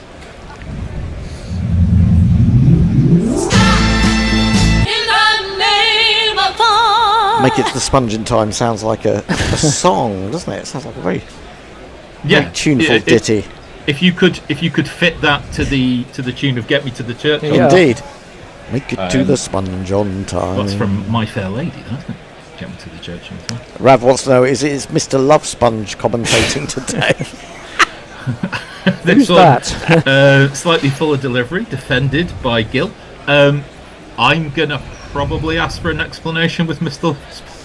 It was Ravi Nitarajan asked who is the love sponge amongst the gorillas, and there was a discussion. The love sponge? Yeah, I don't. Yeah. Well, what does that mean, first of all? I don't know. Do I want to know? Can you put love sponge in the context of a sentence, please? This one is too wide and cut away again by Gill, and I think that's going to be a big long chase. I think that's big. Is that cast there down there? It is on the boundary. Yep. And that's going to limit the damage to 2. Yeah, a bit too short in this over, Dawson. He doesn't really look a threat. India not scoring rapidly, only 3.5 and over, but these two look fairly comfortable, and Gill's on 45 without anybody even realising particularly. Yeah, I think Dawson really does need to try and give it a bit more air. Let's see what he does with this delivery. This one more on the stumps, defended to the short fielder, no run. I mean, I suppose the thing about playing in county cricket to a large extent, and this might be the same with Jack Leach, is that they tend to bowl flat because, they're often bowling on pitches that have actually got nothing there for them. What, like that Somerset pitch? Not the like other that day? Somerset pitch Not the other like day. that. Although this last delivery is defended right in front of his eyes by Gill, and the score's moved on to 67 for 2. Yeah. Also, though, you have to point out that I think it was 6 wickets in the Durham first innings were taken by Craig Overton. Anyway, why is that relevant to spin bowling? It's not. That's my point. I mean, the notion that it was just turning square all for the whole game. Well, the whole game. That was that wicket, was it? Yeah. Women's volleyball, a lot better to watch than men's. I don't find volleyball very entertaining to watch because it's basically, you're just waiting for them to set it up, for them to bang it over there. It's never drawn me, no. No, I mean, it's all right to play. I mean, I played a little bit. Women's rugby, quite admirable, says Frank Rockefeller. Gymnastics, hockey, golf, assorted athletics disciplines, swimming. So we're getting the full gamut of sports that women play. I think in sailing, the sexes compete on an even footing. Don't think they do. Don't think so. No. Don't think so. In fact, I'm pretty sure they don't. Maybe on the endurance distances around the world and stuff. Is that in an edge? I thought it was for a second too. I thought so too, because I saw Smith start to move to his right. That was a full delivery that was beating Rahul's off stump. He's replacing Archer. We've seen we've seen quite a lot of those in this test where you feel he might have got an edge, and it's often been the amount of swing after it's gone past the bat. I mean, that did both. It swung past the outside edge and then just kept going.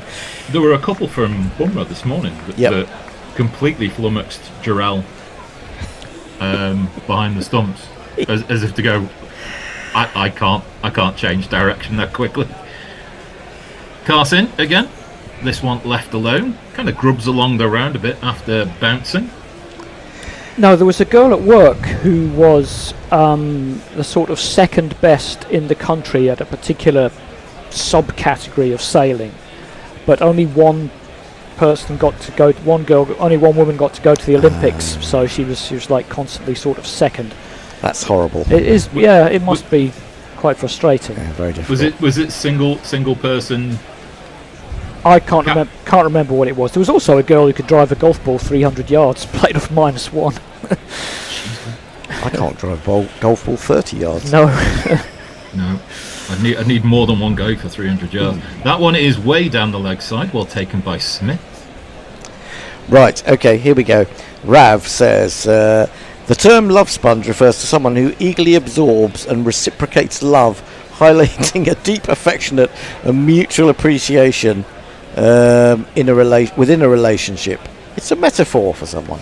Well, I think we're all too cantankerous to be love sponges. Well, David Durrell, otherwise known as Woy Woy Pom, says love sponge, not Fred. Well, I think love sponge. I think he absorbs the love out of people. Cars in again. Rahul plays a shot, but well within the line, and I go straight through to the keeper. Russell Hibbard says now darts, of course. No, well, yeah, women play in the open darts. Yes, Fallon, what's her name? Sherrock. I've forgotten. Yeah, forgotten. Bo Greaves as well. Yeah. But don't consider that in any way not supporting women's darts. I just don't like darts. Full stop. Is that because the objective is to get to 0? No, it's because it's very, very boring.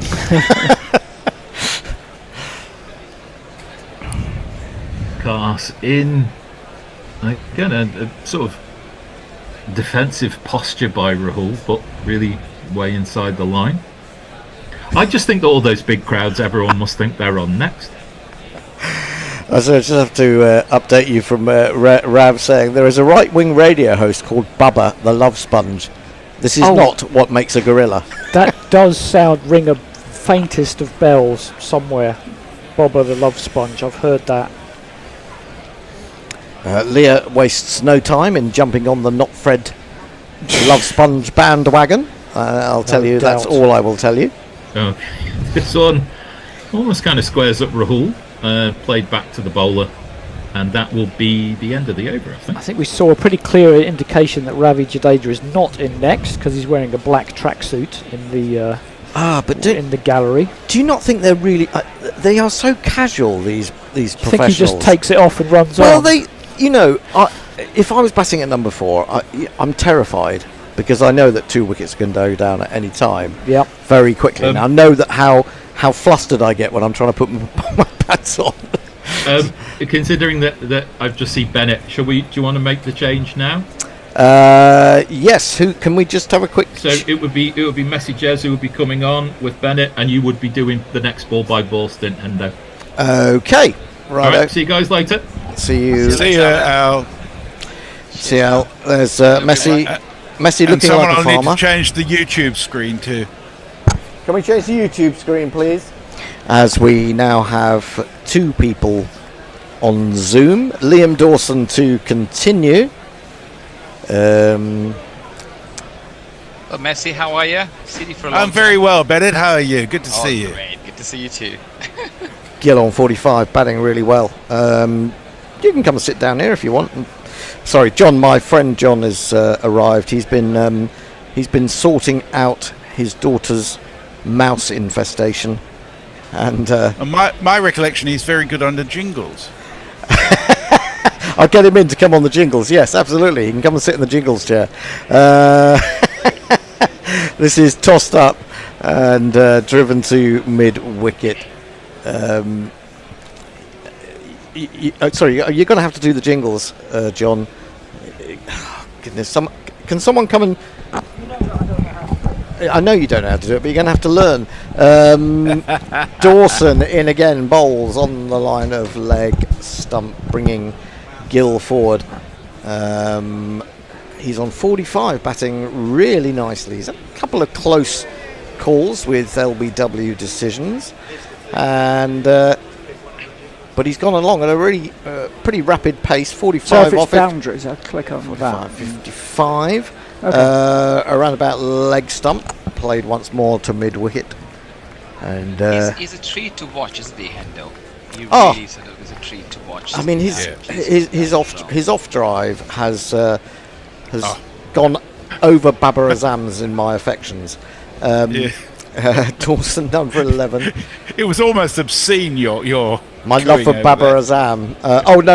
For Shubman Gill. It is the most beautiful. It really is the most beautiful off drive in cricket. Definitely onto the front foot he comes. A little bit more air from Dawson. Left arm round the wicket. Slip and a leg gully. Who's the bastard in the flat cap then? That bastard. That's old G'day, John. Farmer Jez. How do you do, Jez? All right. He's just been out with his sheepdog. I don't want to know about that. Yeah, well, no, we don't. Absolutely. Dawson in bowls, defended on the front foot. Very. Do you watch the Lions this morning? Do you like rugby? You don't like rugby, do you, Messi? He doesn't. I He haven't doesn't watched now. rugby yet, ages, but it sounded like a great game. It was a great game. Yeah. Right, who's Messi on tweets? Bert Murray says, my missus is a love sponge, but only for my bank account. Nick Vickers says, I had a very pleasant evening at Chelmsford last week for the women's T20 against Lancashire.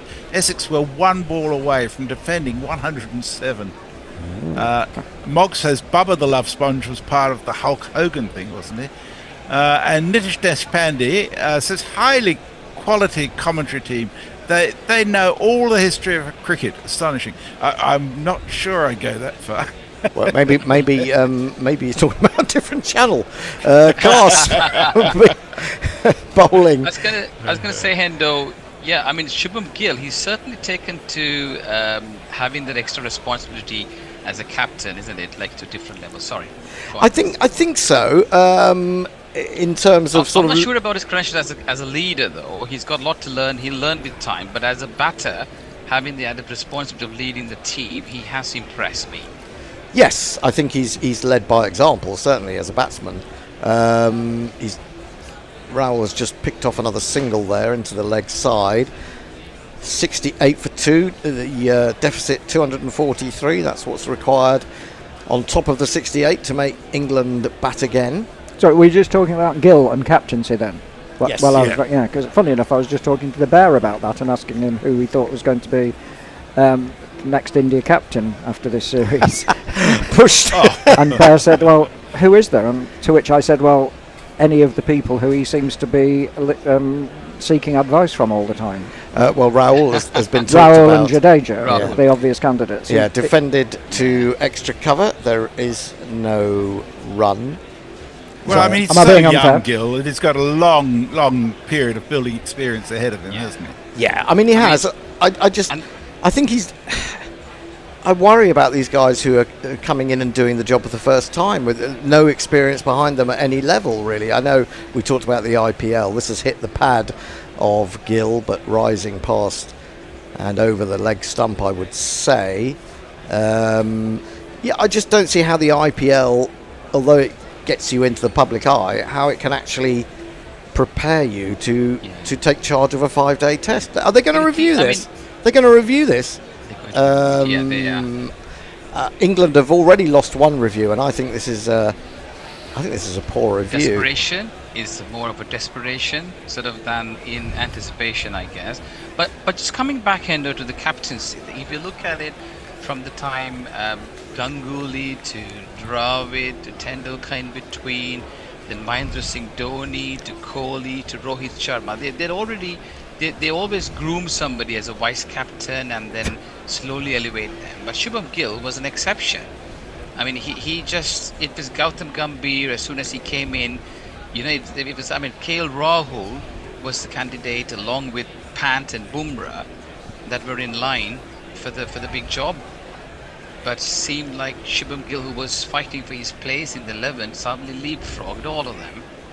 Well, So, yeah, I mean, the thing that has helped Gill, that is given not out, and quite rightly. I mean, I don't know why they reviewed that at all. Well, it was Brooke, wasn't it, who reviewed No, it? because Stokes is out there. Yeah, I know, but he was the one who suggested it, I think. Really? Yeah.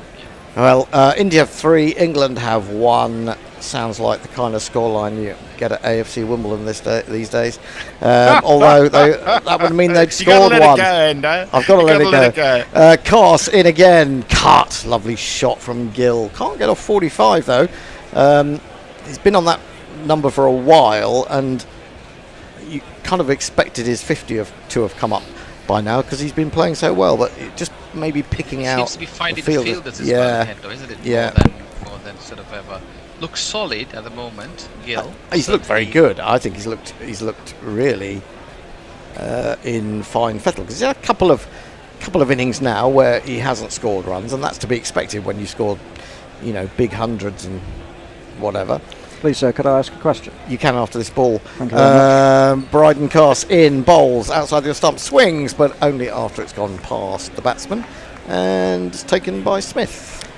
I don't know much about Gill's temperament and personality, but is he naturally abrasive, or is he just trying to sort of follow in the footsteps of the master, Kohli? Well, over to you, Bennett. What do you think on that?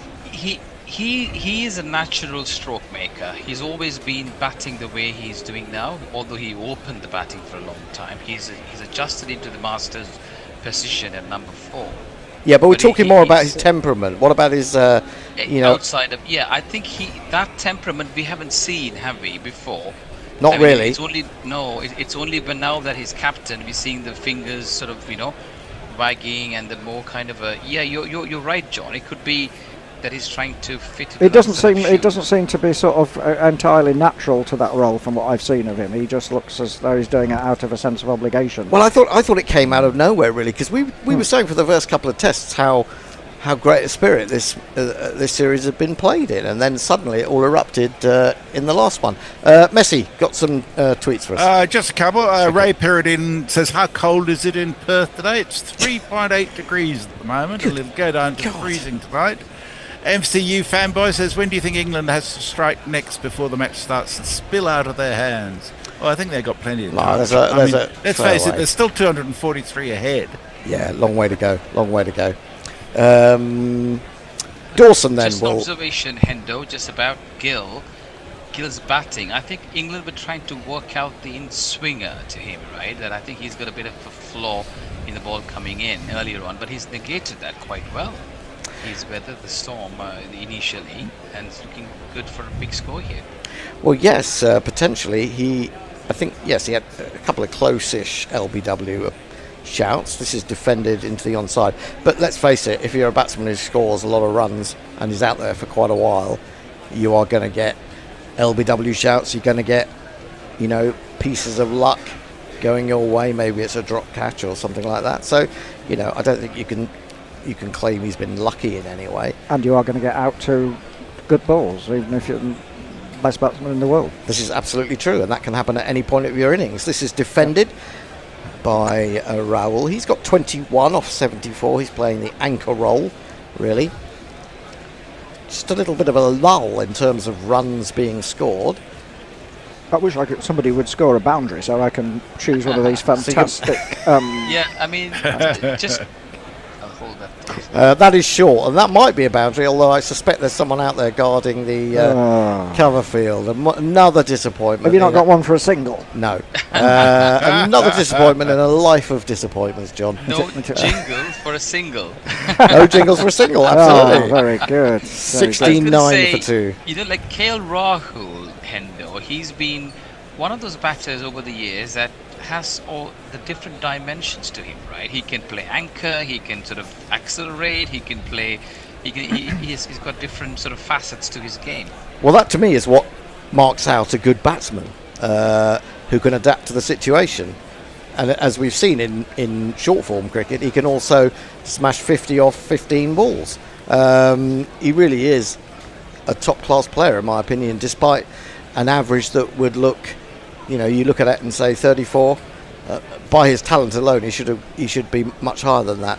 But I think part of that, Hendo, is also the stability, isn't it? He was not really given a defined role in the batting order. Yeah. So it's not easy as a batter if you keep sort of moving up and down, keeping wickets, batting at 7 from 1 to 7 all the way. Yep. Latest ball is steered again to mid-wicket. Here is Dawson again, throwing that one up outside the off-stump. There was a hint of turn, and because of that, I think Shubman Gill decided not to drive. That's the end of the over, 69 for 2. John. Very quiet on YouTube, so John, go ahead. Go for it. Okay. Well, just following up that attempt at humour by the gentleman whose name I still haven't. What's your name, sir? Bennett. Bennett. Attempt at humour while I remember it. Yeah, go on. In between the search for this mouse in the house or in the flat of my daughter, yes, I was trying to distract her by telling jokes. Oh God! And then she came up with what I thought was, and this is repeatable. Oh, but good. it's quite a good one. What do you call a belt made of watches? A belt made of watches. Any offers from the belt made of watches? Think time. Something you haven't. Something you haven't got. Timing belt? No. No. A waste of time. God. You and Tony Bishop should get together. I thought that was good. I mean, can you imagine if we had two dad joke pundits in the room at the same time? By the way, we haven't found the mouse. You haven't found the mouse. Cast outside the off stump, left alone. Too wide, in fact. They are really weird creatures to catch, or even.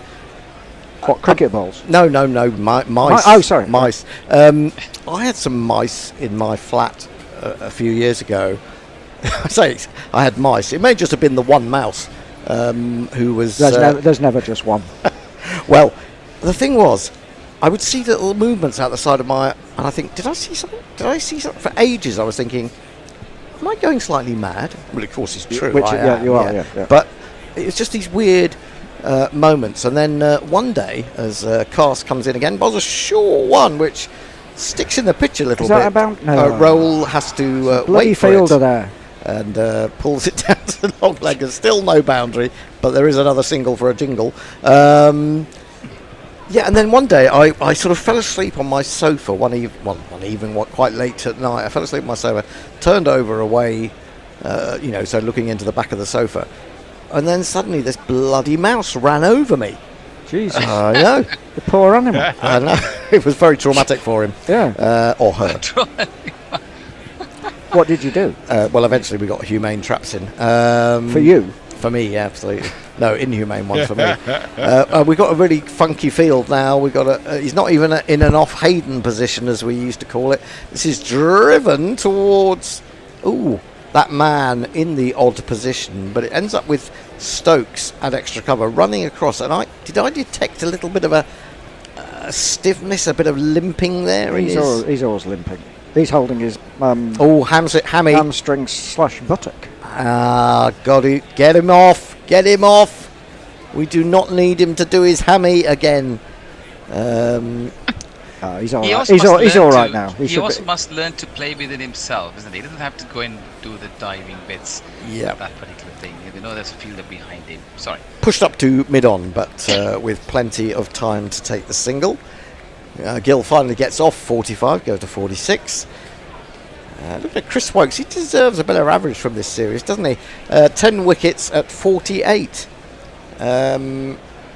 Two in a row today before lunch. Have we exhausted the will he go on the Ashes tour debate yet or not, which I've just been having with Mummy Bear? I actually think that the Oval will be his last Test match. That's I'm going out on a limb here because I don't see that he's going to go to the Ashes.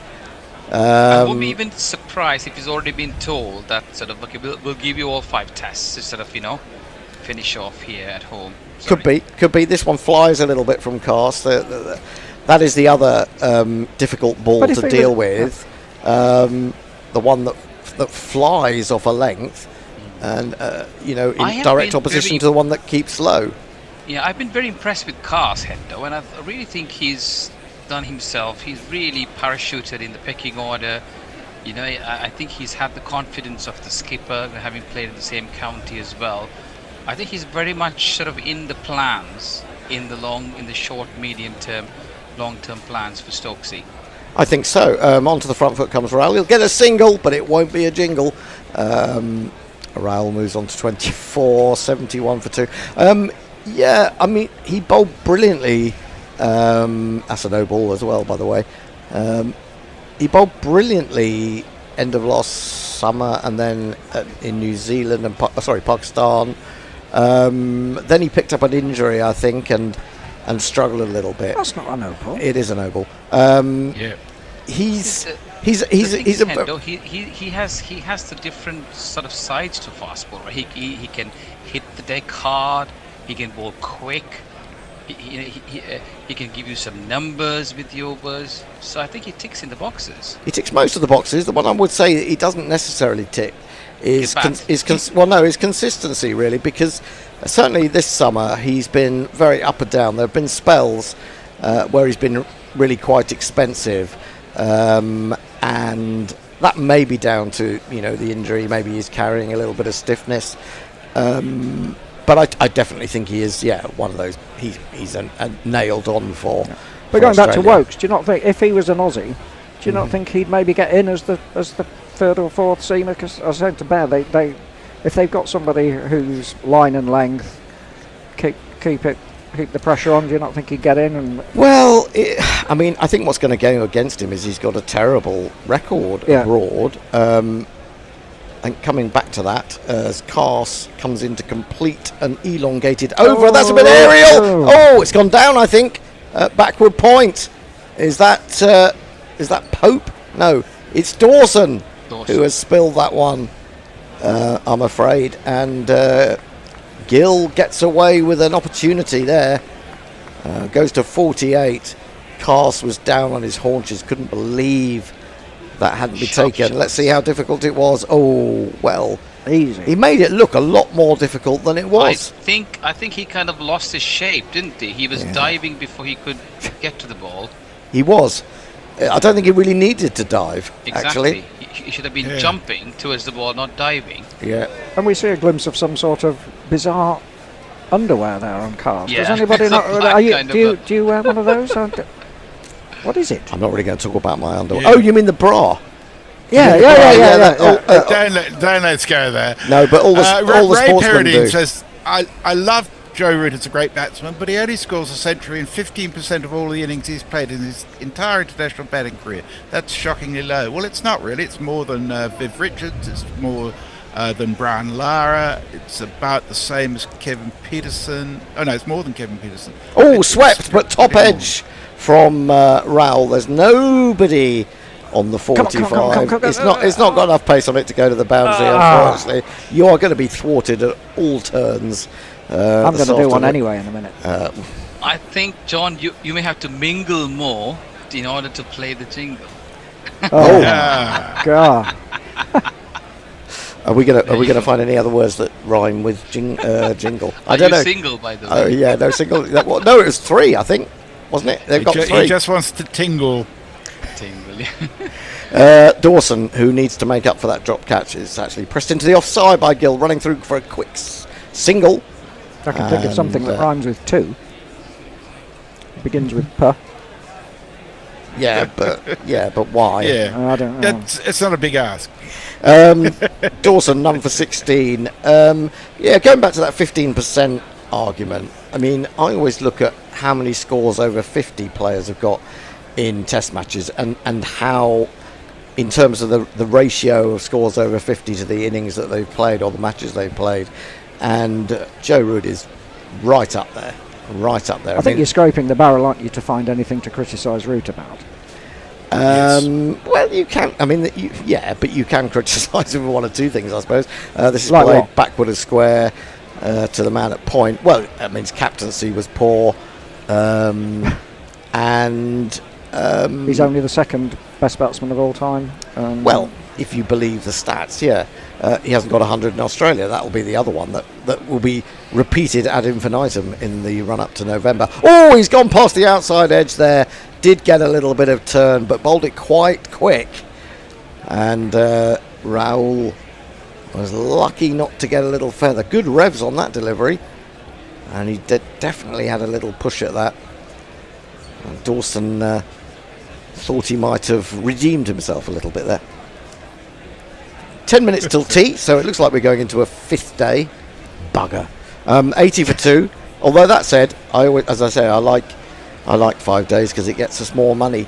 Dawson in, bowls onto the back foot, too short. Easy single out to deep cover. Have you described or tried to describe this? I've only just come an hour ago, folks. So if I'm repeating anything, but have you discussed this cacophony that's going on in the background? Well, yeah, I did ask people last week whether they could hear it. I don't think it comes over on the.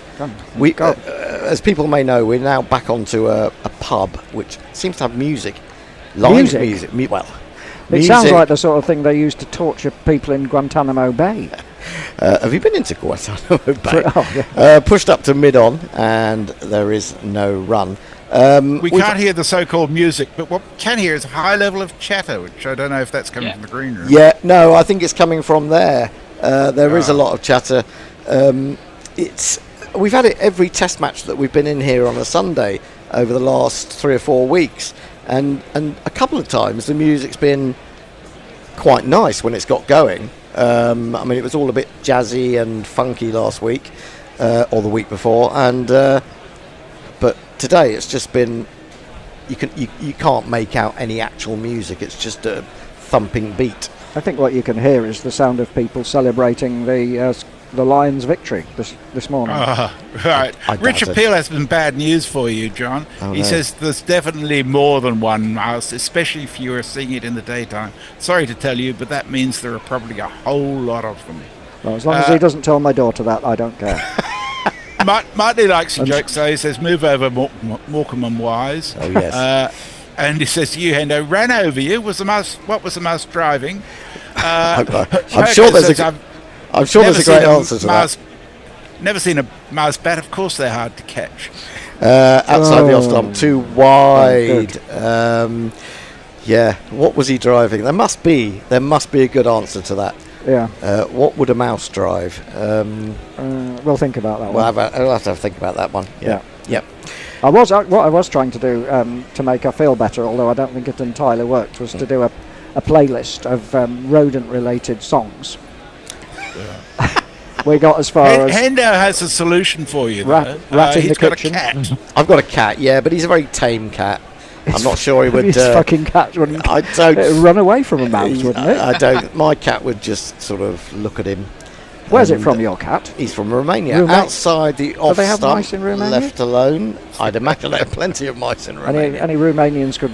Only since Hendo stole the cats. I don't think that the house he came from could have had any mice, because there were 6 cats in that house and a dog. So any mice were up against it in there. And now he's got you. Now he's got me. 28 to roll, 49 to Gill. Gill should have been caught by Dawson off cast, but wasn't. Will England come to regret that? So why did you get a cat from Romania?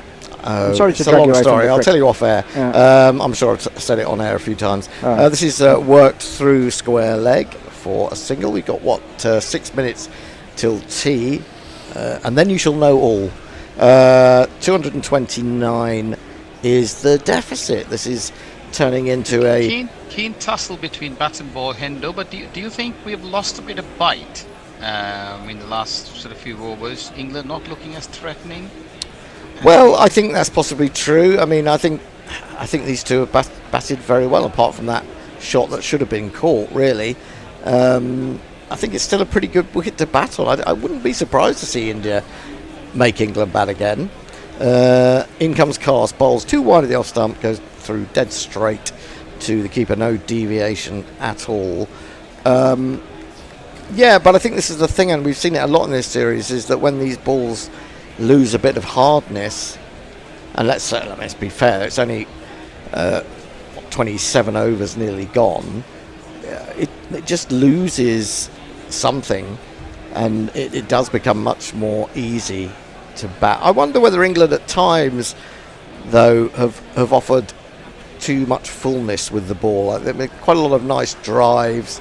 Maybe they were looking for swing and it wasn't coming. That is indeed quite full. It's driven, but straight to extra cover. It's a kind of period of the game where there's a certain inertia set in, isn't there? And both teams are possibly thinking, if you go to selected in play, go to selected in play. Can you see selected in play from that distance? That one? Oh, yep. Yep. Press that one. Let me see. Can I see the one I'm looking for? No. Don't play. Don't touch anything. No. Go back to selected in play 2. There it is. That one in the middle. Up. Right. What's it called? Down. There. Stop. You can play that one in a minute. Not that one. The one above it. Left alone outside the off stump. But do you not think both teams are possibly thinking, what's the fucking point? Shall we just shake hands? No, but they're kind of thinking, how can we gain some sort of momentum in this game? And England just keep putting the ball there and leave it to India to make the decision. Well, I mean, you know, I suppose that's what's called Test cricket, isn't it? Really? Yeah, make a mistake. I mean, Gill did make a mistake and was lucky to get away with it. Oh. It's the end of the over. You can play this. What do I do? Just press this. Get down. Press it. Yeah, and I'm in love. Leave it. I'm in love.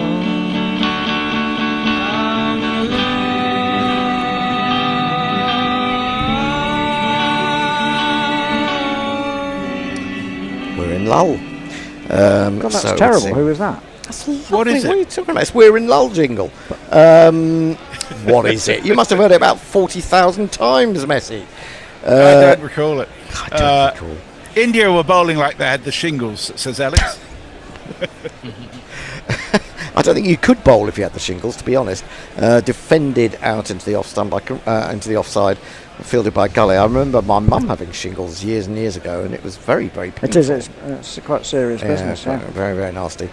Do you think Pant's going to be padded up, ready to come in next, or? I think he might, based on the recovery that India have made, or possibly they'll push him down a little bit. I don't know. Considering that they're playing one specialist batter short, I think this partnership is going to be crucial. It is absolutely crucial. I agree. 2 slips now for Dawson, and he's in, and he gives that one more air, and there is a hint of the ball straightening a little bit there. Defended by Raul, 29 off 88. But surely India have got to be thinking, is that there's got to be some scenario whereby we can do something to win the test. I mean, I know that's highly unlikely, but they if a draw and then that's it. So it isn't it in the sense that they can still draw the series. Exactly. Dawson defended on the front foot by I think Raul. that's the key. Yes, but yeah. If a draw here could the only result that could probably keep them alive in this series, and if they win the next test, a loss here would be almost sort of gone, isn't it? No, that's a fair point. I'd overlook that scenario. Yeah, the other thing is it looks likely we'll lose the morning session tomorrow. Oh, really? Defended into the onside. Well, they're saying 80 to 70% chance of rain during the morning session. Well, in that case, it makes it even more important for India to show resilience here, and certainly not give the game away. And I think the other... Dawson in. He's certainly giving it more air than he was earlier. This is defended towards Duckett. Oh, there's Duckett. I haven't seen Duckett around for a while. I can't remember him fielding one today. I was going to say, gents, the other important thing is Stokes hasn't bowled in the innings, and looks like he may not bowl considering the injuries that he's picked up, and he's been the enforcer for England, hasn't he? So are we missing him at the moment? Is the attack looking a little bit more mediocre without him? Yes, I think it's a decent point. Defended into the onside. I mean, as we saw, we thought he held his hammy a little bit, and that meant that he possibly is just being cautious at the moment, which is probably the right thing. We are going to get an over before the tea break from none other than Joe Root. Do you want to play a Joe Root jingle? I'd love to. Go to England Test at the top there. Up. There I haven't got my glasses on. Press it. And number no, there you go. Play that. Joe Root mock. Yeah. His voice is high-pitched and ginger hair like a pit, but massive runs he has hit, so there's that. Introduce yourself. Joe Root. Introduce yourself. Joe Root. Introduce yourself. Joe Root, actually. It is indeed Joe Root, actually. And, of course, if you want to be hypercritical of Joe Root, you'd say he hasn't got nearly enough Test wickets. That's only because he hasn't bowled enough. Exactly. I think he's as good as Bashir. And you can also tee up John on the 50 jingle just in case Gill gets that extra run. Under milestones, defended to mid-wicket. He's got a forward short leg, or he's fairly square, square leg. Millstones, did you say? Milestones, yes, that's the one. And then you can use any of those in the first, on the first line when he gets to his 50, but he isn't there yet. Gill faces up, Root bowls, and that will be it. He's flicked it, not just past the short mid-wicket, but past Archer at mid-on. I don't really think Archer needs to be doing that. He's dived full length and flicked it back. He has got 3 runs, hasn't got a 4, but he has got one of these. Yay! Can I do it now? It's 50, and you know that can't be bad. Yeah, it's 50, and you know you should be glad. Ever heard the tune That's Based on? I didn't know the Beatles were Australian. Very good point. Route number 3. The koalas. Gill goes on to 52. Rowell is on 29. 85 for 2. They were 0 for 2 in their second innings before lunch. They had a difficult period of 15 minutes. Wokes took out 2 in 2 balls, but no joy since. Just a drop catch. Liam Dawson giving Gill a life. Sensible batting by these two experienced campaigners. That's given nice air by Root, and it's steered into the offside where the rather stiff-looking Stokes runs across, but ultimately leaves it to the man coming in off the boundary. Nice alliteration there. The stiff-looking Stokes. Stiff-looking. It's not easy to say. Stiff-looking Stokes. Shubman Gill back with another 50 to add to his double 102 other hundreds in this. Big hundreds. It's yeah, big, isn't it? massive. It's got them big. I can see another one coming here, to be honest. That's powerfully driven, and then Archer misfields, but it doesn't drop too far behind him, so they won't take the single for the misfield. Would you unleash Jofra after tea and just say, right, bowl 2 or 3 overs as fast as you can? Well, I think that's what they will do. Root in bowls, little bit of turn. Now, Root bowls around the wicket a lot to the right-handers, but he's decided to come over the wicket here. Not entirely Interestingly, sure. there haven't been any balls keeping low this whole session, have there? There've been 1 or 2, but not as many as we'd hoped for as England fans. Onto the back foot goes Gill, and that is tea. Do we have a jingle for tea or not? We don't have a tea jingle now, I'm afraid not. DT? But we do have a kettle if you want to go and put it on. 86 for 2. They trail by 225. Indian fans are beginning to raise their flags again. Very pleased. Play, Hendo, for India. They didn't lose a wicket. There was one close call. But the best chance of a draw here with these two batting through, the best batsmen, the 2 of the better batters in the team, along with Pant. Pant's injured, and then the 3 sort of all-rounders to come. So long sessions ahead. The weather gods can be their only saviors at this moment of time. 1 more wicket here in England have a chance, but not having a fit Stokes bowling is a big concern, because Stokes has been the enforcer for England in the last few tests, so I think we're kind of missing that. I think you're right. I mean, I think you're right in terms of him, coming on and making something happen, which he generally does. And maybe those overs at Lords have taken their toll. When you think that the only cricket that Stokes has played this summer has been Test match cricket. He hasn't played any other cricket whatsoever. And while that might be wise in terms of trying to keep him fit, I think in a way it does make him more prone to injury, doesn't it? Because he forces himself when it's really needed. like he did at Lords, and now, you know, he's carrying another. Even if it's only a minor injury, he's still carrying it, and that, you know. I know you're a bit of a fitness guru, but yeah, me too. I would have to disagree. That I think if Stokes was going out in the grind of county cricket and bowling, he'd just be completely knackered. No, I'm not really. I'm not really saying that. I mean, I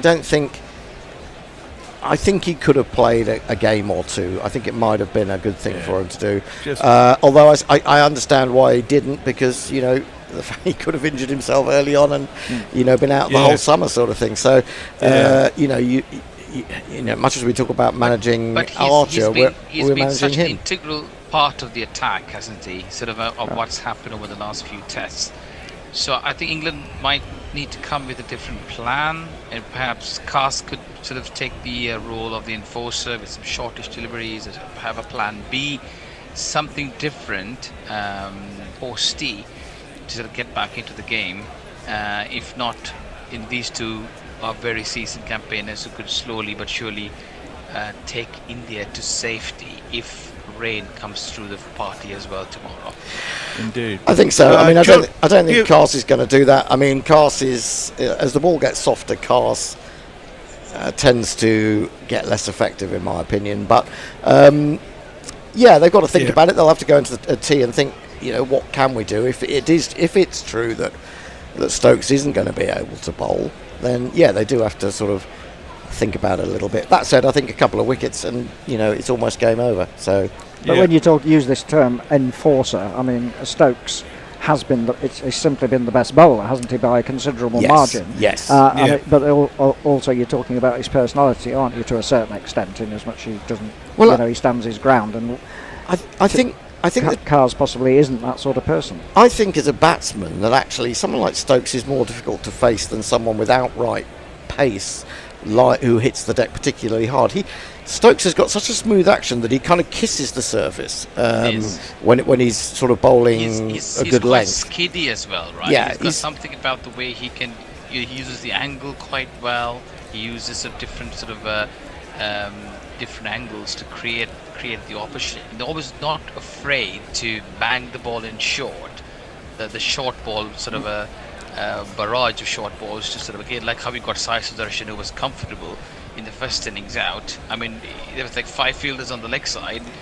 Knowingly, sort of Sudarshan couldn't keep that ball down. So he's got the ability to make something happen by that wicket through sheer perseverance. Yeah, no, well, I think skill. I mean, I think if India sense that Stokes isn't going to bowl, that will give them a lot of confidence about saving this test. Anyway, if the Bear would... few messages to catch up on. Sorry. George McPherson says the only person England are missing from their bowling attack is Leach. Get him fit and we complete the bowling lineup ready for the Ashes. Nick Vickers says hats off to Liam Dawson, a great return to the Test arena. Possibility for the Ashes. Ray Pyridine says, will Joe Root get knighted before he retires? I'd say yes. Jeff Perkins says, is it true the place next door turned up their music to drown out the jingles? Yeah, I think it is. Muttley says there's actually a children's book called Ralph S. Mouse, and he drove a motorbike. Oh, okay. And Jeff Perkins, on the same theme, says just need to check your computer to find mouse drivers. Richard Peel says, I know this isn't a one-day game, but could this be boring middle overs jingle territory? Could be. And Frank Rockefeller says Stokes is like a slow-mo of Bob Willers. And that's it. And we've got 10 minutes before we're back again. Right, the Bear. What are we going to listen to for 10 minutes? We are going to listen to Pete Svidler, the first part of his interview that you didn't get at lunchtime. I'll see you in a bit. Okay, see you, Bennett. We did tell you we were going to get Pete Svidler, but unfortunately the Bear put on Who's That Weirdo instead. So if you were confused, this is what you should have heard.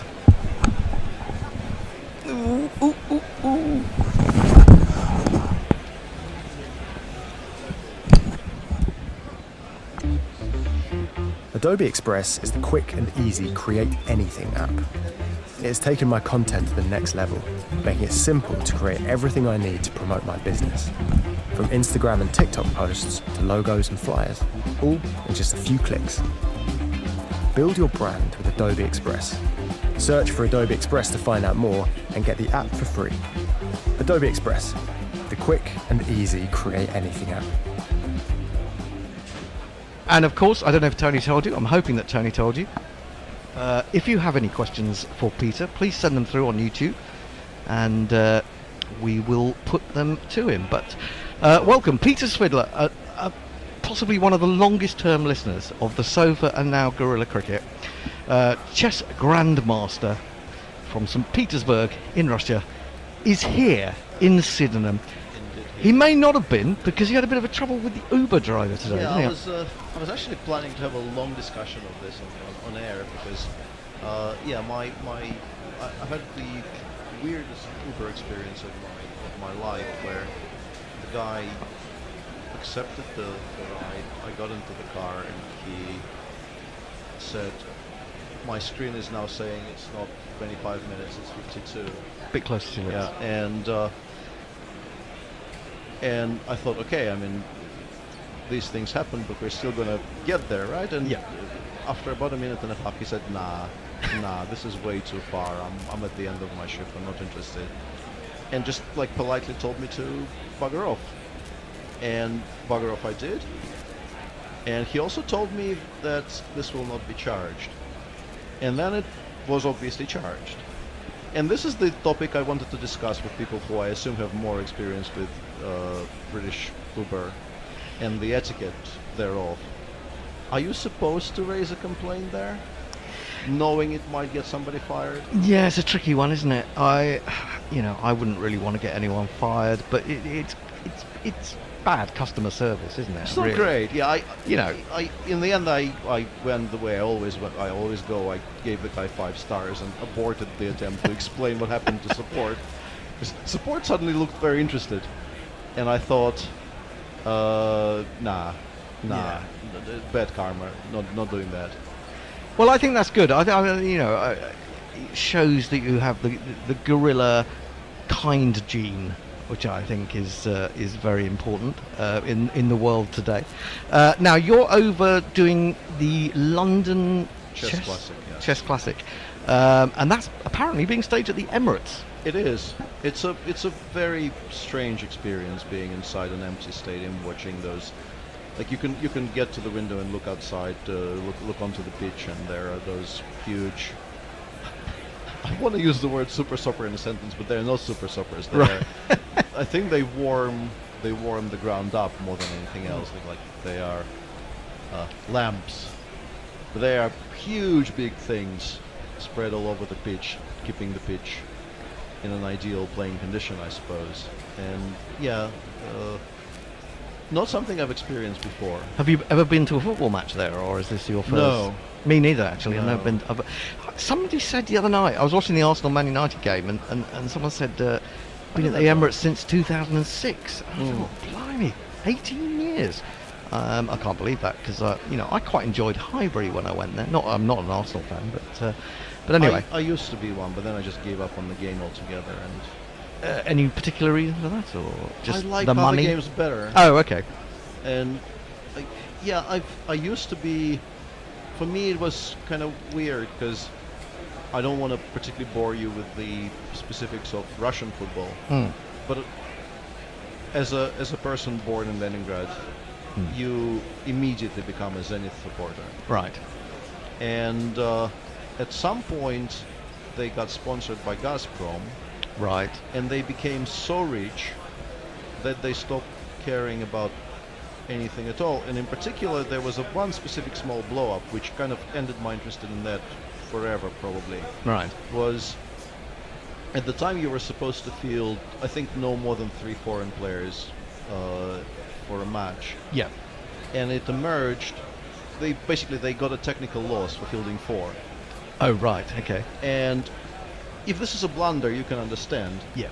But later, it emerged that there was a very clear communication between the legal department and the club management. And club management said, okay, if we do this, what's the worst that can happen? Right. And legal said, you will be fined.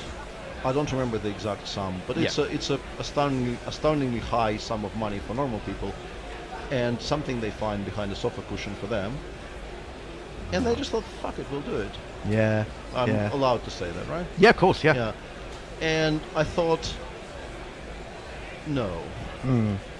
I do not want my glove to behave this way. It felt wrong. And it kind of... And I was also still...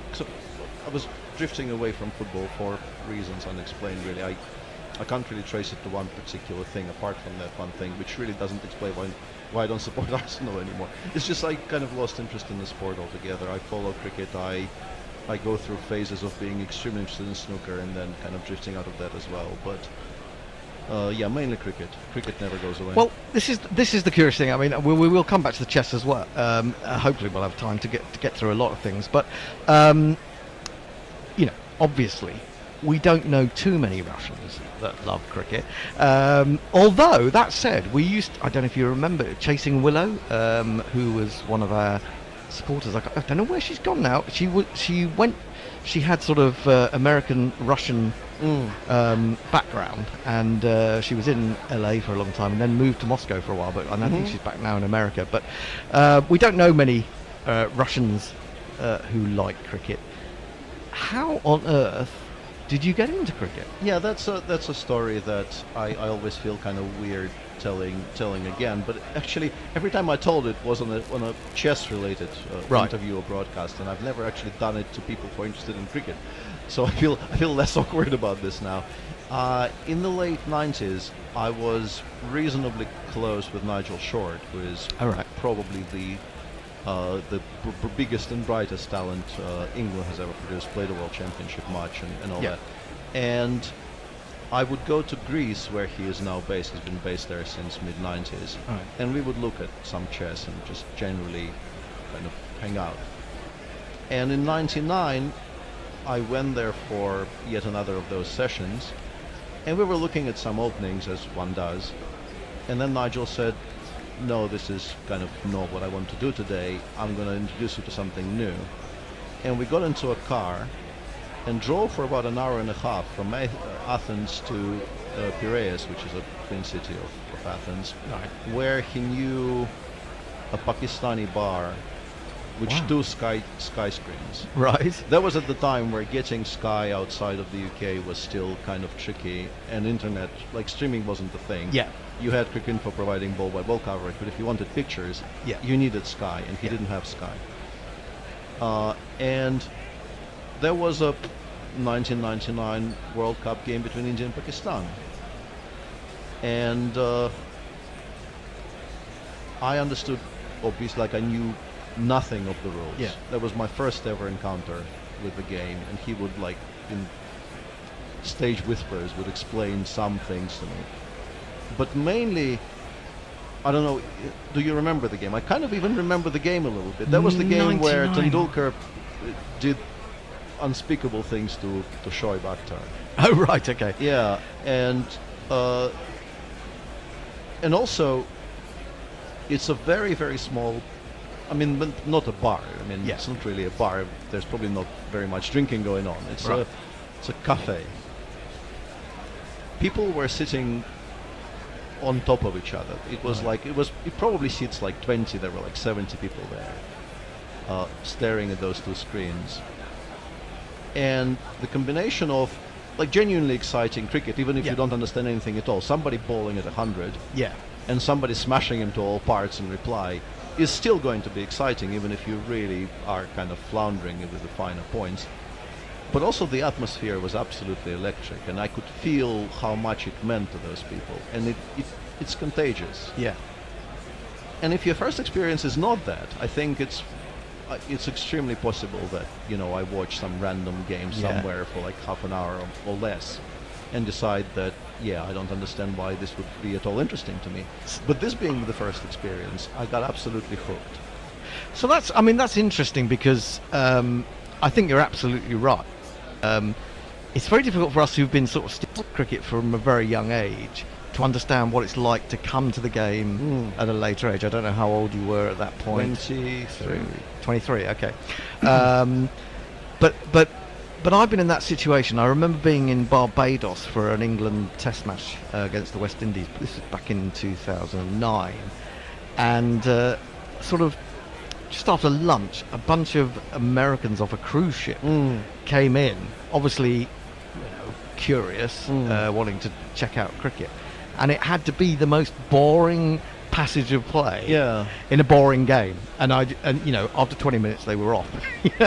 So it's just it's fate in a way. It's not really not fate, because Nigel did know which game to choose. We were not going to watch a completely random group game where nothing is at stake, but still, of course, if you're extremely unlucky with your first encounter, I think it's, and I know people like that. I know, let's say, at some point India and Bangladesh became somewhat fashionable destinations for people who want to play open tournaments in which there is perhaps a decent first prize and maybe a reasonable starting fee, and you're likely to win. Is pretty soft. So a lot of Russian players began going there. And they would inevitably, eventually, clicking through the channels, would encounter cricket on TV, and they would meet me later and would say, like, how can you watch this? It's unbearably dull. I switched it off immediately. But yeah, I think when you come from a background where it's not a thing, and like, if you ask a random Russian in the street what he thinks of cricket, I think the word flamingo is likely to come up, if you know what I mean. That's Kevin Peterson, or no. It's because people think it's croquet. Oh, okay. And Alice in Wonderland, or Through the Looking Glass. Oh yeah, of course, absolutely, So this is absolutely the first reaction. Nobody really knows what cricket is. Some people do know croquet. And if you come from that background, and your first game is somewhat dull test, or a one day which you catch the middle of, where people are just nerdling, and you think, why?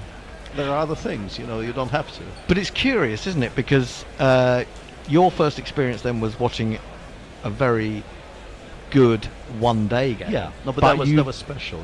But you've developed isn't quite the right word, although purists like me who love Test cricket might say that. You've gone on to absorb the test. I still very much prefer tests to everything else.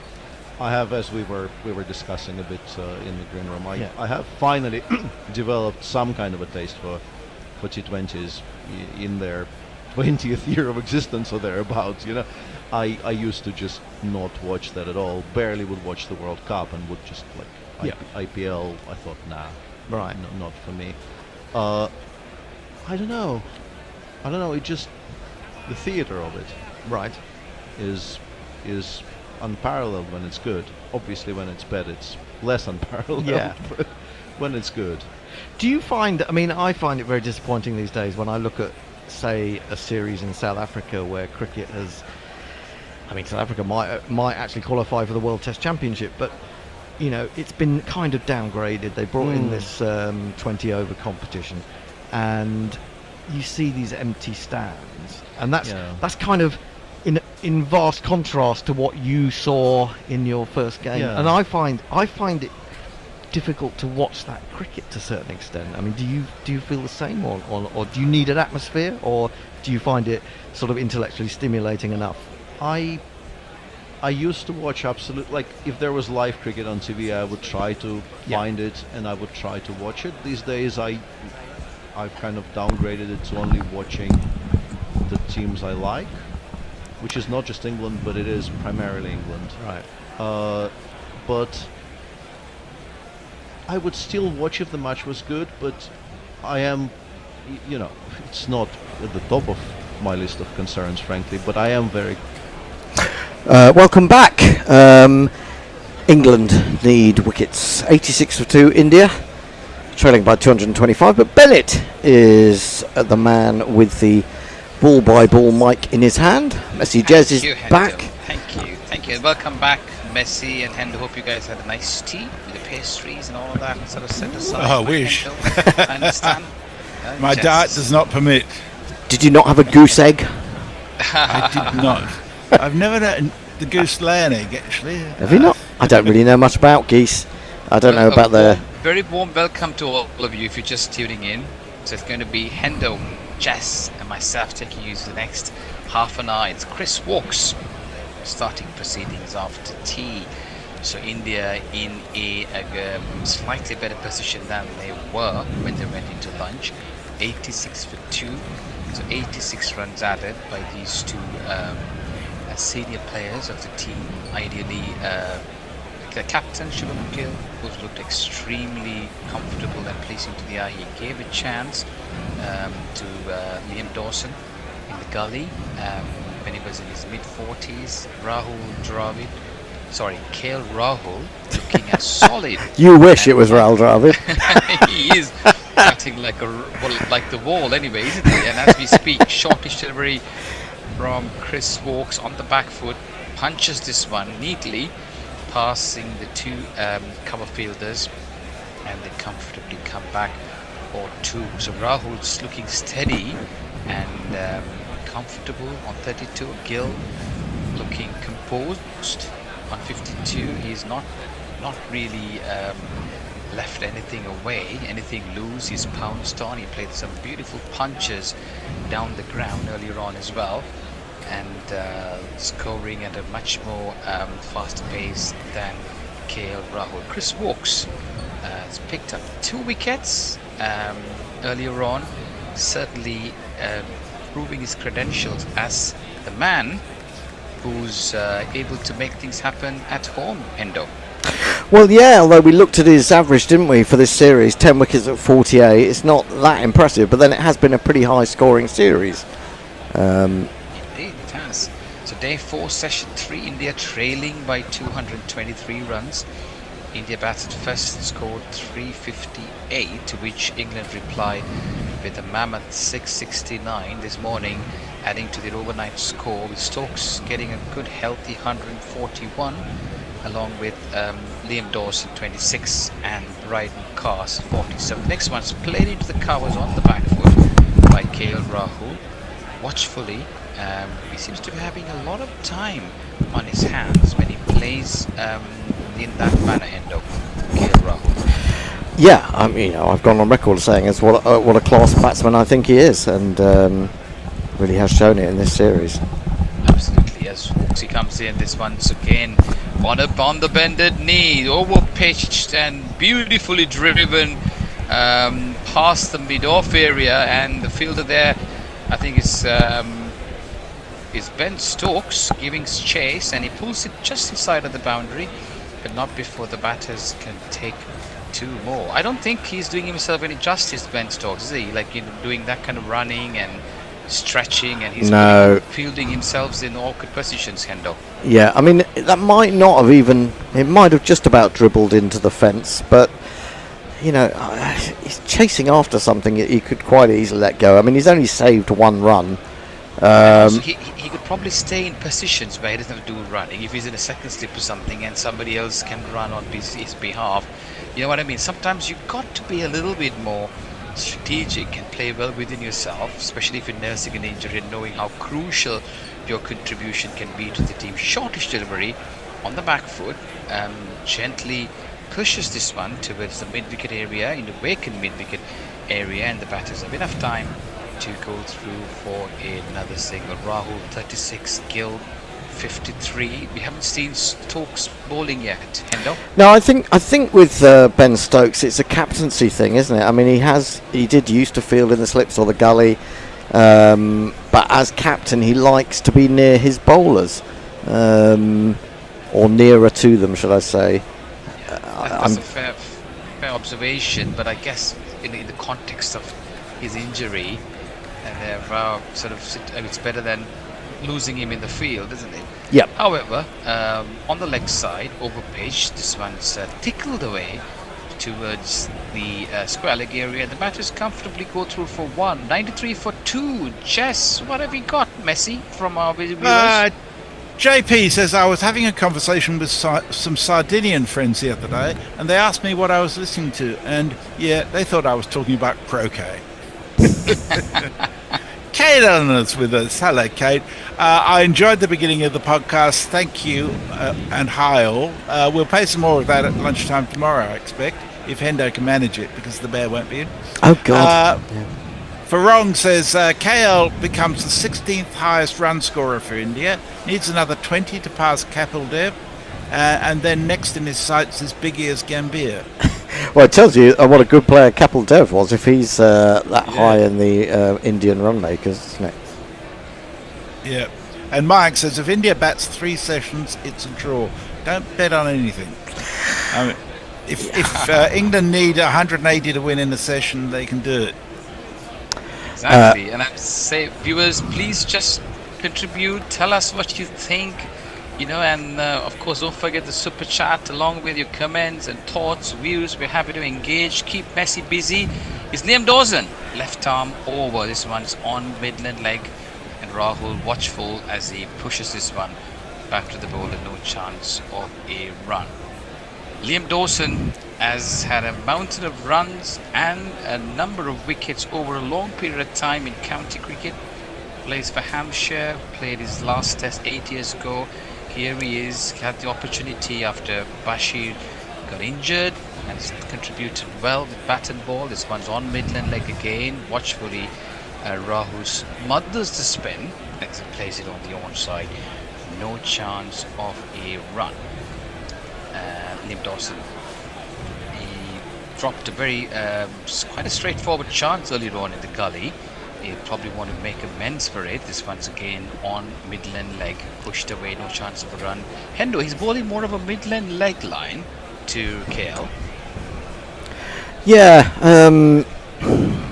I guess he's hoping to turn it from that line, but there isn't really very much there, is there? There isn't, indeed. This one's on a good length again. This one's a bit of a middle stump line and pushed into the short extra cover area. Oh. No chance of a run. Do you reckon he's more of a like Ashley Giles kind of a bowler? Ooh. Defensive? Yeah, a little bit maybe, but actually going back to that point you made about his line, he has got a leg slip in there, so they may just be trying to get Rahul to forget the man's there, and he might just flick one into his hands. Why is Brooke playing air guitar? Dawson bowls, and this one, he very nearly got him there. He was trying to push that one on the back foot, and I'm not sure exactly what happened there, whether he got an edge there or the ball went between, just over the stumps. Yes, very, very close on the back foot. He tries again. It was a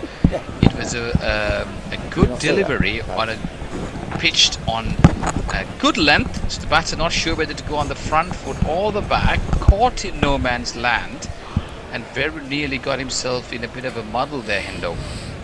Yeah, but a little bit fortunate there. He's indeed on the back foot, pushes this one.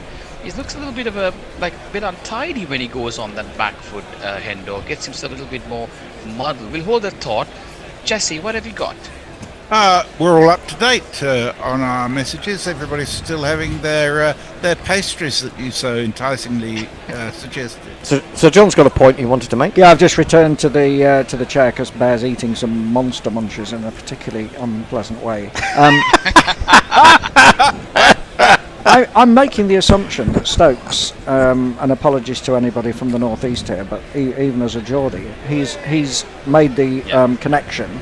That if he is injured, he shouldn't be running around, and he would have the good sense surely to field at first slip. So maybe he's not as bad as he seems, because it would be foolish, wouldn't it? But he's a stubborn bugger. You know. Well, he is. Yeah. And I wouldn't be surprised if he takes the ball shortly if nothing's happening. Walks this one short on the back foot, pushed into the covers. I really feel that England are letting this slightly sort of get Indian batters a little bit more comfortable. I can't see anything different, like a short ball ploy, something different. Maybe Joe Root with a few overs.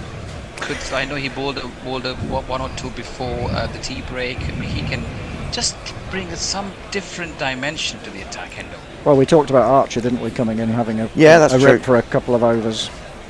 Walks comes in. This one's watchful outside the off stump. It's going harmlessly away outside the off stump, because unless we can make things happen, these two batters will comfortably bide away the time, won't they? Yeah, you would think so, but it only needs one good ball, doesn't it? And that's what England will be thinking, I suppose, is that they'll put trust in the likes of Wokes and Carse without Stokes. But Stokes is the man that seems to, worry the Indians more than most. Absolutely. This one's short on the back foot. He didn't do much about that. It was quite a sluggish shot there, but he's got himself hit on his arm. Yeah, he was through that about 10 minutes before. He did play that a little bit early. He's taken it. I mean, maybe the shot. I thought it might have hit him nearer the elbow on the right arm because he turned so early. But that's where he's rubbing. But it looked on replay. It looked more like it was nearer the shoulder. But yeah, he's in some kind of pain. So in India losing the 2 wickets early, Jaiswal caught in the slips by Root and Sai Sudarshan. Not lucky. He was going to let one go by, and as the ball was leaving, it hit his shoulder of the bat. It was caught by Harry Brook for a golden duck after a very well compiled half century in the first innings. This one again, Gill seems to have unsettled himself with the previous ball on the back foot, getting some kind of an inside edge ball going past the stumps towards the wicket keeper, but the batters have enough time to go for a single. I think he might have got into a rhythm of playing the ball when it was harder and it was coming on more sweetly to the bat. Now it's got a little bit softer, and Wokes is of lesser pace than someone like Carse. Especially when it's short, maybe just sticking in the pitch a little bit, it's not quite there for him. So he's mistimed a couple. We haven't seen much of an uneven bounce, have we, in the last sort of half? No, I mean, everyone's been talking about this pitch is going to deteriorate, and we've seen the balls go through low. We've seen the ones take off occasionally, but they're very few and far between. Yeah, I mean, it just takes one kind of magic ball, right, to keep low, like the way it happened with Liam Dawson. This one's outside the off stump, moving further away. Rahul not interested, letting the ball go through. Do you think England have more or less sort of managed to answer all their questions in terms of the composition of the team, stroke squad going forward? Well, I think the whole thing pivots around Joe Root and Ben Stokes, particularly Ben Stokes. As Wokes comes in, this one's outside the off stump again. He lets it go by. No chance of run. Go on, Hendo. Yeah, I mean, if you've got Ben Stokes firing as he fired in the second innings at Lords and he did in the first innings here, and he's also batting well, then you feel like you've got 2 extra players really. Yeah, the rest of the England bowling has been very inconsistent, I would say, at the best, really. That's the end of the over. Hold the thought, Hendo. Messi, what are we yes, Leah said, would you compare him to Ashley Giles? Has to be one of the worst insults for a spinner ever. Well, Ashley Giles was much taller. So I can say, I mean, so he's delivering from a different height, different angle. The king of Somerset, isn't he, Dawson? King of Hampshire. Hampshire, sorry. Okay. King of Hampshire. You get the point. Yes. I would like to see him giving it a bit more air. I agree.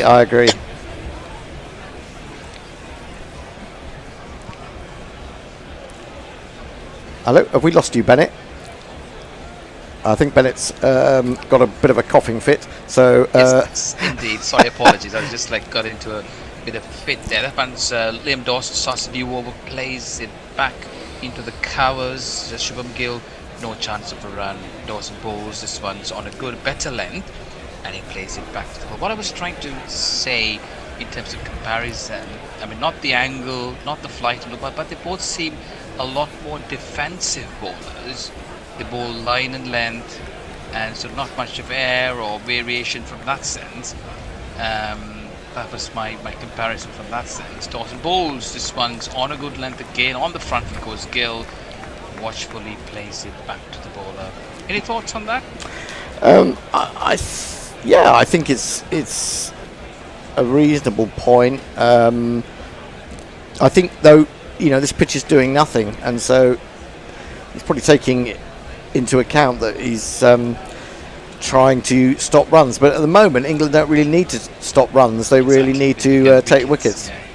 But he does give it a bit of a rip. He looks so he gives it a rip, but he does. I've been a little bit disappointed by the lack of air he's given it. Well, yeah, but why isn't he? Because he's not. He looks as though he should be spinning it. Well, I think he was brought in specifically to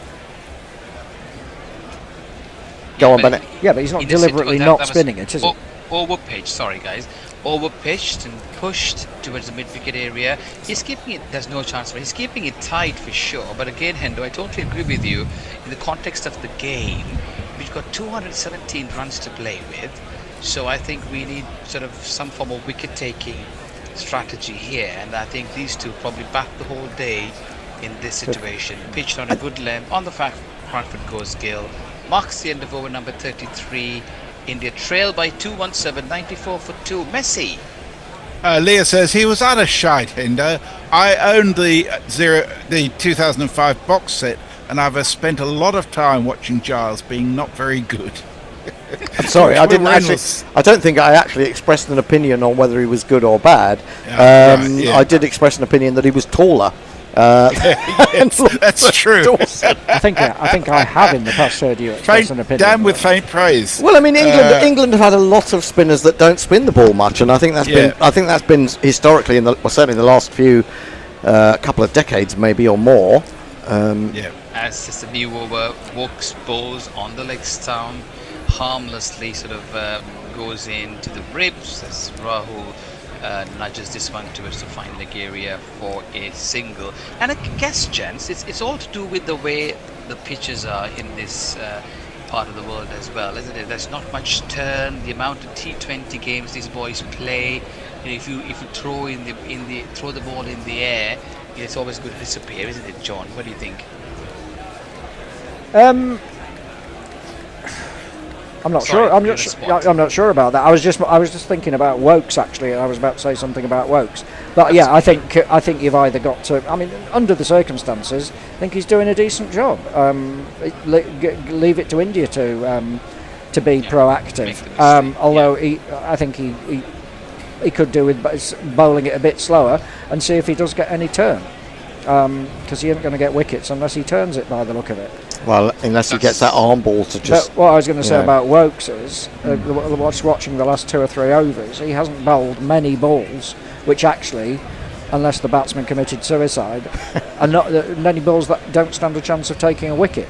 Exactly. Which, and my point of comparison always in this case is Glenn McGrath, who I still maintain wasn't the greatest bowler in the world. However, he bowled 5 balls and over, which stood a chance of taking a wicket. He was just so consistent, wasn't he? Because we saw McGrath, didn't we? Do you remember when he started out and the crowd were shouting, "You're so shit, it's unbelievable." Yeah, he didn't start well. He didn't start well, but then he just turned himself into 86 miles an hour. He pitched everything on the stumps, and he was but Wokes isn't doing that. Sorry, just to interrupt, but the next ball has been played towards the mid-wicket area, and there is no chance of a run. It's Chris Wokes again on the mid leg this time again, playing it towards the same field and short mid-wicket area. No chance of a run. That one, it's just sometimes making no chance of a wicket. Think, isn't it? No chance of a wicket either. Yes, well, to be fair, that was a straight ball. I mean, give it that. No, it wasn't. It was on leg stump. No, well, that's straight. If he's hitting leg stump, it's a straight ball. Okay. Technically. And it's just, it's not easy as he said than done. We don't know what's happening with the pitch. It doesn't seem like there's much of a movement. And the uneven bounce has also disappeared. And Shubham Gill this time walks away. That certainly didn't stand much chance of taking a wicket. Striker's end, because as Wokes was coming in, something disturbed Gill and he's just moved out of the crease as Wokes has to go back to his run up and start again. They trail by 216. India having lost 2 wickets. Gill and Rahul, a good 95-run partnership. England today, this morning, resumed with 7 wickets down and steadily accumulated the runs, with Stokes getting a good healthy 141, got 105 wickets in this test. Next delivery is played respectfully back to Chris Stokes, the chance of a run. Good sort of a steady knock of 26 from Liam Dawson, again showcasing his batting credentials. Got 10 first-class hundreds to his name. Chris Stokes didn't really do himself any favour with the bat in the series. He's not really scored much. Ryan Carse almost got a second 50 of the series. Batted really well with some lusty blows towards the end. He was last man out for 47. This one short, slashed away by Gale into the cover area. So Bennett, my friend, I'm going to put you on. Sorry, John. I'm going to put you on the spot a bit like you did with me. Who do you think that Dawson? I know. You can't. Well, you can teach old dogs new tricks, I think. Who do you think he should be trying to emulate as a left-arm spin bowler? Anybody from the past considered? If you don't mind, just hold that thought, John. Let's go to Messi as his end of the over. Messi, what are your thoughts? Yeah, Will Reynolds says, how dare you refer to him as the King of Somerset? He's not a Wyvern boy. My apologies. Ray Peridine says, Bennett, as good a commentator as you are, can you pronounce Rishabh as punt rather than pant, as in trousers? Thank you. Well, we've been calling him pant all week, so it's not just you. Okay, sorry, Messi. This one's Dawson again. Left arm over. The ball just played back to the ball. Again, coming back to you, John. I mean, I think he should just be himself, and that's what he's doing. I don't think at 35 and having played so many seasons of first-class cricket, and certainly honing his skills in the T20 circuit, one of the most sought-after all-rounders in the franchise cricket. Yeah. As the next ball is just pushed into the covers, no chance of run. I don't think he needs to emulate anybody else. But in order to get into the test team and build up his game, I heard Mike Latham saying that every season he seems to have been building his game. So he's doing something right in the county cricket for England to go knocking on his door at 35. And the next ball again played back rather uncomfortably by KL Rahul. No chance of run. I think he just needs to adapt his game a little bit more to the test circuit, because how can he buy wickets as opposed to containing the batter? This is my school of thought. I don't think he's any different from someone like Jack Leach. I mean, he's often been criticised for bowling too flat. So where do these guys? I mean, I know we're talking an absolute master, but where do these two, Leach and Dawson, for instance, where do they differ from someone like Bish and Beddy? Oh, well, I mean, you're talking about a completely different sort of pitches, aren't you? I mean, Bish and Beddy, although he played a lot of county cricket, he was very much slower through the air and had really good pivot as well. Yeah. Lovely action. Next one from Liam Dawson, left arm. Here he comes, left arm over. This once again flatter and pushed back. Yeah, I think because of the lack of spin, a lot of the time on English wickets, the English spinners have to adapt to remain in the side. They have to be economical. And then can you imagine, like there are county games that they don't even play a spinner, and if a spinner plays, they don't even bowl much overs. Yeah. So how do you then get yourself into the team? Next one's defensively, watchfully played, no chance of a run, end of the over. But just coming back to your point, like guys like Scott Borthwaite, who played Test cricket as a leg spinner, he had to go and reinvent himself as a top order batter because he just couldn't really expand his game. People like Dom Bass, he couldn't find a place in his team. There was another young left arm in Sare Wordy, and he was talked about quite a lot. He's lost his contract. I don't even know whether he's playing. So we have an exception like Monty Palliser. He for me was the classiest left arm spinner. Yeah, he's the closest you've had to a classical left arm spinner. I mean, the only really good spinner of the ball that we've had in this century is really Graham Swan. Tuffers? Not this century though, is he? Really? He was. What century are we in now? 21st. Yeah, I'll take your point. Sorry, Macy, we couldn't give you a chance That's there. Right. This one's shorter, and Jamie Smith's walked right up to the stumps, and looks like Shubham Gill's been hit on the danger area. He's crouching down. He's got up. A bit of that in this match. as we say, it's he's been hit in vasectomy corner. But We just don't going say that, back, I just going made back that up. briefly to Bish and Beddy, because I watched Bish and Beddy quite a lot, and I was a master of the leg cutter, obviously, but not left arm spin. But watching Beddy bowl, you Yes, sorry, comes in go on, again yeah. on the onside. It looked as though he Sorry, John. Go yeah, on. he sort of bowled the ball, and then just as it was about to reach the batsman, it looked as though he had it on a piece of string, didn't it? And he just pulled it back, and it dipped in front of the batsman. Yeah, I mean, John, he actually was brought up in the subcontinent, Yeah. where teams are playing 3-4 spinners and 1 pacer, for example. Right. So and wickets turn. They really, really turn. Whereas, people like Rehan Ahmed, the county cricket circuit doesn't fit his type of bowling. This one's on the leg stump again, pushed this time a little bit more wider of the short mid-wicket field, the cast, and the batters have no chance of going for a single. Actually, they have. My apologies. They have crossed over a single, a bit of gap there. Clever batting, rotating the strike, and just finding a little bit of gap and playing the ball according to his merit. This is going to be the last over before we do a swap, change of commentary. We've got 3 balls to go.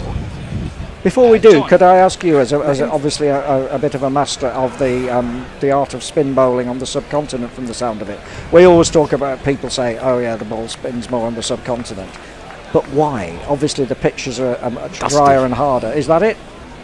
And how does that make a ball spin more? Right. The next balls again played back into this mid-wicket area. No chance of run. Yes, absolutely, John. The pitches are curated for the ball to turn. So it's a lot more kind of harder, and the ball is meant to be turning. At least that's what it's prepared for. Yeah. On the front foot, back to the bowler, no chance of run. Again, if you look at it, people like Kapil Dev coming out of India was actually a once-in-a-generation thing. I mean, fast bowlers. I mean, Bumrah coming out of it now is just one of those amazing things that could happen, because India are not known to produce bowlers of that nature. But whereas the spinners, we had loads, as you said, Bishan Singh Bedi, Chandrasekhara, Prasanna, like Narendra Hirwani, Lakshman Shivramakrishnan, Maninder Singh, Rajesh Chauhan, outside the off stump and pushed into the gully. No chance of a run. One more ball to go for the over. Sorry, John. It's also, though, that no, that was the last ball of the over. Okay, it's also partly the pitches are not watered as much, or certainly weren't watered as much. I think now that in India you do get pitches that won't turn unless they're made to turn, if you like, which is basically when England go over, because they know that England are so poor against spin. Anyway, it's time for a change. I'll just do one message before you go, Hendo.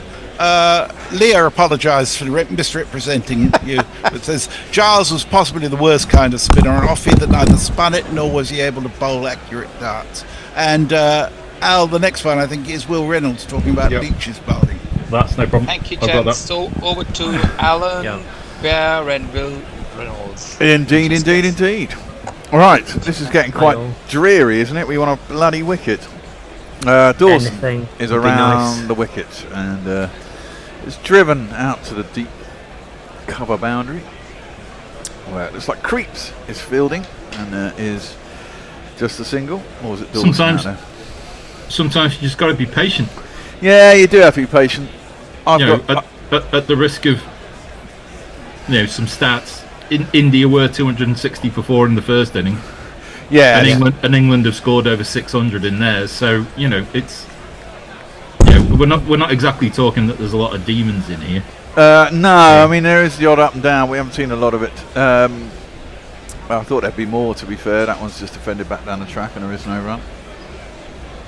How dare you use stats to back up your point, Al? Exactly. That's hideous. Witchcraft. Yeah.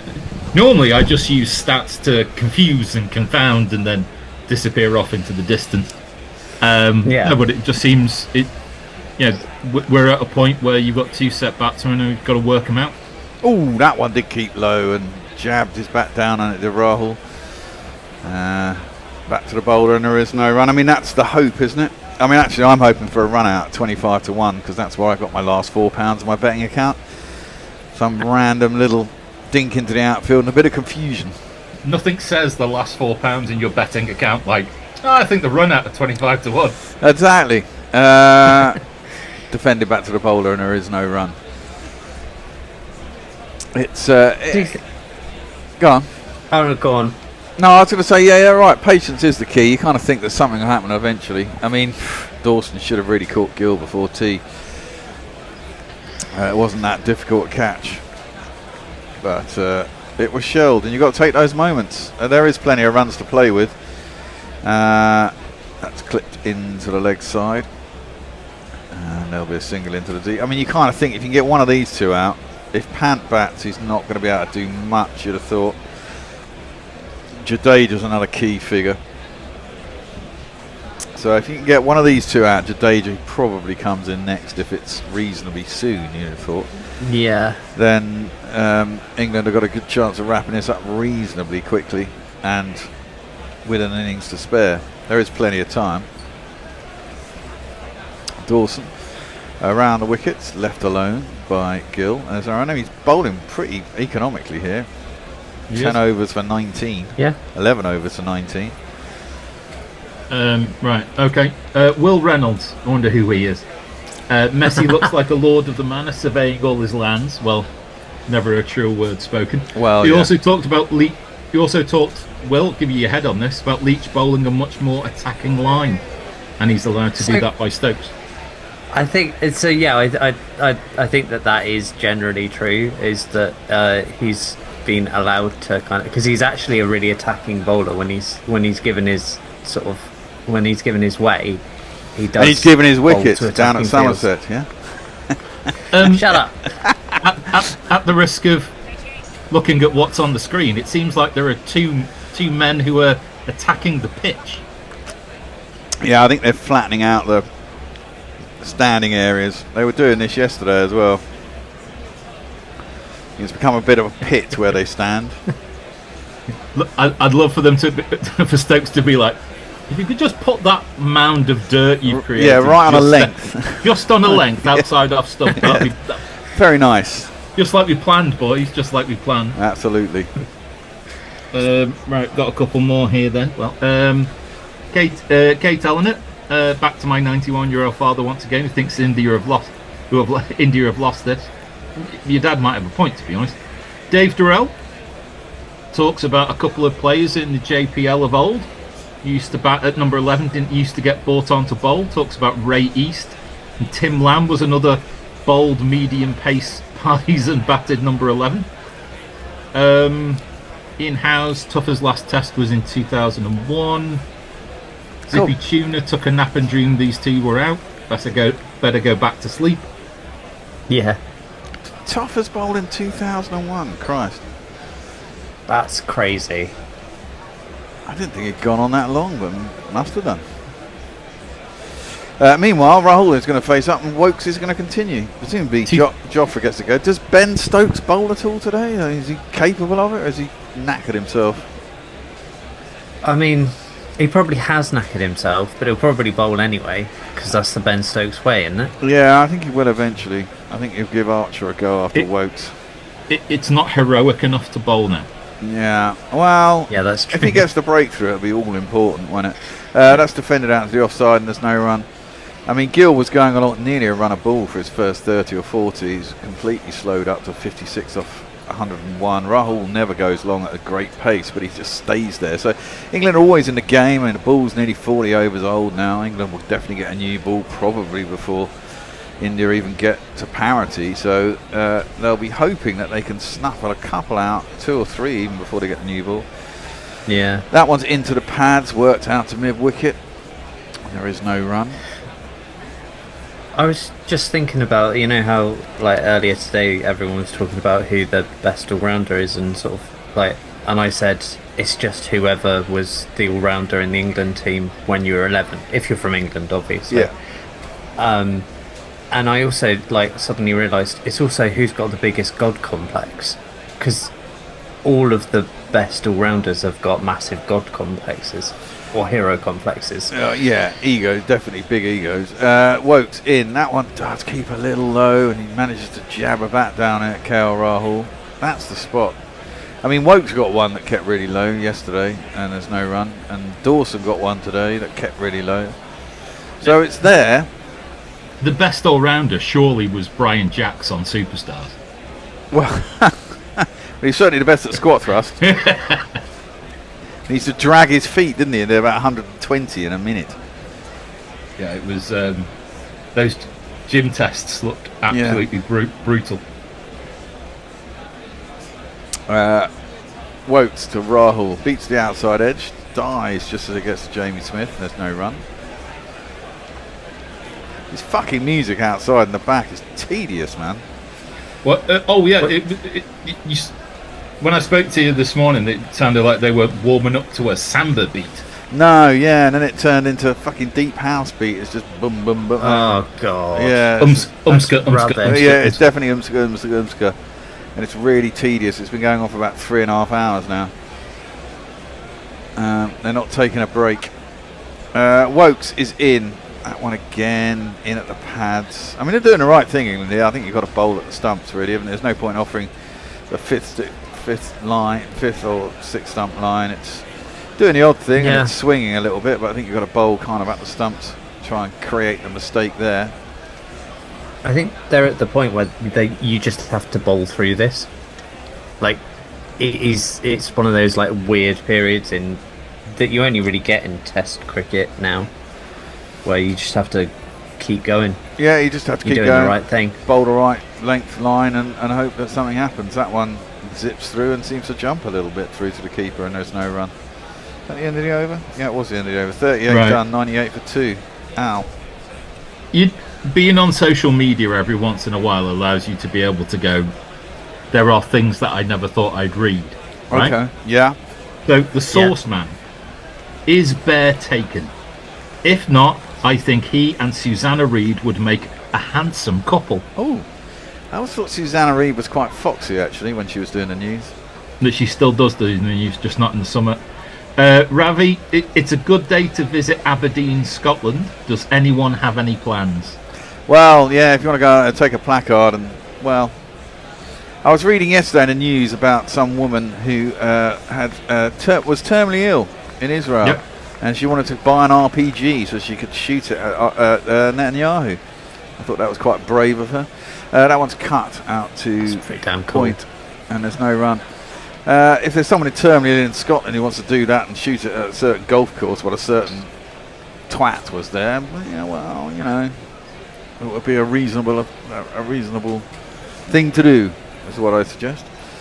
Not that I'm inciting violence of any sort. Dawson around the wicket, full and into the leg stump. Come on, that's got to be the run out. There should be a man there, but it isn't. It'll be a single out to square leg instead. Are you suggesting they take out one of the 2 slips? No. Well, it's not turning enough for 2 slips, I wouldn't suggest. It's more a slip and a gully. I mean, yeah. Or you could just sort of move that one, like, first slip to sort of 1.5. And that would kind of cover both if you wanted to move it out, maybe. I don't know. Well, Harry Brooks at slip. We've got leg slip now instead. Oh, and he does turn it around a corner. But past the leg slip. Out to where a man on a 45 would be. But they got a man out on the sweep. They haven't really attempted to sweep anything at the moment. I'd be tempted to bring that man out there on the 40, long leg out to the man on the 45 and stop the single. 100-run partnership is up of 230 deliveries, so they're not going at any pace. Which kind of suits England. As a series, this has actually been much more traditionally paced. Yeah, in general it has. Oh, that one again goes on with the arm. Shubman Gill just defends it and there's no run. You wonder if there's more break-up in this pitch as well to come. Old Trafford does sort of fall apart on the 5th day, doesn't it? Supposedly it does. It's kind of known for it, apparently. There was some big turnout to rough for Jadeja yesterday. To the left-handers anyway. That one is defended back up the track and there is no run. Got to get through to right-handers before they come to the crease, however. But I mean, the next three batsmen are what, Jadeja, Pant supposedly, and Washington. They're all lefties. I think Washington's a lefty, isn't he? Yeah. That one's tossed up, and again, it's just turned into the leg side, and there is no run. So that would be quite interesting. Okay then, Zippy Tuna. Sorry we had to send our buffoon over to you. It does make the atmosphere feel a little lighter here with him gone. It's alright, you can have him back at the end of the week. Yeah. That's not a problem. Ravi, has any England player ever been knighted while still playing? I think Root has already qualified. Why wait? Well, no, I don't. Was Alistair I don't Cook? think so. Was Alistair Cook knighted when he was captain? No, I don't think he was. I think it was after he retired. No, it was pretty much immediately that he retired. The Archer is returning. Mayank, how can there be a man on the 45 and it not be Adil Rashid? Well. Oh, actually, that's a point. We were talking about who's the best spinner that England's had in recent times. Rashid, hands down, is the best spinner that England's had for like 20 years, I'd say. Yeah, I mean, I think Graham Swan was. Oh yeah, but like I would say that as like if just out and out spinner, I'd still say that Adil Rashid's better. Like in tests, obviously Swanee, but yeah. Oh, that one, Archer, first ball, bowls at length delivery. Kyle Rahul goes back and defends it back down the track, and there's no run. I mean, that was 79 miles an hour from Jofra. Obviously warming up. Just ambled in, didn't he? Yeah. Just like... And obviously the ball gets old and soft. I mean, it's nearly probably 40 overs old after this over. Yeah. And the fact is, they're only going along at 2.5 and over. So it's very slow scoring by the Indians. I suppose they're just trying to get through so they don't lose. That's guided down. Kind of stopped his bat on it and palmed by second slip down towards the third man boundary. And they'll come back for 2. Half stopped. Rahul, I think, needs another bat. Yeah, he's immediately blamed his tool there, hasn't he? Yeah. Probably should have been stopped by, I think it's Harry Brook at second slip. Well, he's probably got about 20 of them sitting in the dressing room. Yeah, so they all seem to. Well, if Joe Root's anything to go by, he's got like 20, 30 odd bats that he just takes with him everywhere. Yeah. Which is mad. Apparently the bat that Jimmy scored his 81 with, apparently that was one of Joe Root's cast-offs. Oh, right. Yeah, just interesting thing that I heard on a podcast. Well, someone seems to be digging around in Kyle Rahul's bag for a couple of bats. Going to run them down to him. Never know what he's going to find if he roots in there. Yeah. Need to be a bit quicker about this kind of thing. But another stoppage in play. Oh joy, oh joy. So you know how with left-handers, the whole thing is like it changes things up, and it's sort of because there aren't enough left-handers. But surely it's getting to the point where now there are so many left-handers in cricket that that's going to become the norm. Well, it's not the norm, but it's certainly, yeah. I mean, certainly. I mean, like, do you know what I mean? Surely it will negate the kind of, it's a left-hander, this will be interesting. I think very much so, and I think it has probably done for the last 10 years. I think. Yeah. I mean, it always used to be teams full of right-handers, and left-handers were quite a sort of enigma. One or two, maybe, but now very much teams are split. I mean, the Aussies have got about 5 as well. That one is played off the back foot by Rahul out to cover, and there is no run. Which means you've got to be able to bowl to left-handers. I think bowlers have become a lot better at bowling at left-handers. I mean, I used to. But that's what I mean. Is there going to be a point, do you think, where it's going to like switch, where people are actually going to find it harder to bowl to right-handers because they're so used to bowling to left-handers? No, I don't think so. Because I think if you're a right-handed bowler and you're bowling over the wicket, a right-hander is always. I mean, it's a question of. I think the reason bowlers bowl around the wicket to left-handers is they want to be able to see the stumps, don't they, or bowl at the stumps. That one is straighter and length again, and Rahul plays it up to mid on. There's no run.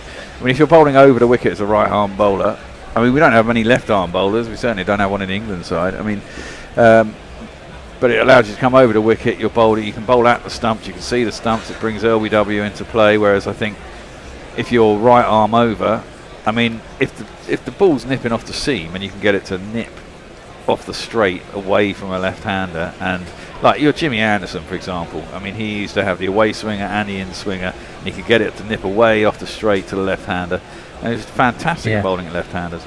That one is once again played up to mid-on. There's no run, but there were bowlers who really struggled bowling at left-handers. They didn't really bowl at them that often and didn't know what to do. And if you bowled over the wicket and got it too straight, you're bowling into the pads, or they bowled it across them, it's half volleying and cover drive, you know, like sort of David Gower back in the day and people like that. But there certainly are so many more of them around now that I think bowlers have learned to bowl at them, and so many bowlers are better at bowling around the wicket at them. Certainly a skill you've got to have, though. Yeah. It's just one of those weird things about cricket that I just, I don't know whether it was going to switch. Rahul on the back foot defends it out to cover once more. That's the end of the 40th over, 102 for 2.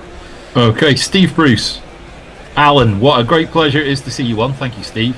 Also a great pleasure to see Marv from Home Alone. Will, I think he's talking about you there. He I haven't also had says that one in a while. The bear, my goat. Goes without saying what a pleasure it is to have the bear. There's talk between Ravi and Mayank that Root should be knighted while playing. It's difficult to tell about whether it is that he should be knighted, on the pitch while playing from their perspective. Mayank says that the only British sportsman knighted while still active that he knows of is Andy Murray. Let me see. Ravi says GC will have to make a new jingle for Joe Root, actually, if he gets knighted. A question from Mayank: if India survive this test and draw and then win at the Oval, who would you say is the winner of the series? Well, no one. It'll be a draw. It'll be a draw, wouldn't it? Draw. That one is pushed by Gill out to the man deep on the cover boundary. He'll get himself a single. That's how you officially use stats. Not that Jeff Thomas says Sir Lewis Hamilton is still driving in Formula 1, although not very fast. Well, he missed out today, didn't he? Apparently, went over the track limits. I want to see him do well for Ferrari. I just. I wonder if they used to get a Ferrari dealership if you signed for Ferrari. I wonder if that's still the case. Probably not. That one seems to keep squatted a little bit, but it's defended square on the offside by Rahul. I can't. The reason I want Hamilton to win is I think it was just basically he was cheated when Verstappen won his first bloody title. That was a fucking disgrace. Yeah. Tossed up, driven up to mid-off. There is a quick run. Oh dear, is that going to be buzzers? Has it got buzzers? No, it's well stopped by Harry Brook or Joe Root, who was backing up the keeper. It's Harry Brook, I think. Are you saying that Christian Horner cheated? Well, it wasn't Christian Horner, was it? It was a fucking whoever was a match race referee or whatever. It allowed them all to, half of them to unlap themselves. Yeah, and not 5 people who were in between Verstappen or something. I can't even remember the exact situation, but it was a fucking disgrace. Dawson around the wicket. Defended by Gill, and there is no run. It was mad. I really want to throw a Molotov cocktail down into that fucking bar's back garden. I know you've said that you're not going to advocate violence. Yeah, I just want to make sure that you're still not advocating violence after asking terminally ill people to have a go at Trumpet. Yeah. Turnberry. No, I'm not. I do it myself. Did you know that the whole terminally ill? Did you know the whole terminally ill assassin thing is actually really long-standing? The people that shot Archduke Ferdinand in Sarajevo, they all had TB, which is why they did it. Tossed up that one to get a bit of turn, caught the outside half of Gill's bat, goes out towards point. They don't take a run. Well, I suppose, I mean, we and Andy were talking about it earlier. It's kind of legitimate, isn't it? If there's someone that you think is a real wanker and you should probably die and you're going to die yourself, you might as well have a pop. What are they going to do to you? You know, I would totally do it. You know? But there are so many times where I've been like kind of on the way out, and I've been like, right, well, who am I taking with me then? Particularly at the moment, you know. Farage will be at the top of some lists, I imagine. Yeah. Just want to make sure that we're all talking deeply hypothetically. Deeply hypothetically. Oh, of course, we're talking hypothetically. Yeah. Oh yeah, obviously. Mm-hmm. It's all right. I don't want to have to. I just don't want to have to go into local news and describe Bear as a, you know, he was very much a loner, kept himself. A lone wolf. None of us ever really knew him, really. Yeah, exactly. No. Very out of character. Jofra is going to bowl to KL Rahul, who's on 42. He's coming in. It's guided down towards third. I presume that's vacant. It is. And that'll be the first four I've seen for a while, actually. But we'll give it a jingle. 1, 2, 3, 4.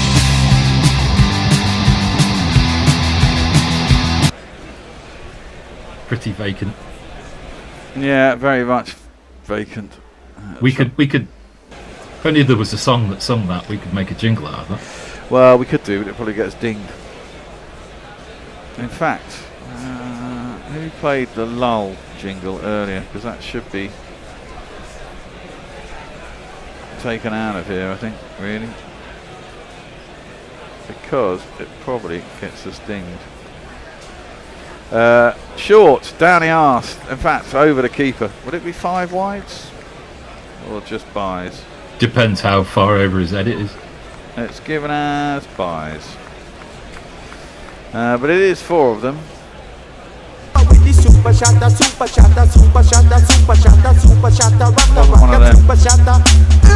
That's some swing after it's gone over the bowler's head. The batsman's head. Sorry.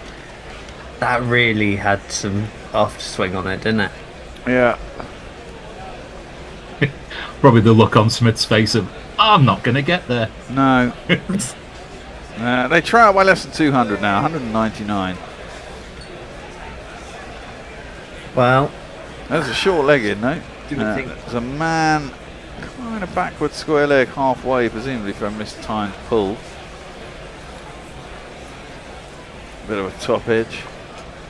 Rahul facing up. Short. Put into the offside. And they're going to get 1. I doubt they'll come back for 2. It's chased out there by Wokes. I think they'll never change that rule. What? You know, the having more than 2 backward a square and all that. On the leg side. Well, yeah, that was originally bowling body line, wasn't it? Which I totally think that I don't see why I don't see why it's a, but I don't know. That's me kind of thinking, you know, every time basically bowlers find a way of having the upper hand, the batters. Quite anarchical. It's a rule. It's got to go. Archer down the leg side, pulled down to the very fine man at fine leg. Liam Dawson. I am. Yeah, I'm a cricket anarchist, basically. Well, well, a bowler is what I am. Yeah. And you want the right, to be able to bounce people out, which is fair enough. Yes, damn right. With 3 leg slips. Like. I want thinner bats, and I want. Yeah, I love those. You know, they're like practice bats that are like that thin. Yeah, they should only be allowed to have them. Made out of plastic. That's yeah. And they can only hold it in one hand. Yeah. Gill facing up. Archer is going to come in. into his 9th over in this innings. Bowls it short, drops his hands, Gill lets it go through to the keeper, and there is no run. 86 miles an hour. I guess we'll have one more over after this. Yeah, I guess so. And then we'll have a little switch. Who's up next? Hendo's on again, I think. Andy W, Messers and Hendo will be your next lineup. Andy's doing your commentary. I'll read this out then, just before we go then. Mark Arnold, I love the Bears' sign eloquence. Why, thank you. Archer in, short again, and Gill drops his hands again. Through to the keeper. No run, and that is the only over. Actually, we will have the switch because it's gone past the hour. Well, while you're all moving about, I'll read up some tweets, sort of messages. Sorry. Mayank, what a spectacular answer it was to our question, Bear.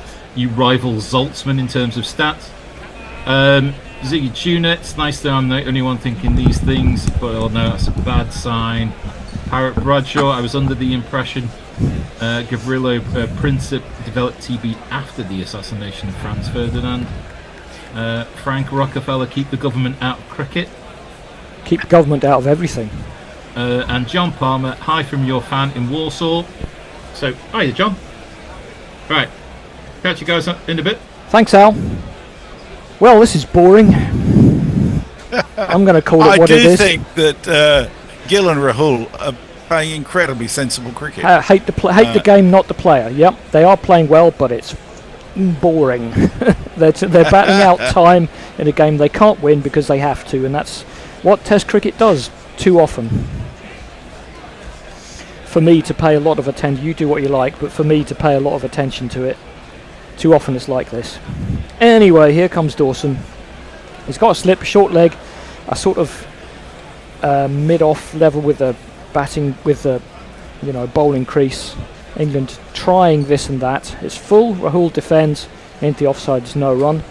I'm surprised they haven't done the terrible short bowling tactic yet. Maybe they think the pitch just doesn't pertain to that.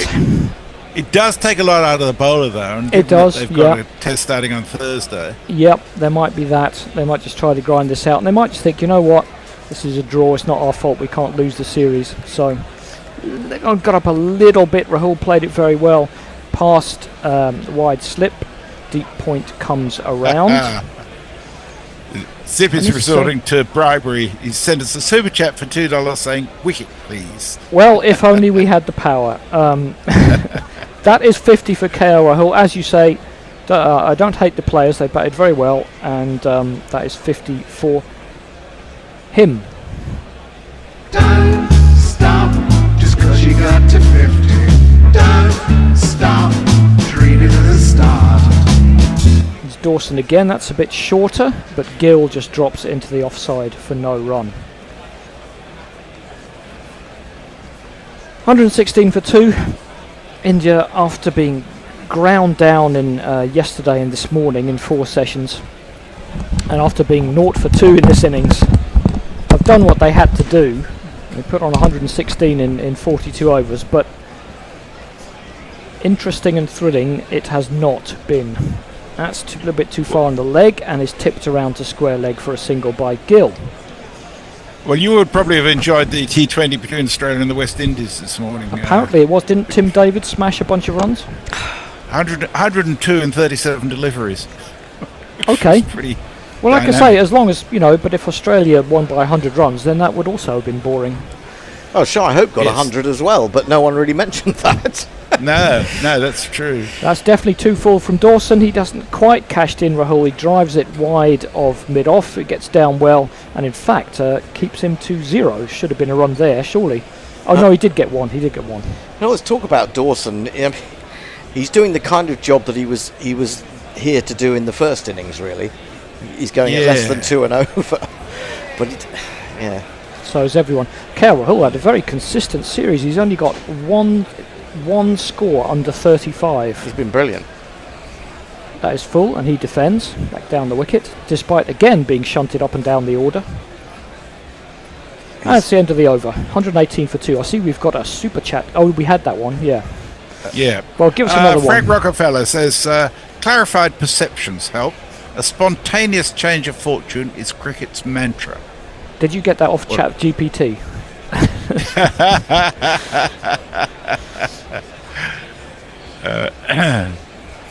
Yes, well, who knows? I would like to see Dawson playing an attacking role rather than just. If that's not there's really him, is it? It's not really him, but also I think the other thing is there's no consistent turn. I mean, the very odd ball does a little bit, but it's too slow for it to really have an impact when it does. And if he starts doing that, will they start pelting him? If he starts giving it air, they are very good with their feet, these Indian batsmen. Archer does go short, but it's a good line over the top of off stump. Rahul is easily able to duck underneath it. I don't really understand if you're going to do this almost body line attack, why you would come over the wicket. You want to get it up, but you want to get a couple of men round the bat on the leg side, and you want to get it up into the armpit. That's where it's the most difficult position to play. So you want to be round the wicket. So unless you're bowling, if Archer was bowling to a left-hander, you want to be over the wicket as he is at the moment. They do have 6 men on the leg side. That is exactly where you say into the armpit, and it probably hit him in the armpit. It was a bit quick for a hole to pull, and it rolls down to Harry Brook. But England, yes, do have a 6-man leg side field. So it's as close to body line as you can get in I was going to say modern cricket, but since 1935. Which probably is modern cricket for a lot of us. The last 90 years of modern day cricket, yeah, absolutely.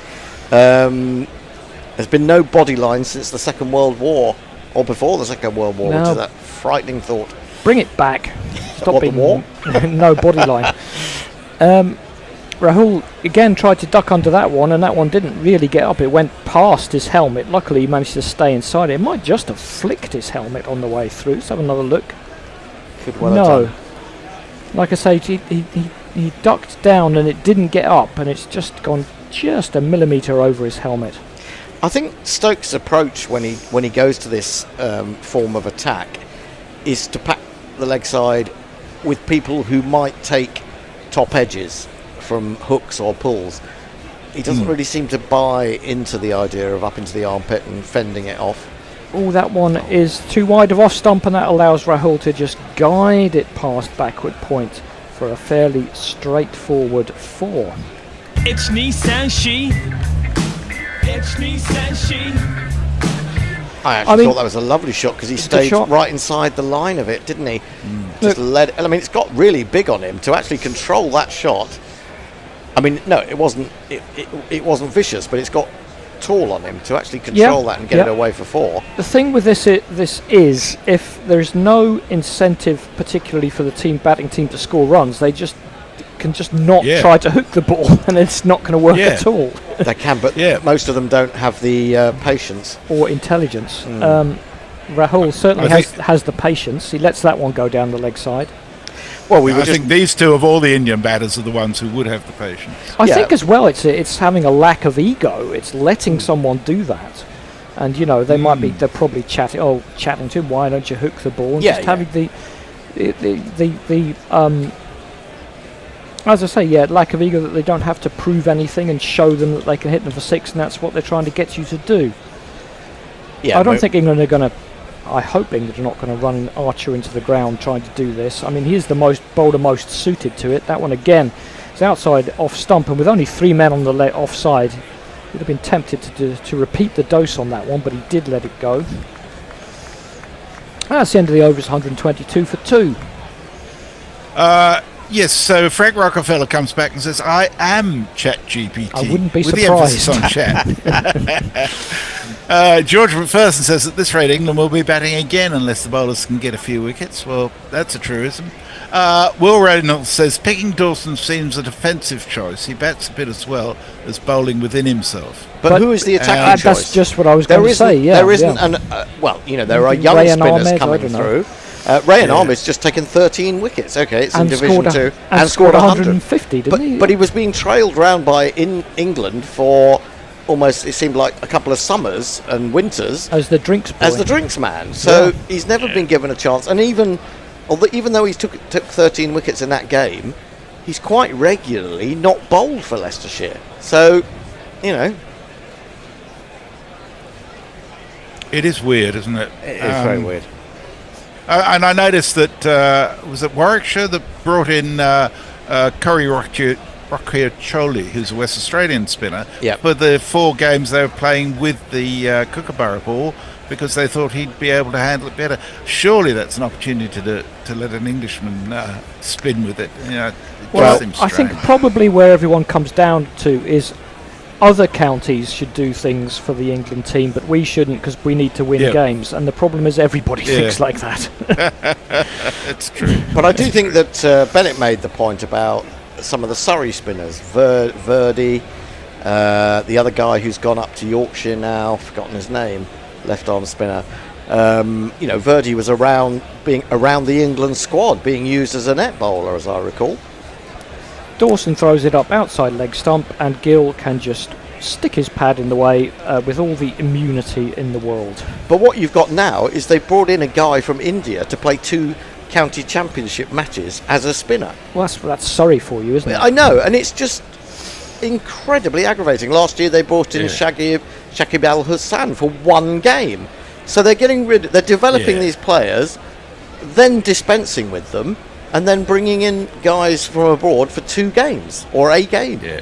It's madness. Yes. Oh, are we just going to do this for an over? Well, it's looking Dawson's that way. bowling outside leg stump, and Gill is fair enough, just sticking his pad in front of it. I think it is difficult though for a batsman to do that for 6 balls in an over. I mean, consistently. Again, it's the ego and the patience. You just have to judge the line. But with Dawson bowling the way he's bowled, there's another one which he just doesn't even bother getting his pad in front of.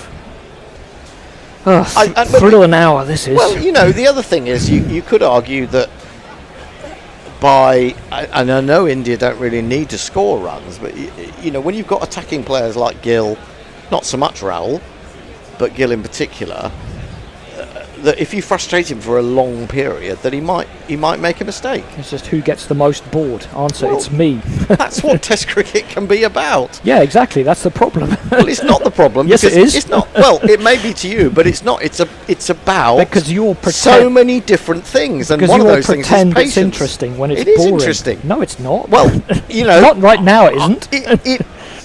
But you have to see what it's leading to, or potentially leading to. Which is what? Which is what I just described to you, making him so irritated that he makes a mistake because he wants to play a bigger shot.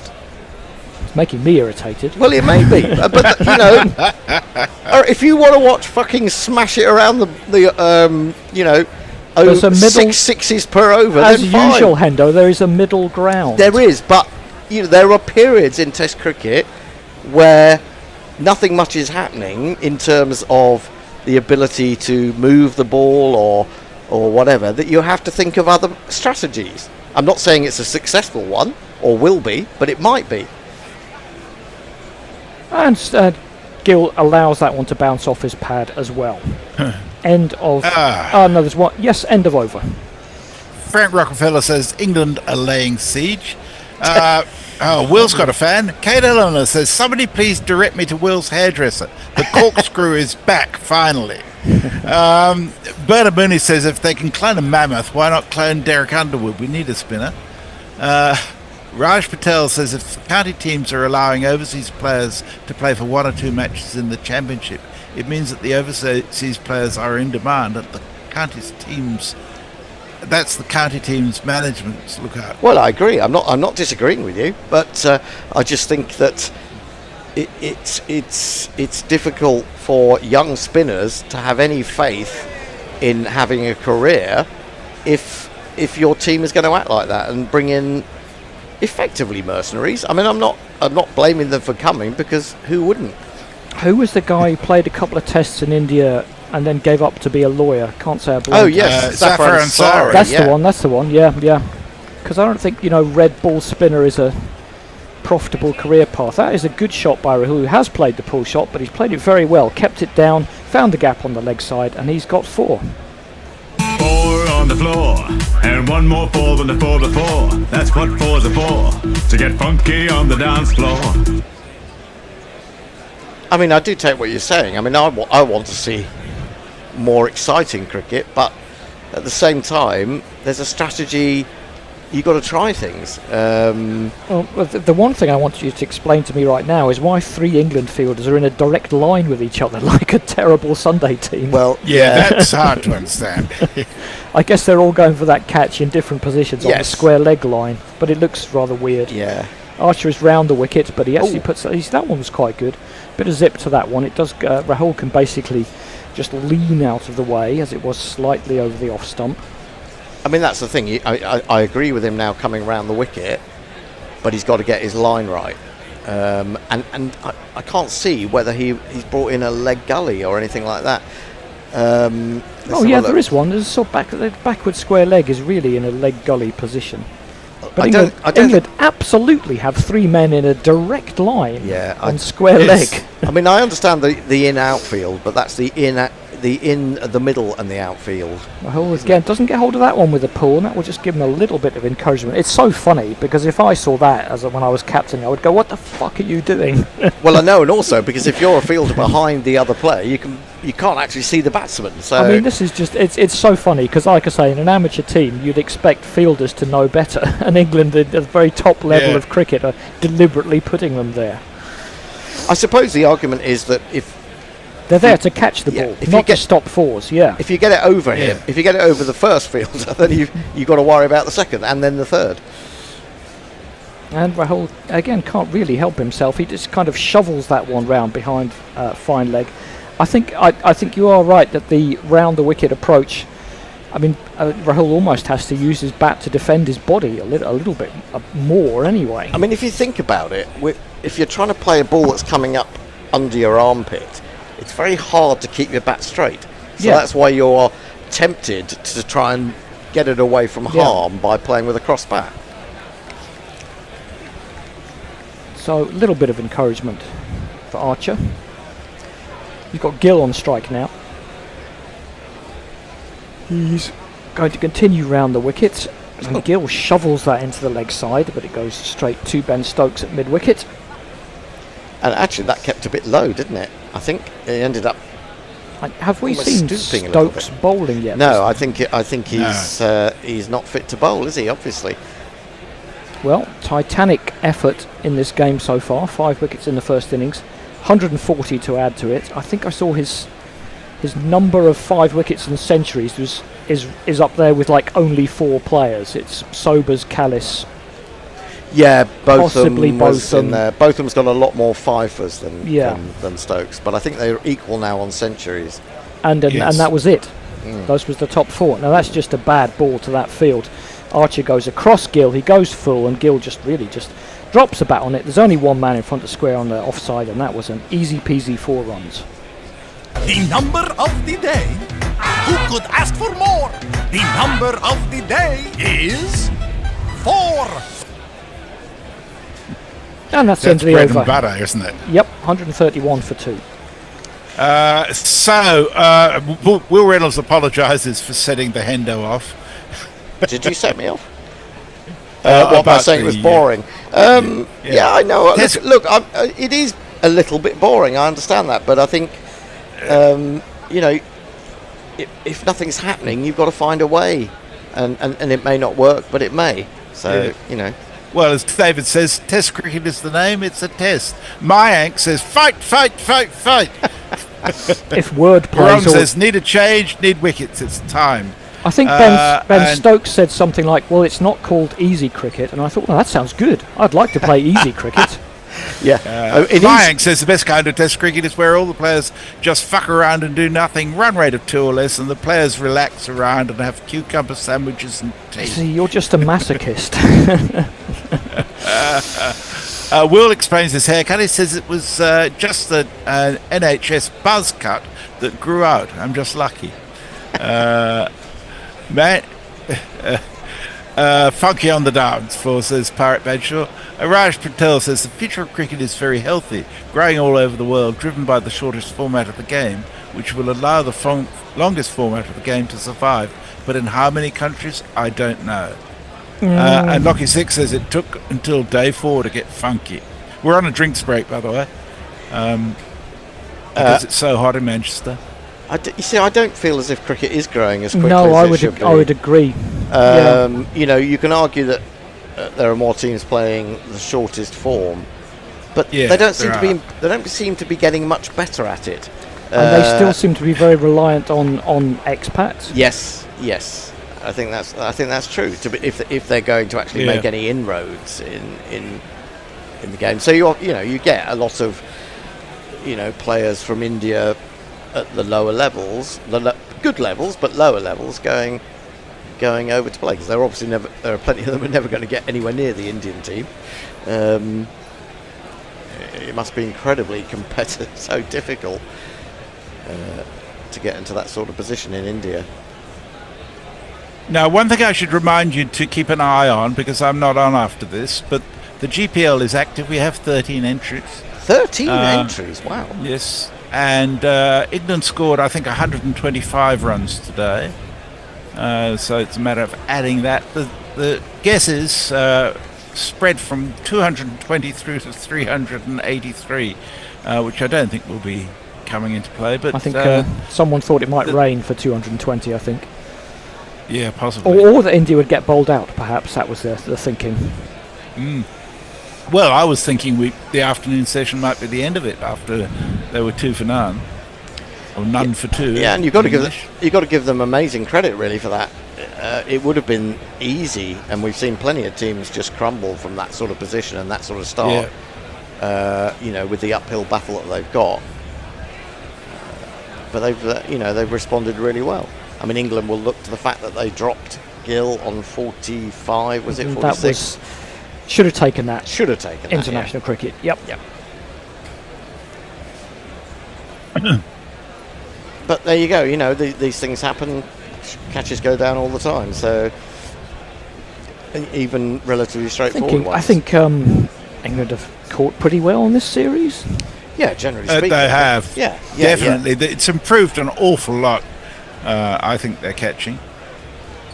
Going back to easy cricket, would that be that if you were out first ball you'd get another chance, and then if you were out second ball you'd get another chance? Or something along the lines of, I was thinking today, it's Saturday, my God, I used to play cricket, I'm so glad I'm not. How much I would have enjoyed just going to bat for an hour and then have a drink and then go home. Yes. Sometimes why a net was better, actually. That's what I was going to say. That sounds like a net. Yeah. I don't expect to bat all day, just an hour. Yeah, just like a game of tennis. Play some shots. Precisely. Yeah. Dawson is in. A little bit of nip to that one, and Rahul defends it into the silly point area. There's no run. I mean, there was always a criticism of Jack Leach that he was bowling too fast through the air, wasn't there? And too flat. And I always felt that was a little bit unfair. But I think this, we're seeing that this is part of what happens in county cricket with spinners. Well, Leach was serviceable. He was okay. Yeah. He was never going to play 100 tests, but he did okay for that time he was in the team, I think. And he had a lot. Had a lot of bad luck with illness and injury. And I think he's done his bit for England. Really, he's actually acted quite solidly at times when he's. I think someone who comes into a team for 2 or 3 years and does okay is underrated sometimes. Yes. Dawson tosses that one up a little bit. Rahul drives it down to deep point. I'm sure there's someone there. Indeed there is. Looks like Crawley. Hey, you think of all the players that play cricket and get to a certain level. Well, we all get to a certain level. Yeah, but what I mean is a certain professional level, I suppose. You aren't going to be that many that are absolutely brilliant. A handful. Dawson's in again. Ooh. Cut by Gill, a little bit too short, but there will be that man out there at deep point for another single. A little bit too short, but again, a definite bit of turn. But it's too slow, especially if you bowl it short like that. Yeah. Sort of the first 20 overs of this innings, we saw some uneven bounce. We haven't really seen a lot of it since tea. Maybe just the ball's softer. I think that's partly it, yeah. We go back to the age-old debate about the ball. It's amazing that there seems to be so much debate about balls. I mean, I can't remember, years ago there was no debate about balls. Well, of course, the whole thing changed ownership, didn't it? Now they've got kind of a slip and a gully, but Rahul plays it back down the pitch and there's no run. Didn't they? Dukes got sold to someone 6 or 7 years ago. An Indian gentleman, I think. Yeah, it is. Yeah, he was interviewed at the Lord's Test. Readers, didn't they used to produce? For sure, yeah. Did they go out of business? I don't know. Are they still producing balls for clubs? I don't know. Dawson to complete the over. And again, outside half of the bat, just a little bit of encouragement. Rahul was able to just watch it onto that outside half, and it bounces down in front of the man at gully. End of the over, 1-3-3 for 2, trail by 178. Mike says it is quite hot, Missy. Lots of pale, ghostly white people around me getting red today. He also says, Messi, it looks like rain all day tomorrow. Please confirm. Well, I think it's likely to rain before lunch and possibly for a little while after lunch, but not sort of solid rain. It's going to come and go. I would think that's a very good prospect of play from 3 o'clock onwards, judging by the forecast. It doesn't sound like it would be enough to... I've got to come in at 10:30 in the game and wait till 3 o'clock. Well, perhaps there'll be some more music. Maybe we should run a special 1 hour session of Buy Your Jingle. People can super chat for their jingle of choice if we're not playing. That may be a very good idea, yeah. I mean, we certainly wibbled one day when we were delayed. Yeah, absolutely. Right, Cars is going to come back into the attack. Haven't seen too much of him today. He's round the wicket as well, and he's doing the same thing, bowling a short ball outside off stump. And yeah, good. Called it wide. I should hope so too, just because it's a test match. It was nowhere near him.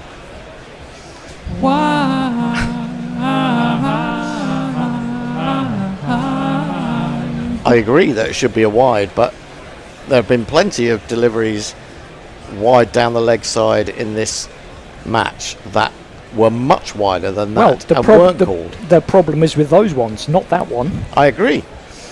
He may have called it for persistent widing, I don't know. It's just, well... Wide's a wide, if you ask me. I agree.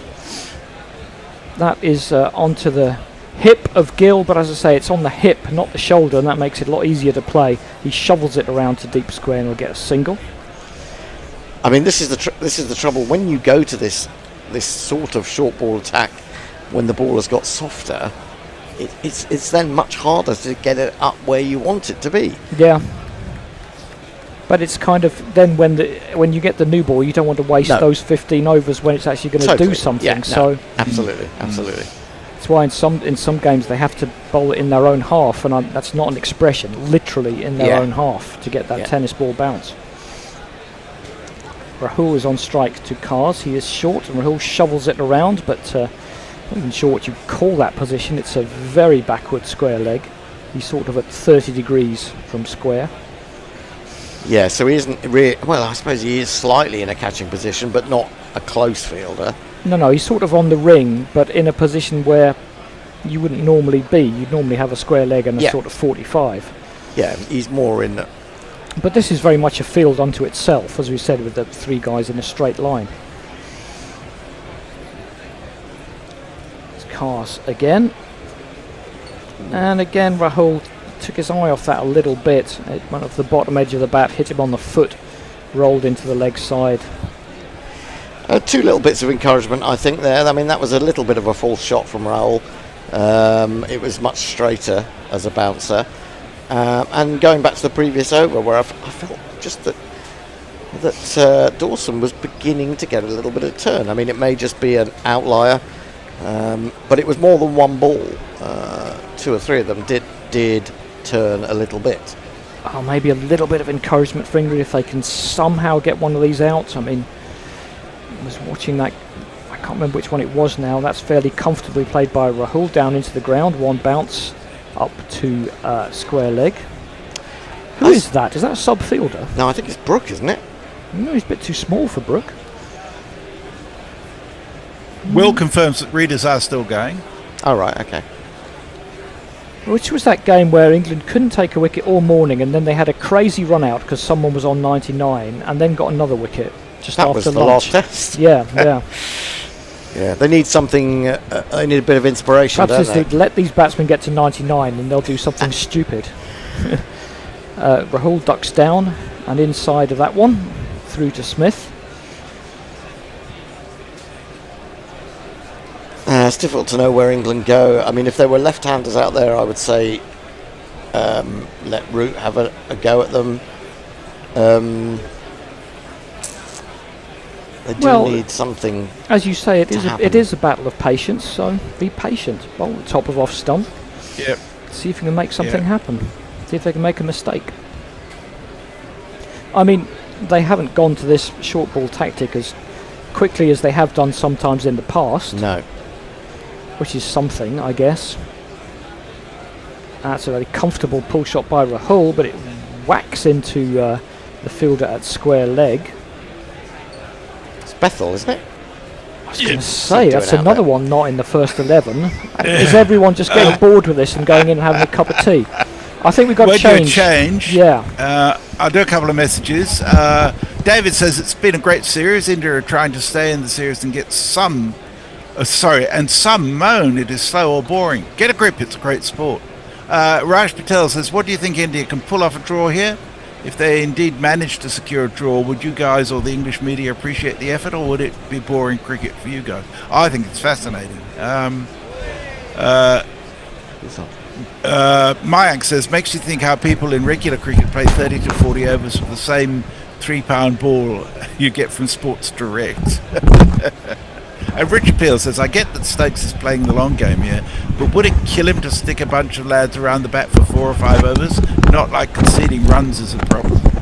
And I shall catch you tomorrow. See you tomorrow, Jez.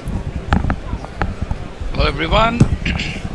Hello, Al. It's been a while since we've been on air together. Hello, John and Hendo.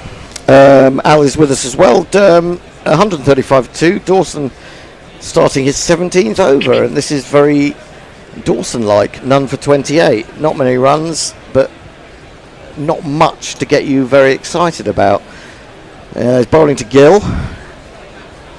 He's got a slip and a gully, and that's a bit too full. It's stroked very pleasantly to extra. The Root finds himself in that position. Well, he's not so much extra as cover point. Hendo, do you think that's the role that Stokes would like him to play in the team? Be just, like just put a gap on one end, or be more attacking? I think it's important at various points. It's not ideal for this situation. He's in again. The gully has gone very deep there for a spinner. This is tucked away through square leg for a single. 66 to Gill. 61 to roll. It's a case of endurance here, isn't it? Just sticking in there. It's mental strength, testing the mental strength of the batters. This is what Test cricket's all about, isn't it, guys? Viewers, what are your thoughts? It's what it's about a lot, although, and that would be its weakness in some people's eyes, like Andy, I suppose. But the game has moved on in lots of ways. Dawson bowls on the line of middle and leg, defended. Now the gully's come right back up again, almost a short gully. Oh, wearing a helmet. My surprise. Yeah, I didn't quite understand what England are doing here. Just causing some confusion in the batter's mind. Yeah, in terms of their field placings, this is again defended. Dawson gets a little bit excited, thought he might have turned it a little bit or got through the defences of Rahul, but it didn't seem that threatening to me. I think they did do something different, Hendo, like as you said, the field placing, something for the batters to think about, do ball from different sides of the wicket, I guess, right, Tom? Well, I think they're doing that. I mean, this is pushed into the offside ducket fields. I mean, we've had Archer on, bowling over the wicket, then round the wicket. We've had Carse continuing the short ball from round the wicket. We've had Dawson sort of rolling away at one end. But England are a bowler down without Stokes, and they're not just a bowler down. They're probably their best bowler down. They are really missing that, aren't they? They're missing Stokes' section. Anyway, I think it's end of the over. Alan's got some YouTubes. Massages, yeah. Massages. Raj Patel. Hi, David. Gil and Rahul are playing good. Need to continue this hard work, dirty work, and bat the majority of tomorrow's play as well. Would also depend if Stokes come to bowl or not tomorrow. David, India must keep scoring if they can take a lead. Every run could be vital, especially with weather around, but tomorrow's going to be class. But I thought Cast was about to start bowling there. Sorry about that. Steve Chilton says Rahul and Pant last test. But nothing more than that, so difficult to see what that means. Cast around the wicket, bowls short and pulled into, not into the hand, well into the hands, but not on the full, unfortunately, from an England perspective. Gill did this in his really good innings in the first 2 tests, where he was asked to play this role where England were packing the leg side and hoping for a top edge, and he would just keep pulling but keeping the ball down. It's very skillful. Cast in again, and once more it goes to ground, down to Duckett at long leg for a single. Sorry, you've got me for the last half hour, Hendo, because I've got to go at 6 to go on a mouse sweep. But oh, really? Yeah. I did notice, you said you want something different to happen. I did notice that Dawson cut his pace down from 55 to 54 miles an hour in the last over. That's the sort of variety that people are looking for. Oh, absolutely, absolutely. Does that mean we're not going for a drink then? If you're on till 6:30, aren't you? It's going to be a bit late. Okay. And I mean, I'd love to. It's cacophonous over there, isn't it? It is. Yeah. Oh, yeah. We can go to that pub. That's for sure. Yeah. I think I'll be insane by then. Cast in again, full, just for variation, but defended on the front foot by Rahul. Endo, I could cover you for half an hour if you wanted, if there's any play after 6. Well, I mean, I'm just thinking if you're going to have to do a mouse hunt, then we can't really go for a drink anyway. Well, I might be able to put it. It would be good if we could. It's either you or a mouse hunt. I could go on a head. Yeah, if you can cover, that'd be good. Yeah, that'd be nice to go for a quick. Yeah. Might be Who am I time to deny you a drink, Hendo, at this time of the day? You are a fine man. That's all I can say, and you will get your reward. Not sure how, but in mouse heaven. Cast back over the wicket now, bowls, but pulled anyway. And is that Stokes at square leg now? Yep. He laughs about the fact that he kind of stumbles to his left to stop that one. Did I see Bethel coming on just now? No, Bethel was on. Yes, he was fielding. I'm not sure who for. Can he bowl? No, of course not. No. In both senses of the phrase. Although you were keen to get him in the team as a bowler, weren't you? And I did try to. Yeah, I can see him as the next Jadeja. I did try to put you right about that. Well, he may be, but he hasn't got any experience. I can never understand why Jadeja is so good, but he clearly is. He is down the leg side from Cast. And, I think Jadeja's asked to perform a certain role, and he just does it very, very well. As a bowler, I mean, if there is any turn, he'll get it, and he'll get it. Yep. Quite often, he'll get it at pace. You know, even though he can vary and bowl slower, but he will occasionally. And he performs well in big moments as well. I think he's a brilliant cricketer. He's annoyingly brilliant cricketer. Yeah, absolutely. Final ball of the over then from Cast. England really striving. They haven't had a wicket since before lunch. Bowls short, pulled. It's too low, really. That's not going to be top edged, is it? Nope. They're not getting it up high enough, and that's something to do with the softness of the ball, I would say. 50 overs bowled. India 138 for 2. Al. Bernard Murray makes comment with regards to the studio. More bare knees than a Miss World swimwear section. I think better knees probably though. Here? I didn't, quite possibly.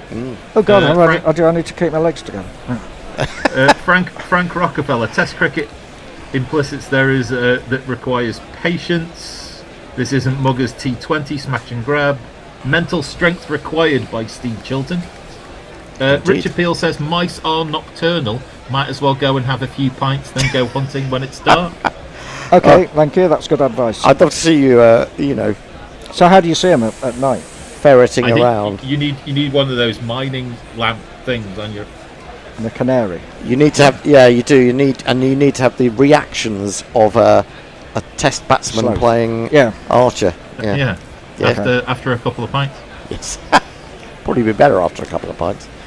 I'm just thinking about Dawson. I think it was my great granny told me once that to be a successful spin bowler, you need spin, obviously, and bounce. And it's arguable whether Dawson has either, but he certainly hasn't he's not going to get it to bounce, is he?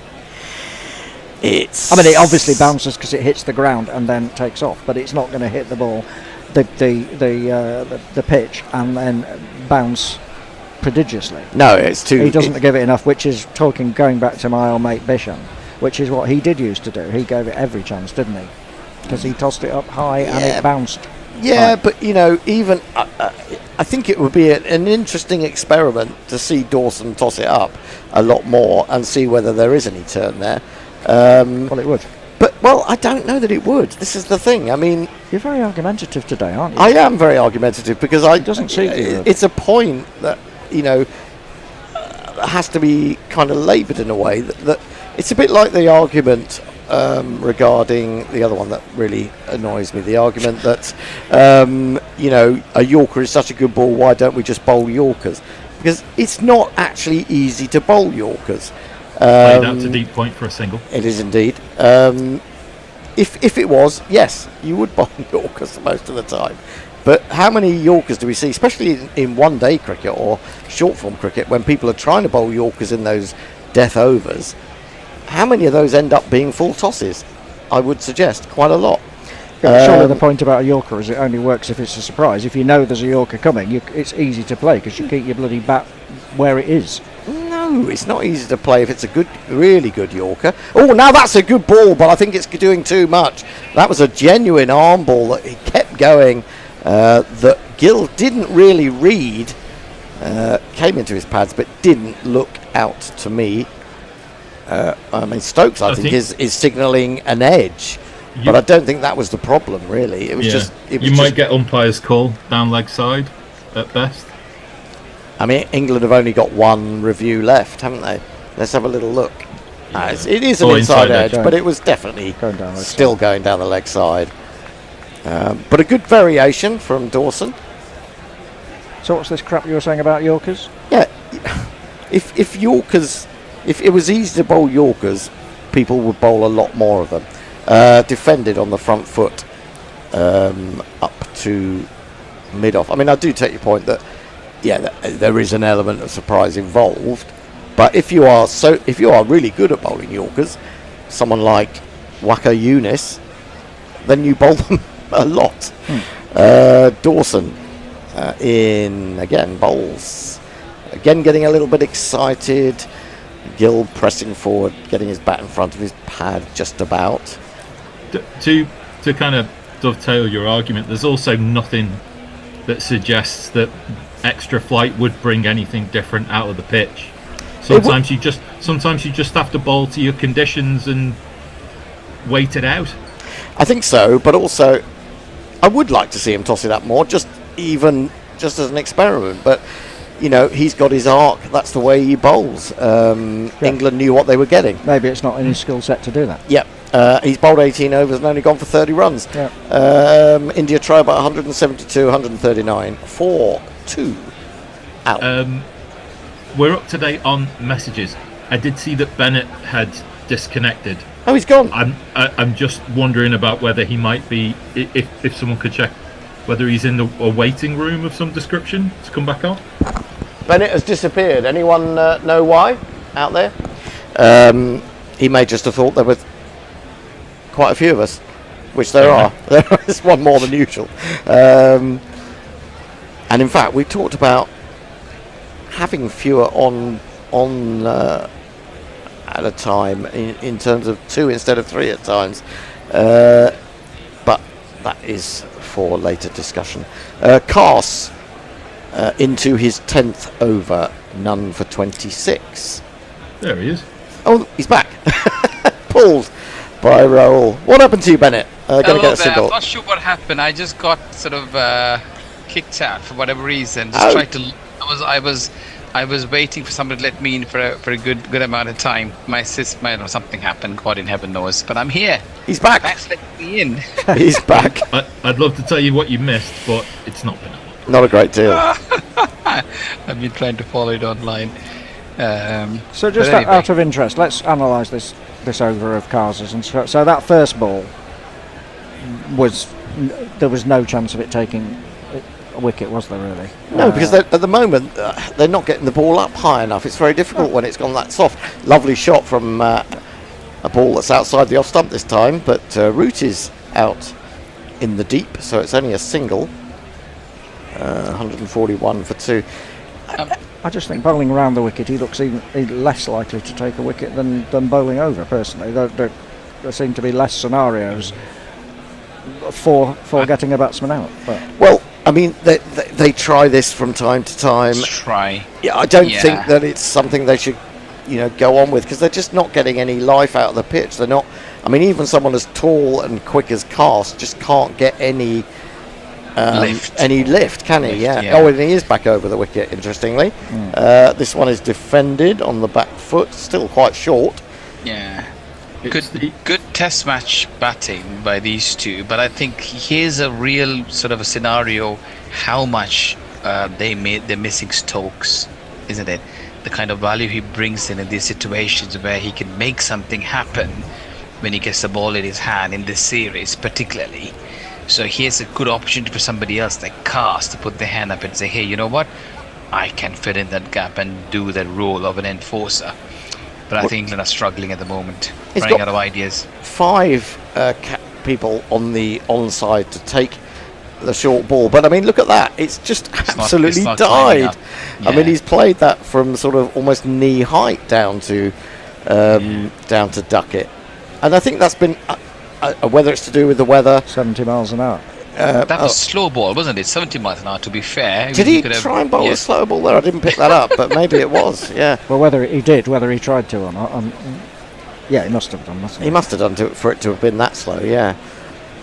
Didn't pick that up at all, actually. So again, it's an interesting passage of play, gents, and I really feel this is a good sort of way to really study the team and the dynamics and say, hey, you know what can we do different? It's a good challenge to sort of have.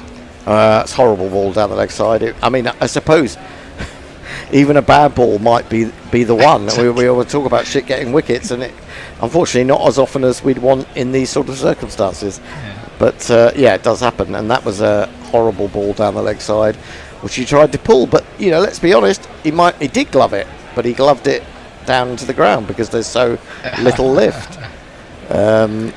I would say perhaps give Rooty a few overs, maybe give Harry Brook an over or two, just sort of see, how sort of it turns out to be. Something's got to be done differently now. This is a chance. Harry Brook did get a bowl in, was it the second test? This is a better ball, straight, defended back to him, and that is the end of the over. Al? We're up to date. We're up to date. People are losing the will. I think Harry Brook was actually indicating that he turned his arm over at one point, didn't he? In between playing a bit of air guitar. I don't know if you spotted that. Well, you were eagle-eyed and you spotted the air guitar. Yeah. He's not really done a lot in this game apart from play air guitar and one of the most stupid shots you can. And imagine. One of the most stupid shots you can imagine. Yeah. 56 runs in this session. Still no wicket since before lunch. It all seemed so different then. England thought they were going to run through this Indian side. But no. This partnership now worth 142. Dawson continues to toil away. It's such an ugly ground, Old Trafford, now, isn't it? I mean, you've got these really ugly stands that detract from the gorgeous old pavilion. it's just dwarfed by them now. Dawson, anyway, around the wicket to Raoul, presses forward, just the slip. Catching now. You clearly don't want to endear yourself to the good folk of Mankland, then, again. Not particularly. No. No, rarely go there. Not bothered. I was going to say, calling it Mankland is not much better. Now we've got a slightly funky field on the offside. We've got a short cover, a shortish extra, and a short wide mid-off. Stokes trying to think of anything that could upset the concentration of these two, but this is just gently eased through the offside out to the edge for another single. I mean, these two are looking extremely solid, aren't they? Particularly Rahul, KL Rahul. You can't really see a Sorry. wicket coming unless someone makes a mistake or has a rush of blood to the head. Yeah, Slipping now, the short covers come into silly mid-off, but he bowls it on leg stump. That's not really going to get you a catch at silly mid-off. It's tucked away for a single. Really need to get it wide of the off stump if you're going to put someone in there. And we're not seeing that much of uneven bounce as well, are we? Nope. Like the way, for example, the ball that Liam Dawson got, the one that Chris Wokes got earlier on as well. The ball really darted in, kept low, and asked a lot of questions. So it's been England looking to make some inroads here. Sorry, Endo. That's a better ball because he's now moved the guy to gully, and he does give him a bit of width outside off stump, and asks him to play out in front of his pad a little bit. And yeah, that was encouraging. That would have been genius if that had worked, wouldn't it? It would have been. It wasn't a particularly good shot from Raoul, in the sense he didn't really need to play it. Now we've got the man at gully is on his knees. He's on all fours.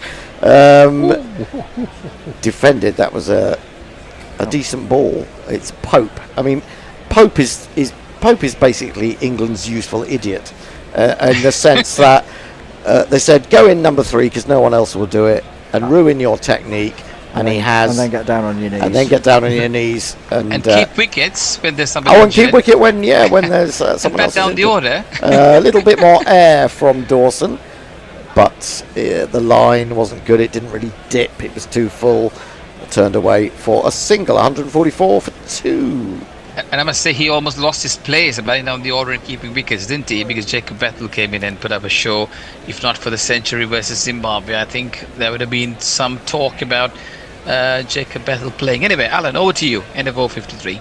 Thank you very much. Eric J. just popped back to pick up a late wicket or two. Are you ready for this? Come on, Frank. Eric, if you do this, as we see a Spitfire laying disused on the ground. Lockie, Samantha has been treated poorly today. Yeah, I am sorry about that. I haven't. I mean, what? You've nicked Samantha. She's behind you now. Yeah. My pillow. It's called Samantha. Oh. I'll explain it later. Yeah. Okay. Right. All I can think of with Samantha is from I'm sorry I haven't a clue. I hate to think what's happened on Samantha. Joe Root. Yeah. I think Stokes would have heard us discussing a change, and here it is, Joe Root. I keep on saying this from Hendo's mouth to God's Well, ears. no, it wasn't me. It was me, actually. It was Bennett. From My argument was that I would do it if there were left-handers out there, but he's round the wicket, and they bowls flat filth. Flat shite, yeah, which is tucked away for the gentlest and easiest of singles behind Didn't square. listen to my grandma, did he? He didn't know. No. I imagine no one's listened to your grandma for quite a My while. grandfather certainly didn't. No. Your grandfather didn't listen to her either. Yes. It is Joe Root, actually. He's got 2 short mid-wickets. He's got a man going in a shortish square leg. And he's got a leg slip and an orthodox slip. He's got 3 short mid-wickets, I think you could call it. Sorry. I was going to say, did you know that did I ever tell you my grandparents were from Jimmy Anderson land? They were from, he's from Burnley, isn't he? Burnley? Aye. Oh, I didn't know that. We've had a couple of tweeters in from Burnley today. Ask them if they know Briarfield. I will, if they're out there, if you know Briarfield. They're going to take another single. Oh, hang on. Oh, no. I thought maybe Ben Stokes was warming up at mid-on, but I think it's Chris Wokes. I misidentified him. Gill has moved into the 70s. 70 not out on 139. You've now got 3 men at mid-wicket, by the way. So I said, Oh. I said 3 short mid-wickets. I didn't hear it. Does anyone listen to me? What am I talking for? Root round the wicket. Straight, but not threatening. Defended by Gill. I'm sorry, Hendo. What did you say? Sorry. I don't know why I bother. No one listens to me. I spent all this time on the radio, on the wireless. This is defended. It's a bit like white noise, isn't it, eventually? Yeah, I suppose so. Just wait till the winter. Hendo's going to put us all to sleep. People put it on to help with insomnia. Well, at least I'm serving a purpose, helping people refresh themselves. In ears again. Oh, now he sees him. Well, whether he saw him coming down the wicket or not, I'm not 100% sure.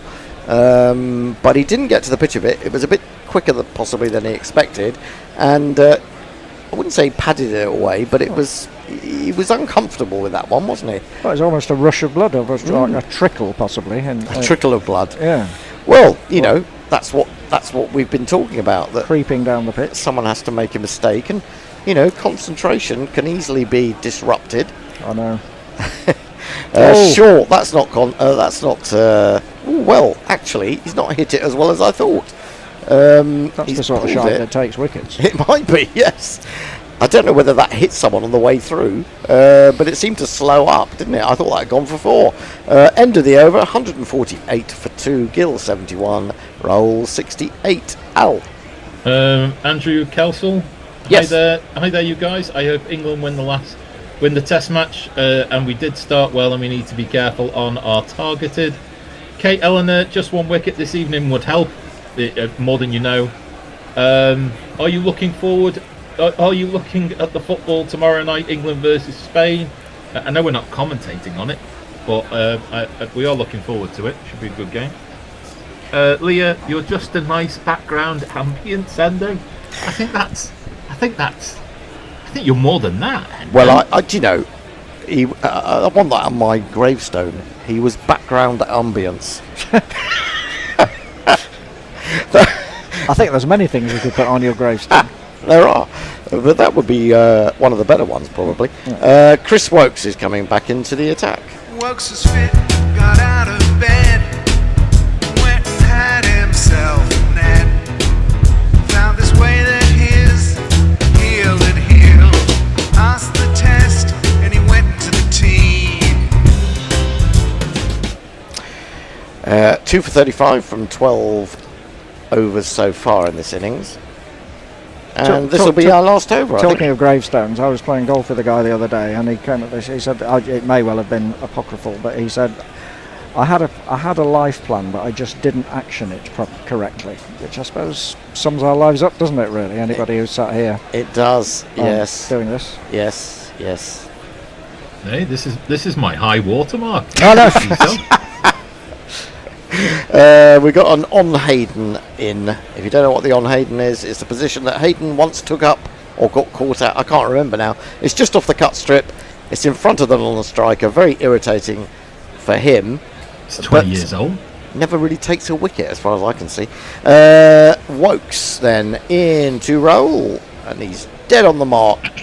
Off stump, goodish length, and Raoul is forward in defence. There is an unusual mid-wicket place just by the side of the turf. That's the one I'm talking about. We call it the on Hayden. I see, on Hayden. The on Matthew Hayden. Sorry, Al. No one wants to be on Matthew Hayden, but it's kind of first employed by Hogarth in the 2005 Ashes. Oh, okay, Matthew Hogarth. Okay. So we've just called it the Hayden, and you can have an off Hayden and an on Hayden. Right. Yeah, but I've only once seen it take a wicket. But at least it puts the corridor of uncertainty, right, in the batter's mind. Yeah, a little bit. I mean, he's in his eye line, I suppose. Pushed to extra cover, and there is no run. But he's also right in the way of where the non-striking batsman would want to run. Is he allowed to do that? That's what I just said, John. I was just ambient noise to you, wasn't I? I'm just. Yeah. He gave him a Do you know half what, glass guys, of the wine. 2005 Ashes, I don't think that there any series that I've watched is as exciting as that. I watched every single ball of that. Oh, that's 20th anniversary, isn't it, now, this year? Yes, indeed. God, 20 years. Where did it go? Isn't it the 25th anniversary this year? 20th. Defended. That one did keep a little bit low. It did, yeah. But Raul's concentration is strong enough that he adapted to it. Yeah, I mean, that's almost middle of the pitch, isn't it? It's just gone creeping along the ground. How about a bit of Crawley? Bit of Duckett. I mean, we've been talking about the Duckett's bowling talents, or Farong has been, tweeting us on a regular basis. What does he bowl? He bowls rubbish. So opening the face, only half stopped by the gully. How would he answer that question? How would Duckett answer that Yes. question? What do you bowl? It is a mixture of rubbish. He has got a first-class wicket, but if you look it up on YouTube, you'll understand why he doesn't generally get asked by his captain to do it. 150 the partnership, 150 the score, 150 for 2, trailing by 161, which is why England didn't declare. This is still a fantastic pitch to bat on, and you know, if England had declared earlier, then you know India would be in with a good chance of overhauling, which they still are. Again, this one keeps a little bit low. I'd say it's a decent pitch to defend on. Would you say it's a great pitch to actually I think bat on? I think it's a half decent pitch to bat on, in a sense, with a new ball. Though of course you've got more swing and more movement, but it comes onto the bat. Yeah, I think it's not there for fluency. No, not really. That's the word. Yeah, I think the fluency. I think it just sort of it's a kind of a dead pitch at the moment, isn't it? Yeah. It just needs some kind of thing, a Stokes-like bowling performance to resurrect that, I think. Yeah, I mean he's one of those few people Have that you got shares in Ben Stokes? How much would a share be in? I mean, how many shares would Ben Stokes be divided up into? This is defended to gully, and there is no run. We'll do one more over. It is time for a change. Who's the last man on? Time for Ben Stokes. Let's have a look. It's the Bear. I think. It's Andy, and Al is going to stay. No, I'm coming off now. I'm going. Al's going to sit in for me. Thank you, everybody. Cheers now. Cheers, Bennett. Have Thanks a good very evening. much. Cheers. I'll just stay on till the Bear's got his beer. Steve Chilton says it feels like a new ball pitch. Absolutely. It might not even be that, Steve. I think it's actually. Honest with you. I think it's been a new ball summer, really. Yeah. Root. There should be a song. A new ball summer. Root is going to bowl, and he's going to get in position. So Hendo, after telling us this wasn't boring, you're taking the first opportunity to leave early. It's purely in the name of friendship and catching mice. We believe you. Catching mice. Yeah. You go catch them mice. This ball from Root is defended. I didn't know if Andy or Bear was commentating, but I think one was blocking the other. This is all quite tedious, isn't it, really? Yes, it is. I've got a desk to assemble when I get home. I'm actively looking forward to it. I don't know. I couldn't hear Hendo. What did he say? No, it's not tedious. He said, yes, this is really boring and Test cricket is terrible. It's just really difficult to get the ball to do anything, isn't it? I mean, that's worked out at Stokes. It's not the first time this summer, No, is it? it's been every game, really. Yeah, I mean, we had India didn't take a wicket for 2 sessions yesterday. England haven't taken a wicket for the best part of 2 sessions today. And when that ball gets soft, it just seems to do nothing at all. I know, you're waiting for the pitch to do something, and it doesn't really seem to be doing much. The odd one keeps low. Around the wicket, well taken by Smith down the leg side. We're waiting for a mistake. I think if we get a breakthrough, and it'd be nice to get another breakthrough before the end of the day. Don't see it really happening. I mean, the one thing you can say is only got 150 off nearly 56 overs. And England at least will get a new ball, and they still should be rain around tomorrow as well, though, apparently. Well, the overheads might help. That's just defended back to the bowler, and there is no run. Catch those mice. Yeah. See you later. It's all going to happen now you're leaving, Hendo. There's going to be 6 wickets in 30 minutes. Defended back down the track and there's no run. Leah wants to know why is Andy drinking his vodka from a coffee mug. Yeah, it's getting that way, yeah. It's the end of the over. 3 overs for 8 for Rooty. 150 for 2 after 56 overs. They're going on less than 3 and over. Lockie wants Duckett to have a bowl. Yeah, well, of course he does. Oh, hang on, did you say Lockie? Lockie 6, yeah. That's usually Farong's thing. Yeah, well, no, there's a few other people who jumped on the bandwagon in the meantime. Maybe we should, for the Ashes, can we get the Give a Lad a Bowl T-shirts made? Well, yeah. You can get any T-shirt you like made. It's surprisingly easy. Yes, it is. Someone has to do the artwork. But, right, Wokes is going to continue. I mean, what you're really hoping for, the one that's on the stumps that just keeps low, that they don't manage to jab a bat down. Either bowls them or gets an LBW. It's coming so slowly off the pitch, it's just not going to hurry through them, though, is it? No, not at Wokes' pace, really. He gets a little edge, but it goes through the slits and down. I think that was pretty controlled, actually. Yeah. It is so slow, it's 4 runs. And if you kids can't listen, then you bound to see the way you get shot for crossing a boundary, crossing a boundary. I must say, I'll be glad to get out of here at the end of this day. That fucking tump music from downstairs is driving me a little bit mental. Yeah, I've suddenly realised why no one else has come in on a Saturday. Well, the last time it went off, they played for an hour or so, and then they seemed to have a break for a good 2 or 3 hours. It did seem to be an actual band last time. Yeah. Because they were sort of warming up, which was bad. But then the music didn't seem to be so bad. But this is what you play at 3 a.m. in a club when everyone's off their tits. And that's fine, but I don't know why. How about if it was beatnik jazz instead? I don't know why you want that in a beer garden on a Saturday afternoon. Oh, now that was an aerial edge. If they'd have had a leg slip, they might have been caught. But there isn't one. There's a long leg, and it will go down there for 1. They're going to come back for 2. Definitely off the inside half of the bat. We're having a look at Rahul doing cut shots. Well, if it's short and it's wide, he's pretty good.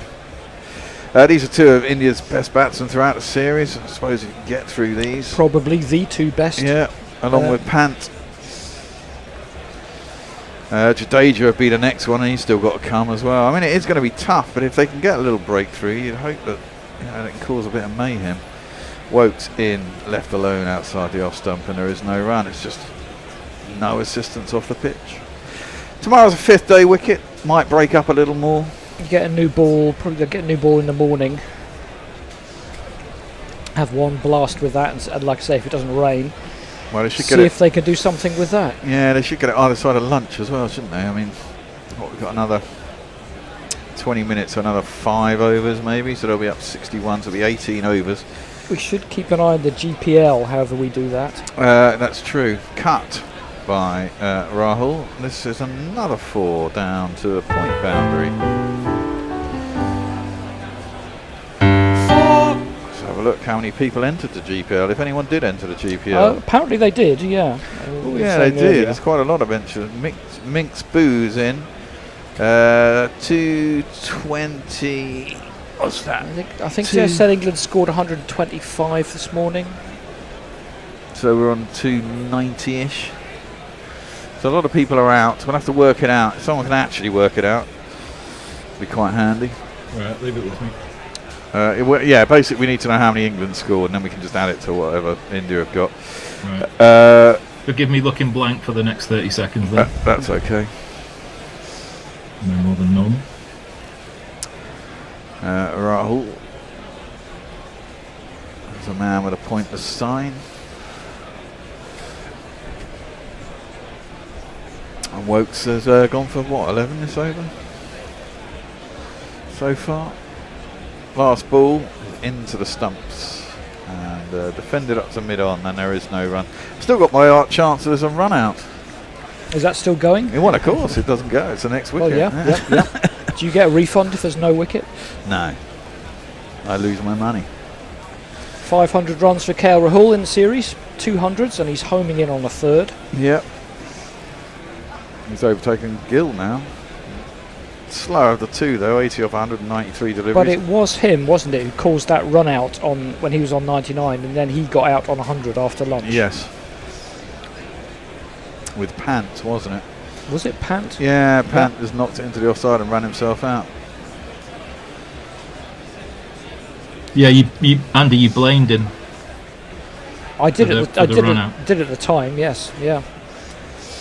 Dawson's coming back on for Rooty, switching ends, I presume. Maybe there's something from this end. Well, I've got to try something. Yeah, they have indeed. He's bowled all right, though. 19 overs, none for 32. At least he's been very economical. Well, I mean, the whole innings has gone for less than 3, so. Yeah, and that's less than 2. True.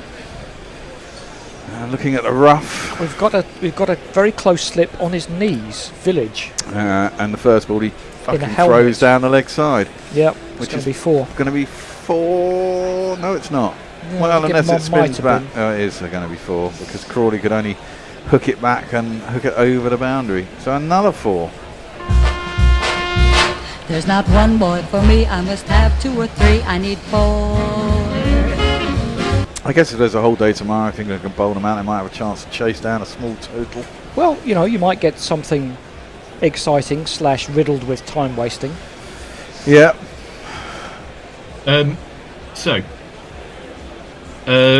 England did score 125 runs, which means currently just knocked into the leg side, no run.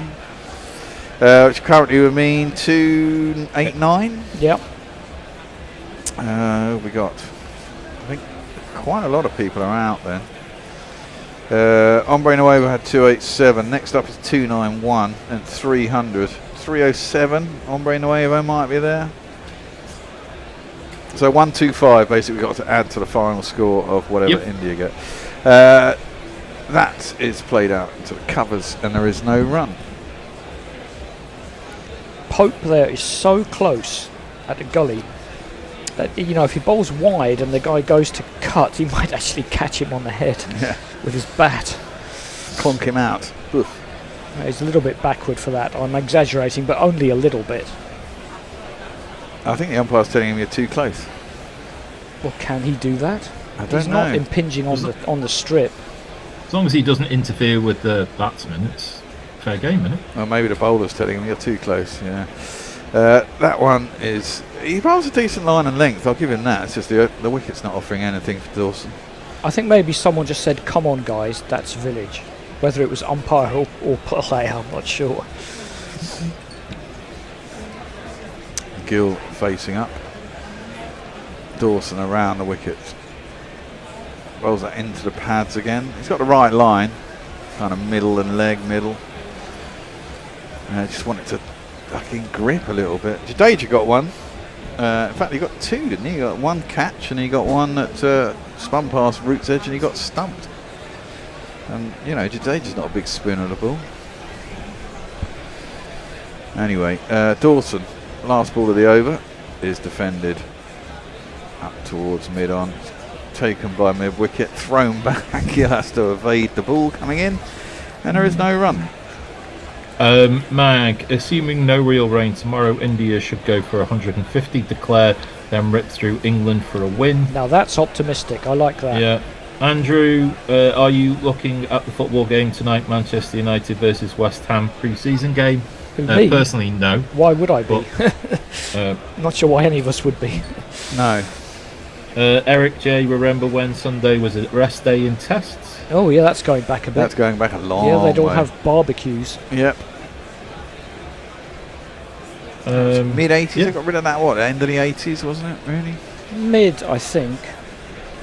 I certainly remember it in my early days of watching tests. And it used to be really annoying because you'd have a really good couple of days and you go, oh, I want more. No sport on a Sunday. The story of the 81 Headingley test, they had a barbecue on the Sunday. Yeah. And apparently the story of where the various England and Australia cricketers woke up. Oh! Now. Oh, okay. I thought that hit the pads, but maybe not. Because no one's really going up for... It was arrowing in towards sort of leg stump, probably going down, actually. Yeah, Wokes is bowling his cutters. It's something different. And Rahul's shaking his hand, so maybe it jumped up and hit his glove. It seems. Let's have a look. I don't know. I can't really tell from that because the cameraman's. But I think you're right though. It's not hit his right hand. Yeah. It's not quite. Oh yeah, it has. Oh, and it probably maybe hit him on the wrist actually. I think it went off the glove onto the back of his arm and then dropped before the slip. It's a nasty one to take, though. Smith's up at the stumps. Yeah, Wokes is going to bowl sort of nibbly 78 miles an hour, which is, why not? Yeah, it's good of Smith to stand up. Keeps the batsman in the crease, at least. That one is worked up towards mid-on. And there's no run. Lockie6 says this is a moral victory for Gill. Because we deal with moral victories, don't we? Yeah, well, the thing is they still do trail by 147, and a lot can happen in 147 runs, even though the wicket's not doing much. And these two are the outstanding batsmen you've got. Well, they'll have to start again in the morning. And they have to start again in the morning. And, you might have a good chance of nipping one out. You've got to open up an end and see what happens. And that one's defended by KL Rahul.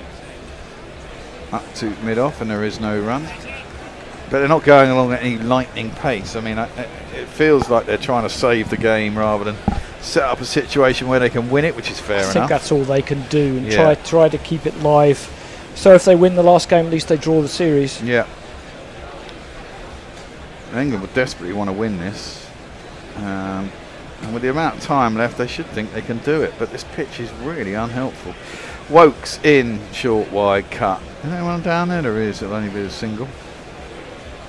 Ollie Pope down there, I believe, or Jacob Bethel, one or the other.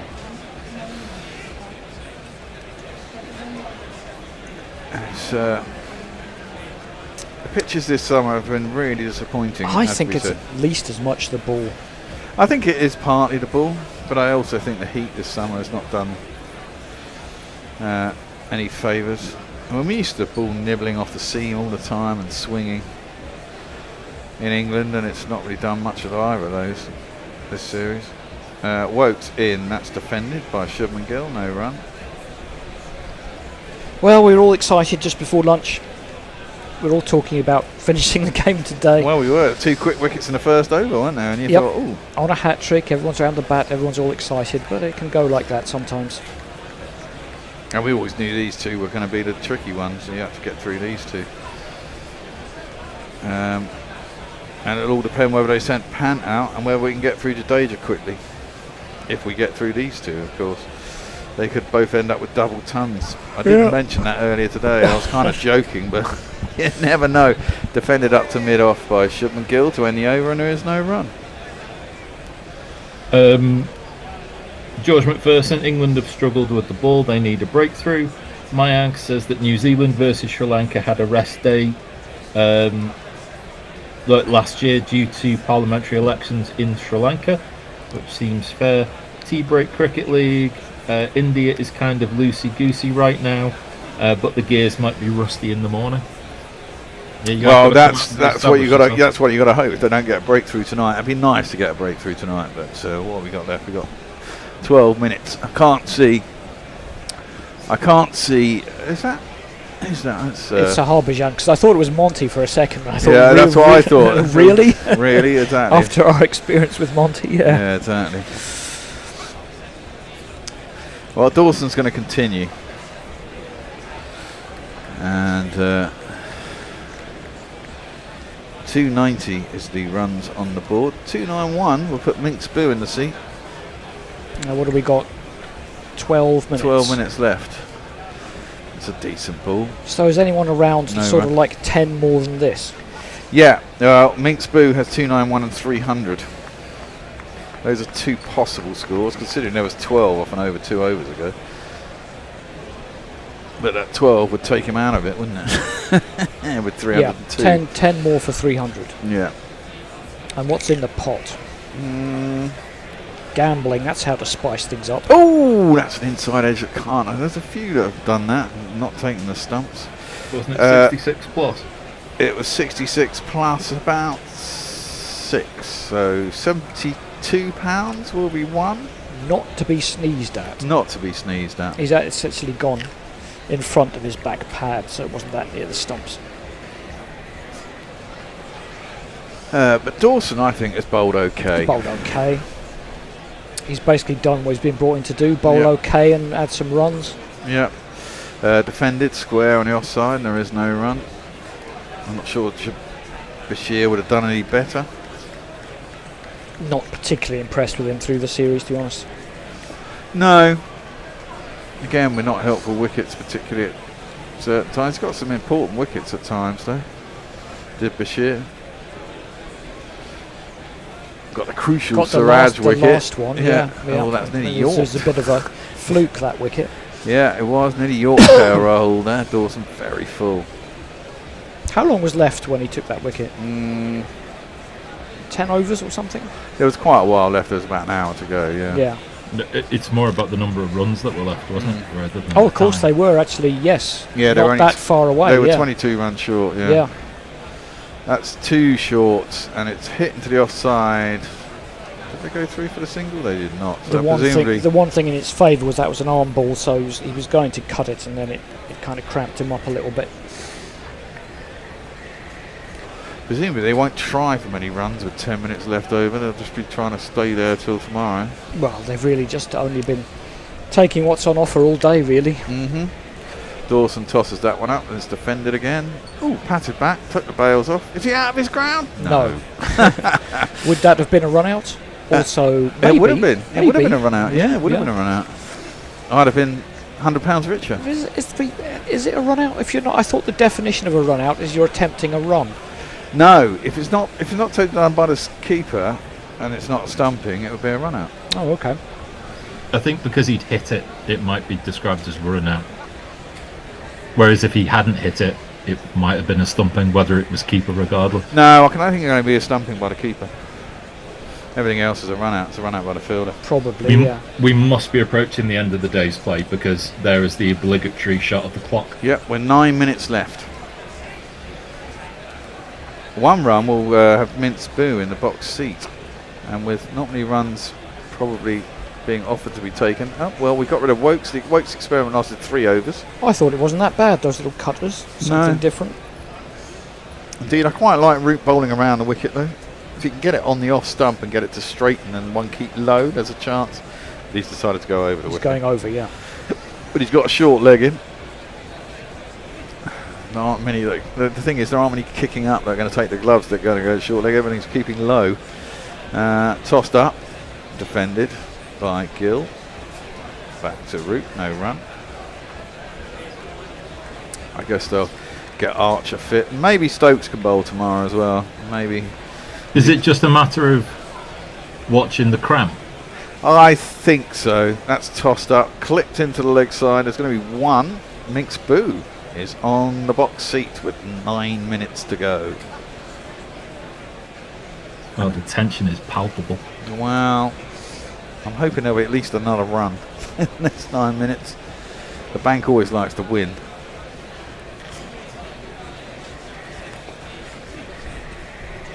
Carroll marks his guard out. There'll be some time wasting, no doubt. To do a Crawley. Make an over last 7 minutes. Joe Root tosses that one up. It's too full, and they'll get a one. Minx Boo's off. It's 292. Was Crawley doing a gill?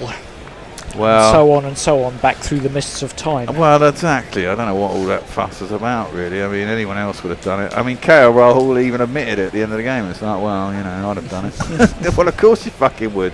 Anyone would have done. Root, again, that bowl's flatter, though. Worked into the leg side as a mid-wicket.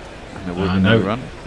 It's about how they see themselves as their moral authority on the game. Guardians of the game. No, that's Australia. Yeah, well, they can fuck off. Exactly. Sandpaper men. Shubman Gill. Tossed up. Driven. Can't beat cover. Well, it kind of does. Sort of burst through Stokes, and they do take a single. Yeah, is that a limp from Stokes? It was a little bit of a limp. Is it never a limp from Stokes, especially at this time of day? Hey, look, I snipe at him a little bit, but he's been brilliant in this test. He has. He's more machine than man now. Twisted and evil. $6 million man. that noise that used to come along. No. Yeah. How many kids jumped off roofs because of the $6 million man? Probably- More than zero is the answer. That sounds like bitter experience. Andy, Yeah. that to Oh, me. No, tossed I up, was a filthy. bit more sensible than that. And well, that's going to be 4. Really? Nah, Yeah, it is. now. Yeah. Well, now. So where are we now? Hold on. Let's play a little jingle for that one. There's not one boy for me, I must have 2 or 3, I need 4. Which brings Minx Boo back into it because now we're on 297. 297. He's on 300. I was actually the opposite as a kid. I was the kid who wouldn't walk across the tree over the river in case I fell in. Yeah, me too. I always thought I'd fall in as well. I just thought, well, you know, what am even at sort of 10, what's the point? I suppose not to face the scorn of the other children. Oh, look. 2 spinners on. And Carroll has decided to take his helmet off and he's going to wear a cap. Of course, England players not permitted to do. Are they not? As that's, well, it certainly was the case for a while. They never take the helmets off. Yeah, that's true. I think they are. Although I think someone in a test match decided to poo-poo that and do it. I can't. And sort of said, what are you going to do about it? Well, I think it might be Darwin Milan, weirdly. Oh, that's a cracking delivery There's from the one. Dawson. That finally did turn and ripped and beat the outside edge of Gill's bat. Was it when like Milan was like near the end of his time and just thought, fuck it? Might well have been. I think it was Darwin Milan. Maybe it wasn't. I don't know. I'm sure there was someone.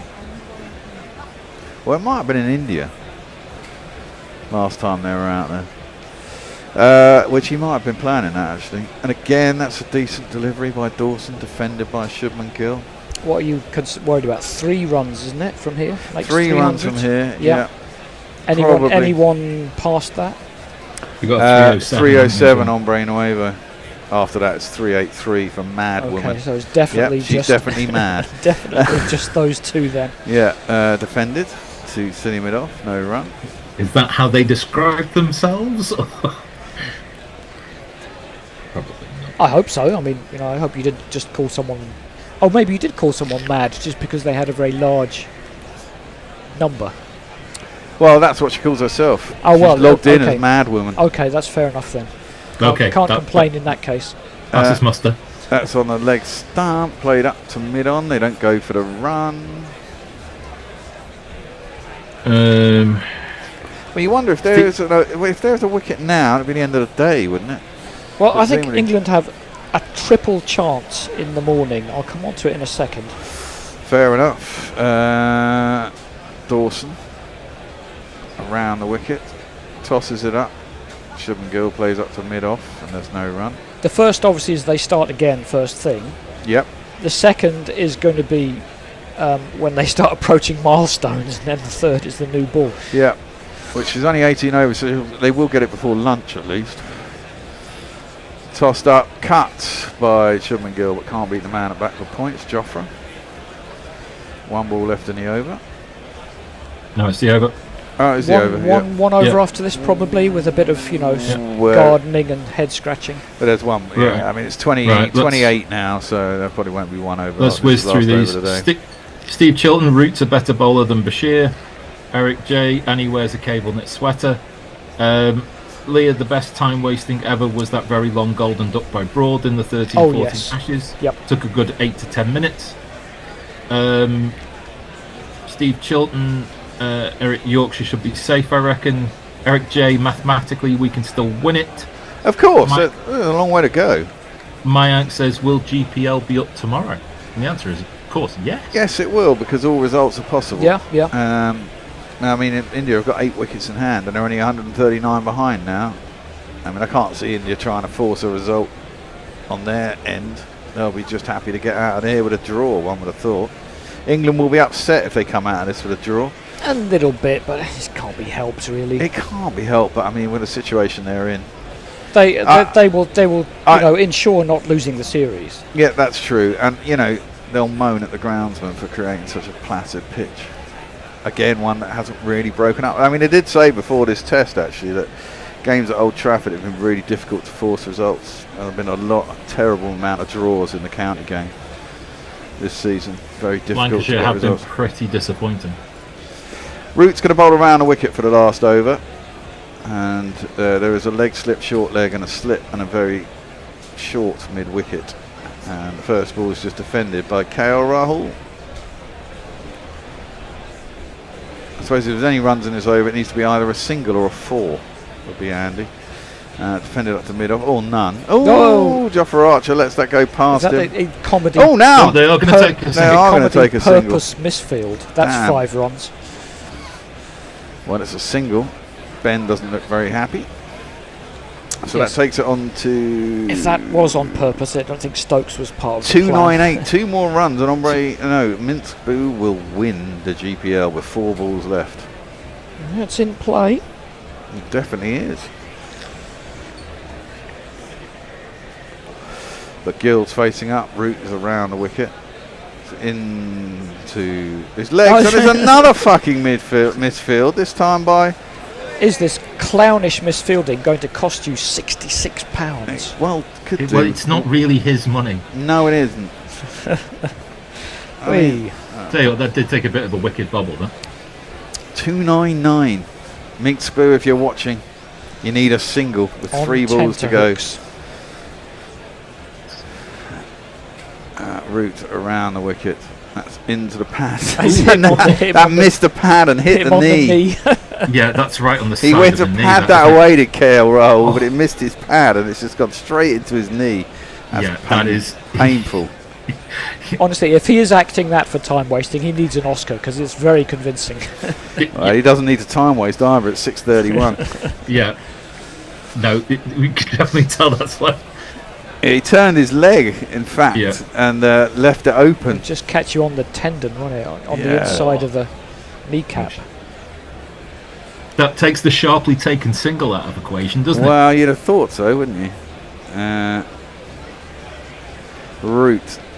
That one is defended by KL Rahul. 1 ball left in the day. 1 run required by Minsk-Boo. Imagine if they go for the run and then get run out and you get double bubble.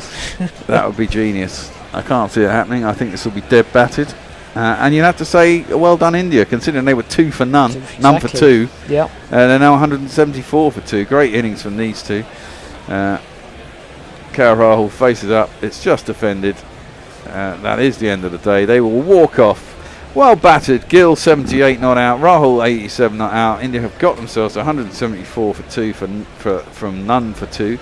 They faced 63 overs. They still trail by 137, and there's a whole day to go in this test. So everything is possible. England will be looking for, certainly, if they can get a wicket or 2 before the new ball, they'll be extremely happy, and they'll have a good chance, I guess. The best chance is when people have got to reset themselves in the morning. Hope that one misbehaves early and catches them in front of the stumps, maybe. Well, it hasn't been exciting, or I maintain interesting. Some may disagree, but you can't knock the batsmen who have had to play the situation and do their best for the team. Yeah, indeed. And England will rue that missed chance. Dawson dropped a catch, should have taken. That's it, though, really, isn't it? There was a few LBW shouts early on, but which they blew 2 reviews on. well, the first one was a bit unfortunate, and I think in a world where you could show some discretion, you could not lose a review for that. But, yes. I guess you can't these days. There's too many loopholes as it is. Well, it would have been not. Yeah, it would have been not out had it hit the pad. But that's a minor thing. Yeah. England have just got to come back tomorrow, plug away again. They really can't lose the game. I mean, no. I mean, there's just if you set England any kind of target, you'd have to set them at least 7 and over, and there just isn't time to make that happen. No.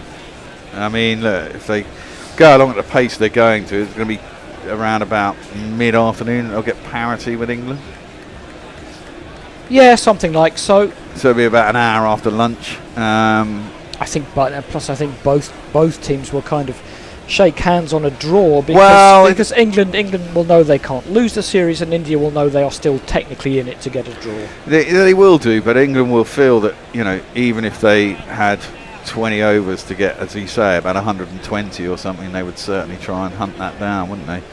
if they can manage to force it to that sort of situation. And considering it's supposed to be 90 overs in a day, it gives them probably 60. They are a bit stricter about these things on the last day. That's true. You have to get all the overs in, so I guess England will feel if they can get them out in the next 60 overs.